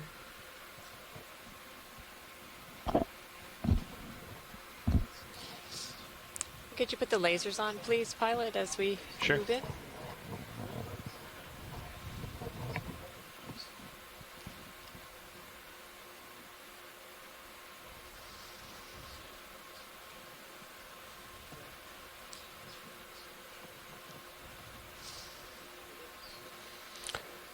Pilots, this is Nav. We're right about at the end of a move. You want me give Sirius a minute to catch up? Or you want Yeah. to keep chugging along? Co-pilot, can you take control of my camera? Mm-hmm. Yeah, just stand by, Nav. We'll just stay put here for a bit. Yeah, Roger. Thank you. Looks like a squid. Keep coming up a little bit. Perfect. So we another view of a Go ahead, red Ridge. crab eating a squid. Thank you very much. This particular crab, its shell looks to be in really good condition. I don't see anything growing on it, perhaps an indication that it has molted recently. Good.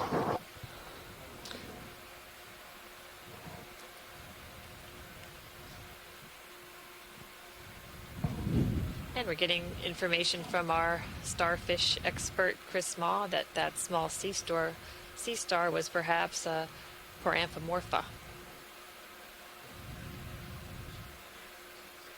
Sure. I'm fairly stable, so.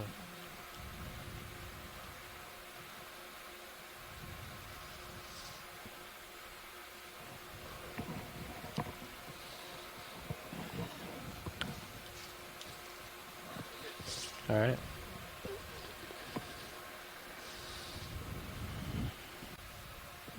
And just as a reminder, today we're working an Intercanyon area between Powell and Lydonia Canyon.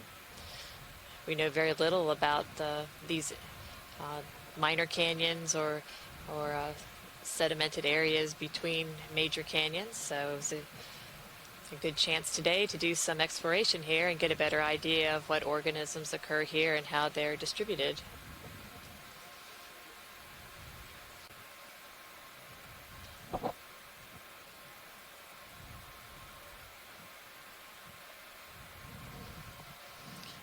Anyone home in their video?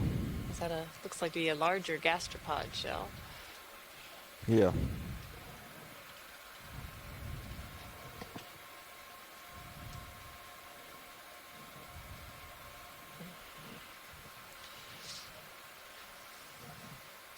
I think that may be the first larger shell that we have not seen occupied by a hermit crab. It is. There's a small ophiuroid right above it. Small ophiuroid. Again, something that we haven't seen very There many it of is. today. Good eye science.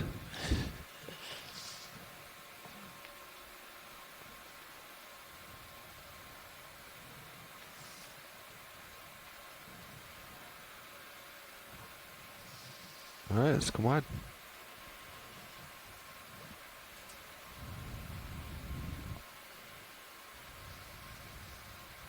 It's ctenophore in the water column. Of course, the rock in front of us has its complement of flytrap anemones.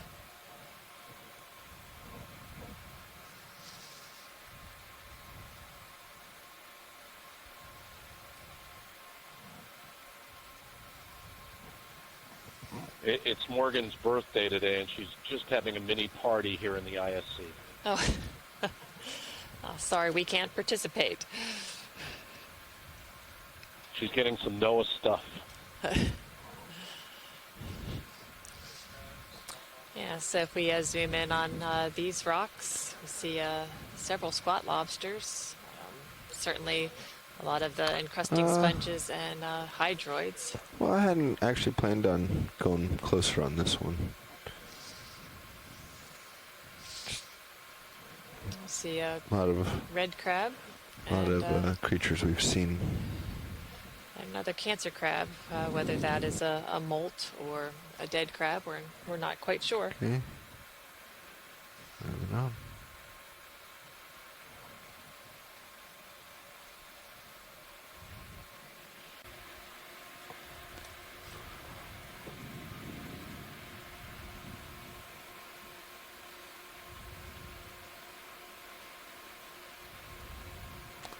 Is this just a, not just, but is this a red rock or is this something else? Yeah, I was wondering the same thing.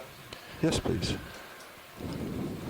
Co-pilot, I'm thinking pretty much north from here. Sure. How do you Yeah, that sounds reasonable. second that? If the contour is on high packer to believe, that would be right a good course, but yep, it's not clear whether that's valid. So that sounds good. If we deviate too far from 500, I'll just call an easy Looks like stop. a brick. Roger that. like a brick.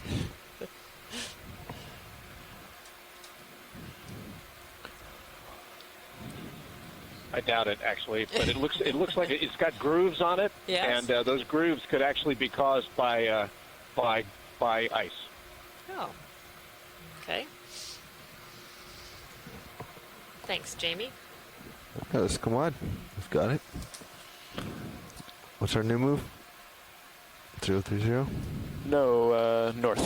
000. Okie dokie. I haven't caught it in yet, though. Just gonna make sure that's all right with you. Good to go, pilot? Good to go. Bridge, nav.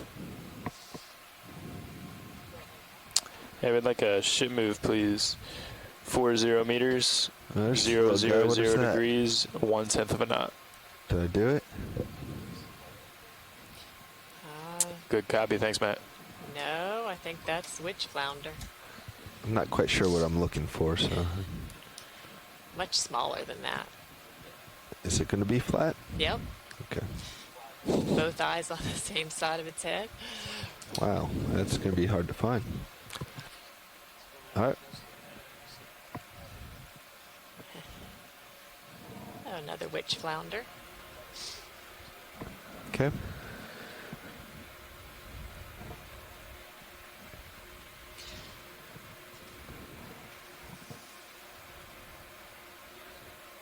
And so is pilot. Moving on.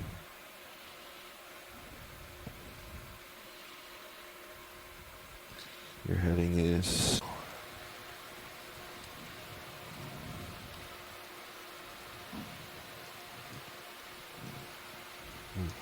maybe It's it's just another that one myctophid direction, fish, I think, swimming around, darting around in the water column, and but we'll keep going.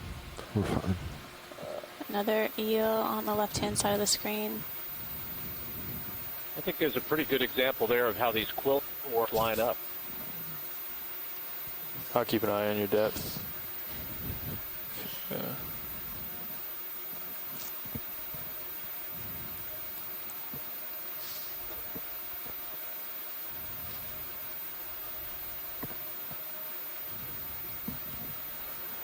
Yeah, you're also off to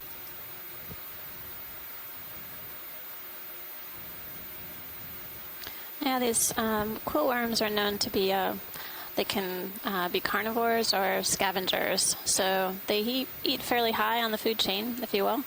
And they have jaws and are likely consuming organic material on the seafloor. So potentially sediment and fauna, crustaceans of various types, worms and such.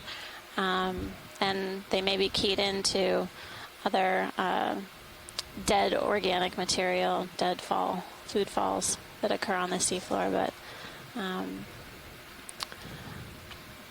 based on what has been written about these quill worms, they do scavenge and are carnivores. So it is possible that the currents may be blowing the tubes in one direction, but we are seeing sort of scattered worm tubes in different orientations. So you might get a little some of the pull. larger ones may not have. Maybe a little heavier and harder to move around. Who knows? Escape. And then you have a flatfish on the other side of the rock as well. Let me turn this direction. Boy, scared the hake away. That's unusual. All right, let's start here. Yep. That's going to bring us to this left fly trap. This is a very dark rock here. Okay. Let's go all the way in.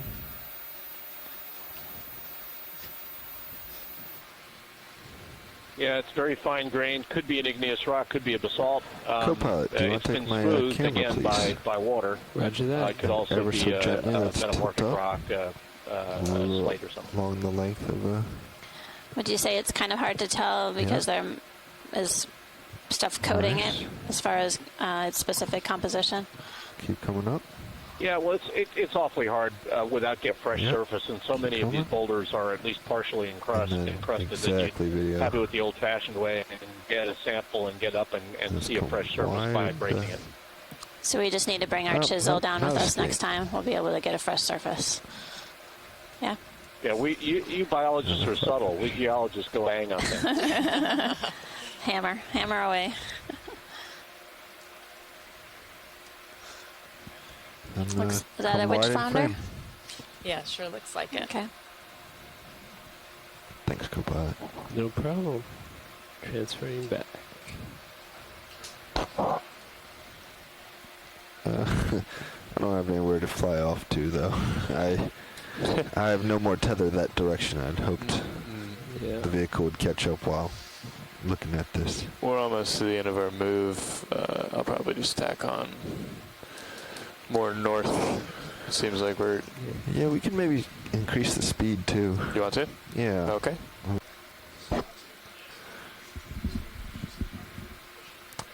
Yeah, this is a combination of current and tether pulling me that direction. More current than tether.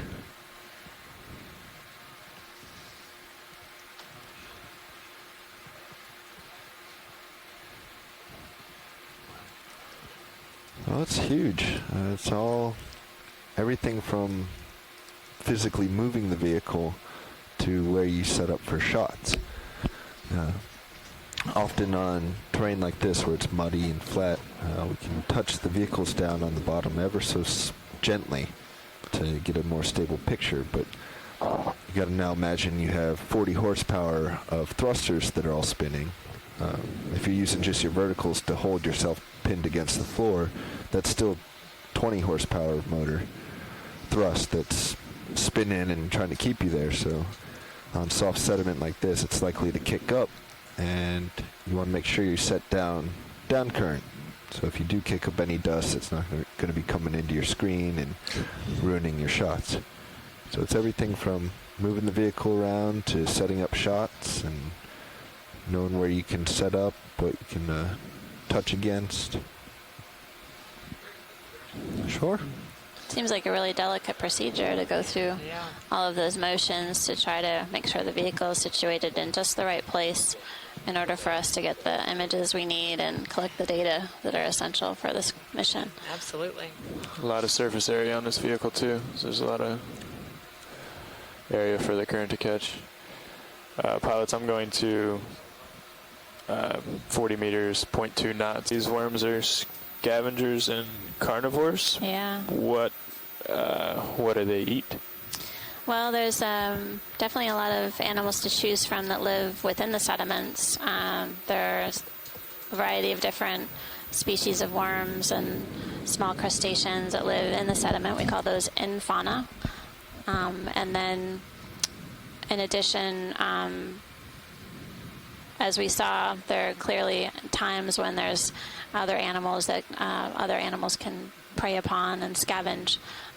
So essentially they capitalize on organic matter when it becomes available to them, whether dead or small invertebrates, live small invertebrates in the sediments.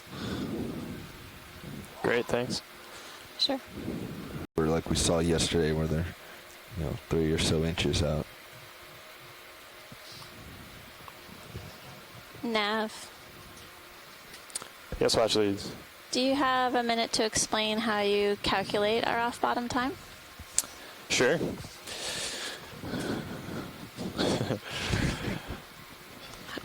Everybody get your pencil and paper.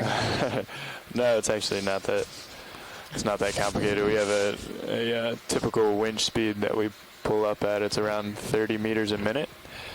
And off-bottom time is just calculated using depth, winch speed, and our target depth, which is at 50 meters. We stop at 50 meters before recovery.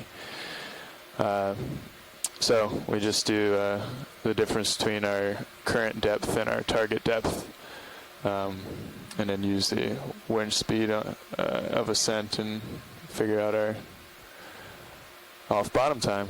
So it's 15 minutes, 15-minute ascent at 30 meters a minute from 500 meters. And our time at 50 meters for recovery is 16:30. So our time off bottom is 16:15. Makes it easy for me when we stay at 500 meters. quite a long. Thank you very south much here. for that explanation. Sure. Look at his shadow. I don't think we're going to see much video. In an effort to keep us at 500 meters. Roger that. May need a little tweaking, but we're staying at 2/10. I think you've done okay with that, pilot. Okay, I got another question about quillworms. Almost all of these quillworms look to be almost the same length. Does a young quillworm start shorter and grow longer? Yeah, basically the quillworm builds its tube as it grows and develops, so it keeps adding to its tube. So my understanding is that the tube and the animal grow hand in hand. So we're not seeing any short quillworms. I mean, it seems like most of them are about the same size. Bringing up your blacks. That's right, but based on work that's been done in other canyons, there's definitely a size range that occurs. The size of the quillworm is directly linked to the food that's available to them. Thank you.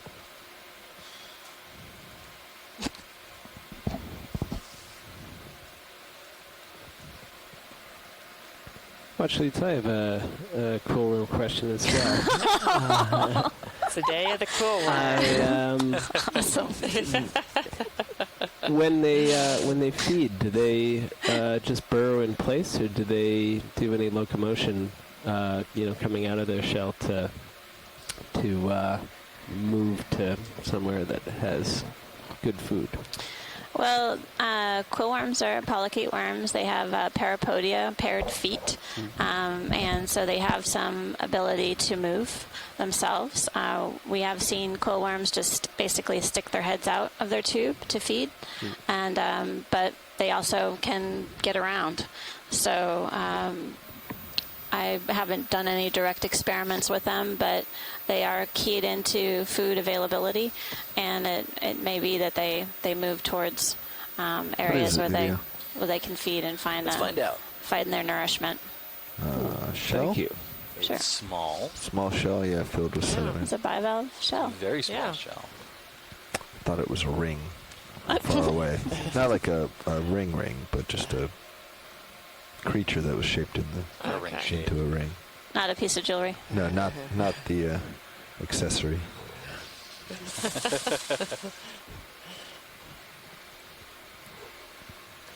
So we're currently working at a depth of 501 meters. Thank you, video. And again, we're coming to you live from an Intercanyon area between Powell and Lydonia Canyon.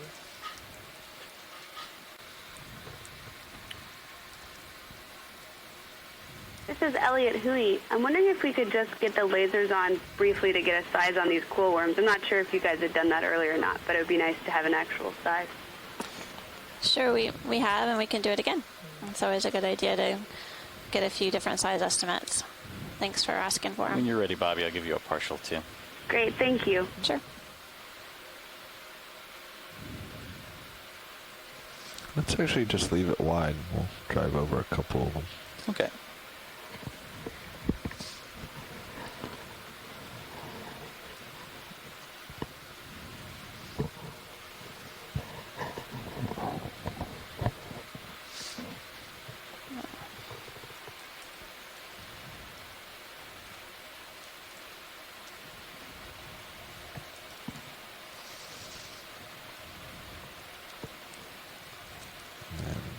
Just a couple more. Go ahead, Bridge.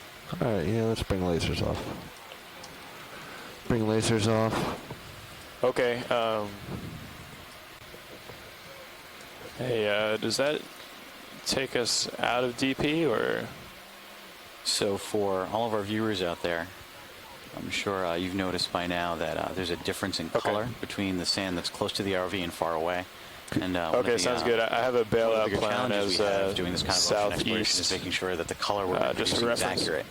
There's a thing that we do at the beginning of every dive called a white balance, and it basically tells the camera what color is actually white. And if you've ever taken photos or videos at home and they look orange or blue, it's because the white balance is off. One of the challenges we have working in water as opposed to working in air is the frequencies of light get absorbed at different rates. So what you're seeing right now is basically the fact that the red wavelength is getting absorbed much faster, which is why you can see the color seems to change as we go out. Luckily, we have camera controls and remotes here where we can actually adjust the different values on the fly as needed to give the most accurate representation of the actual color of what we're looking at.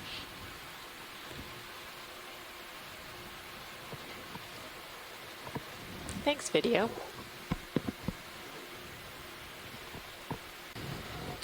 Looks like it. Let's just quick snap zoom on them.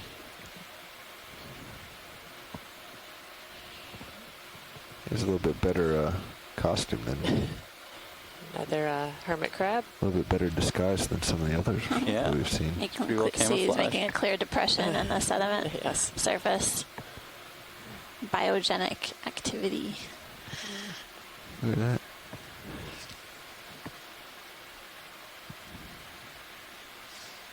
All right, letting them go.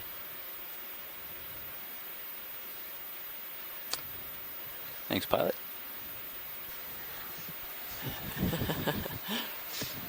Oh, here's the longfin hake next to anemone.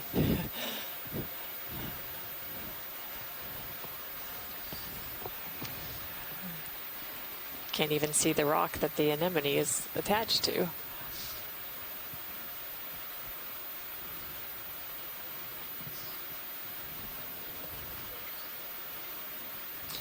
Definitely this part of our dive is in the realm of the quill worms. Seen a few red crabs. There are actually live animals within those tubes. Most of them have been occupied based on the ones we've looked at so far.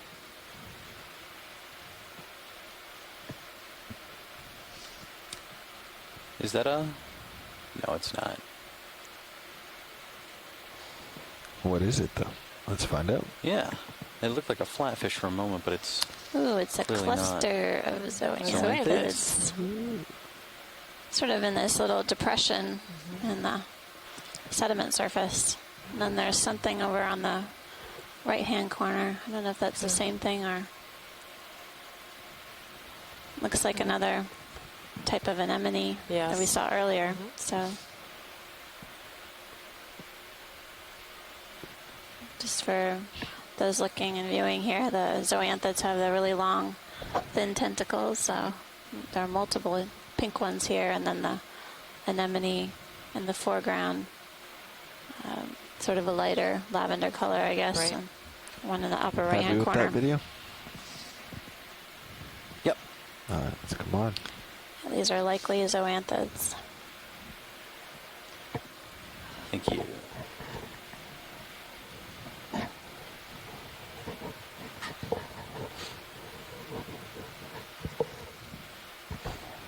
Okay, it's a fish in the lower right-hand corner. Yeah, that's not our most wanted, is it? I don't think so. Let's quick snap. Go ahead, Bridge. Most wanted. We have the throw down challenge with Bobby to find a tonguefish. I see. Here's our eel pout. Stand by one, Bridge. All right, let's come on. Let's see. Gotta focus on driving. Do you are you asking if that's okay, or do you guys need to? Synapobranchid eel, along with a red crab. Okay.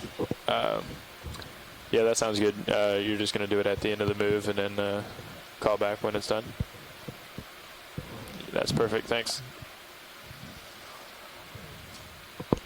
See a few of the red crabs there in the distance. Okay, pilots, the ship's coming to a stop here soon. They're going to switch to manual and then reset.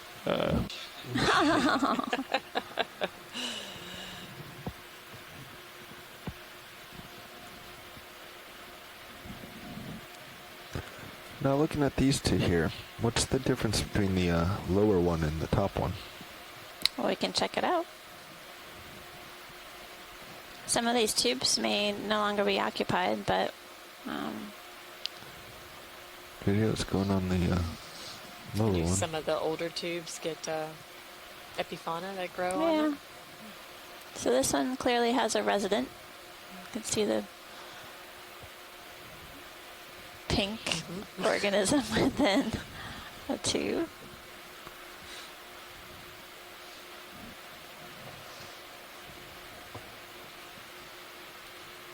You can go back in the video.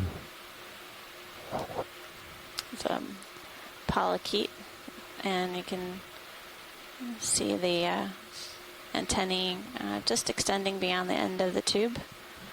It's a polychaete within, sort of a shiny pink in color.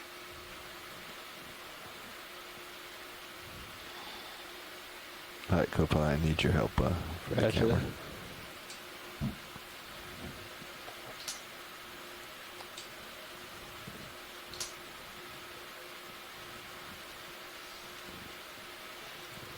These tubes are open on both ends. Is that full? That's full. And when disturbed, obviously the quill worm will scoot back into the tube itself. And they can escape back through the back end as it happens. You can see them like extending its head. Yep. Copilot, get ready to tilt down ever so slightly. Roger.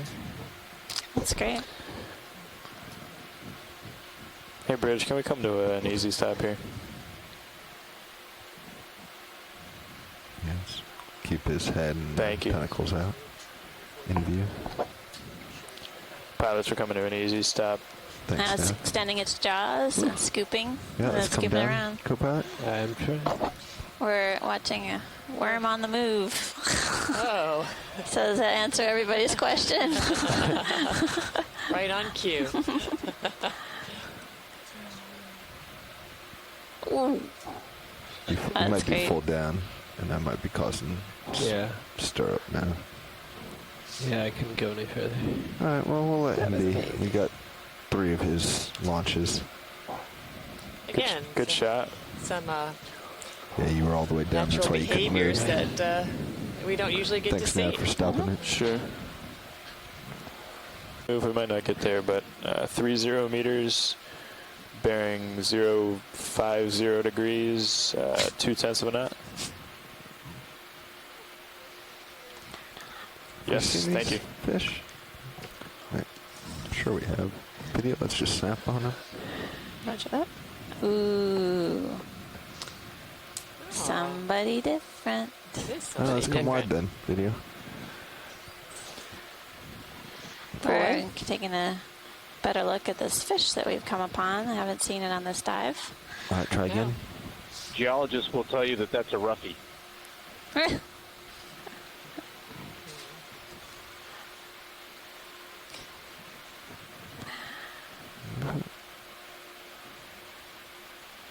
We saw them in the Met.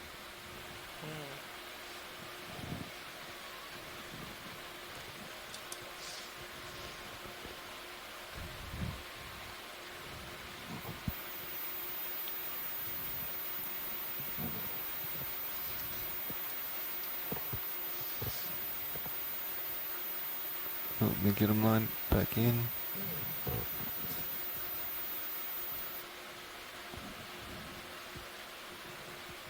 Definitely new for today.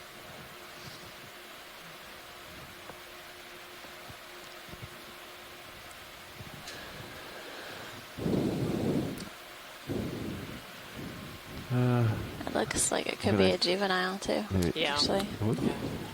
Come right here. Hopefully I didn't kick up too much, and hopefully he just floats right into my view. Can we get the lasers on before we leave? Yeah, go ahead, Copilot. Yeah, we got about video go in. And 30 we'll more just try to seconds. Track this guy. Nope, I came down too hard. Kicked up a dust cloud. See what you can do, video. There's quite a bit of dust in the air. The next ship move is 050 to get us back to 500 pilots. We probably won't This finish it. fish has an iridescent sheen to it. So Yeah, you can really see it now. glowing in the light of the lasers. And that is all the down I have. All right, Bobby. Thank you, Pilot. That was great. If you want to head back. So in terms of fish, we saw several high abundance of midwater fish today, specifically the myctophids and the stomius. And then on the seafloor, we saw several longfin hake, sebastes, black-bellied rosefish, So you're happy again? witch flounder, I'm happy. and some eels. I Only think two got a few types, minutes right? on There was a that. snipe eel Yeah, and we the only have synaptobranchids. That's right. 5 minutes And here. we just saw that fish. Maybe It one may more have shot been a barracks. on a tonguefish. Any other fish fauna on the strip? Yeah, I think that covers most of it. I can't think of any others that we saw today.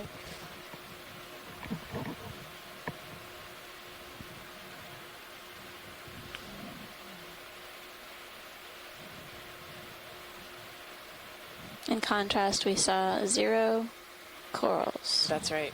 No corals today. And we didn't see any sea urchins, sea stars. Saw one small sea star. Oh, you did see one Yeah. small sea star? Okay. I Well, must this have been just on got my meeting. longer. Yeah, I think Things so. I have to Okay. find in the last 5 minutes. One small sea star. Coral. I know we saw a few ophiuroids. But certainly not in the Or abundance and tonguefish. diversity that we've seen before. No sea cucumbers, no holothurians, and no sea urchins or crinoids. Crinoids, yeah. And no xenophyophores. That's right. So quite different compared to other places that we've been. And, you know, yesterday we were at similar depths, but we're still seeing some different things today.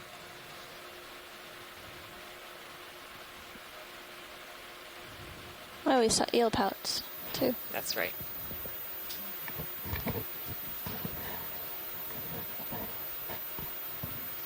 Anemones seem to be the dominant encrusting organism on the rocks, along with sponges and hydroids. It seemed like almost every rock that we approached had a flytrap anemone perched on top, no matter how small. That's right. Almost. It sort of made you wonder, the ones that didn't have the flytrap anemones, what was different about that rock and why weren't there anemones there? Another interesting thought is that again, the quill worms seem to be really similar sizes. The flytrap anemones also appeared to be similarly sized. All large. Not really sure if there was Yeah. a single recruitment event that occurred, or essentially what may be occurring, but we didn't see small versions of the Yeah. same species.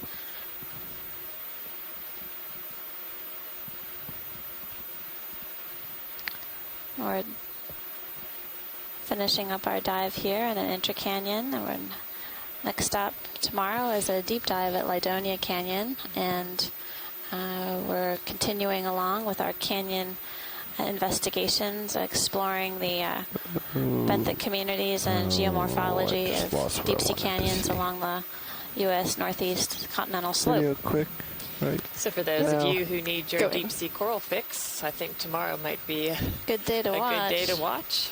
We're Okay, it's we're just expecting that it's a we smaller will one of the we'll type find we've some seen. deep sea corals in Lydonia Canyon. Another eel pout, And a long fin hake. long fin hake. Go ahead, Bridge.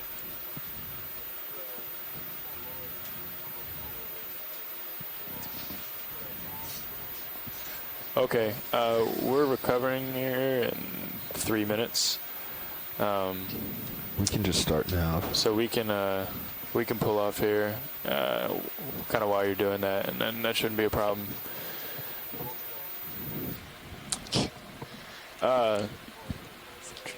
No, we'll start to pull now, and then you can start turning.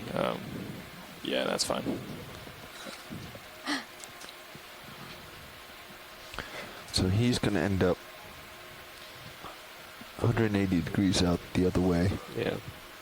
Okay, pilots and watch leads. Which means your zero count is going to go into a half count. All right. Well, Thank you, front row. It's been a great dive again today. Yeah. Agreed. Thank you, guys. Thank you, shoreside scientists, for helping and contributing throughout the dive. We had scientists based at the Inner Space Center, ISC, specifically Jamie Austin, Morgan Kilgore, and we had scientists based at their home institutions as well. Tim Shank and his lab from Woods Hole, Andrea Quattrini from Temple University. We also had Les Watling in Hawaii, at University of Hawaii, and Bob Carney at Louisiana State. We had folks from UL Lafayette helping out, and other scientists from NOAA, including Mike Vecchione, who provided us great assistance early on in the day with the midwater species identifications, including observing mating of brachytoothus squid. That's right. As well as helping us understand some of the odd behavior that we seem to be seeing with the squid in terms of them impinging on the sediment floor and doing somersaults. That's right. So, and for all of our shoreside citizen scientists as well, we were happy to have you along with us today, and hope that you'll be able to join us again tomorrow when we'll be diving again in deeper depths in Lydonia Canyon. So for the conference call, 4:30? 4:30 conference call. I also need to give a shout out for Rian Waller from University of Maine for also participating today. Every day we see new things, or we see things that Martha and I aren't familiar with, and right. we definitely appreciate the shoreside scientific assistance. So thanks again, all. Okay, and so we'll be talking to you again tomorrow from Lydonia Canyon. So we hope again that you will tune in to see the next episode of our must-see Deep Sea TV. Good night, everybody.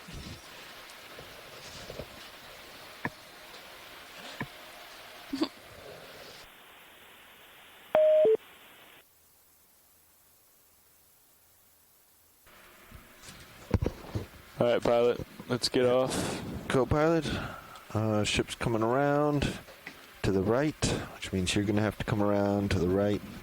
Roger. Let me come back in towards you first. Let me get off the bottom, too. So, start coming right, if you would. Okay.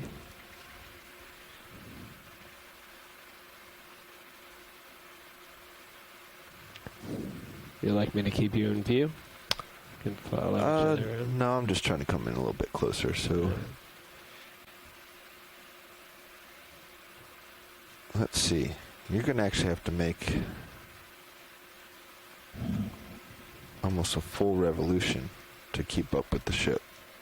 Well, doesn't look like they're... Yeah, they're not moving forward yet. They're just changing heading. That's what I mean. To match ship's heading, right? You're going to have to come around. You're going to... Yeah, but doesn't... have to come... look like they're turning yet. To 190. 190. Sirius will want to come 190 and ROV respectively 180 out of that. Right?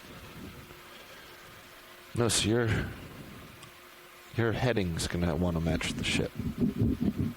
Yes. Yes. And in order to maintain your zero,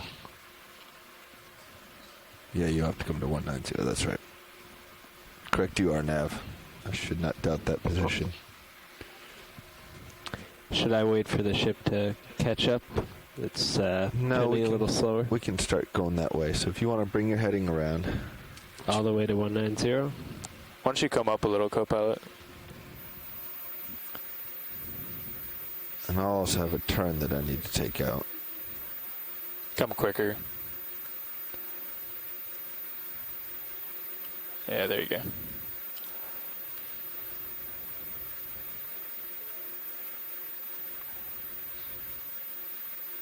Yeah, that's good.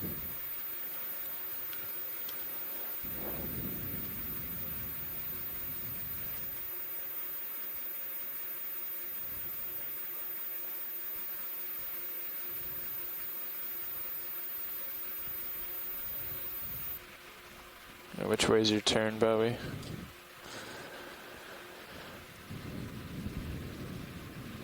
So I need to go left. Yes. Get my turn push out, yeah.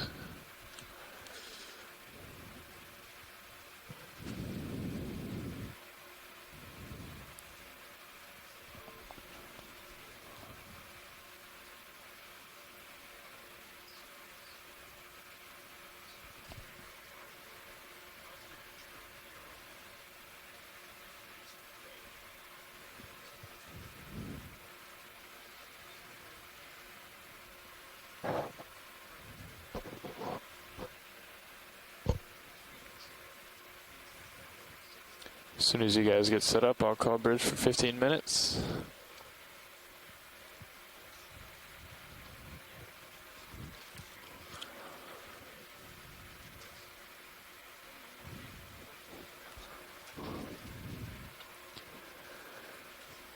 Bridge, Nav. Hey, let's make this the 15-minute call out here for recovery. All right, thanks.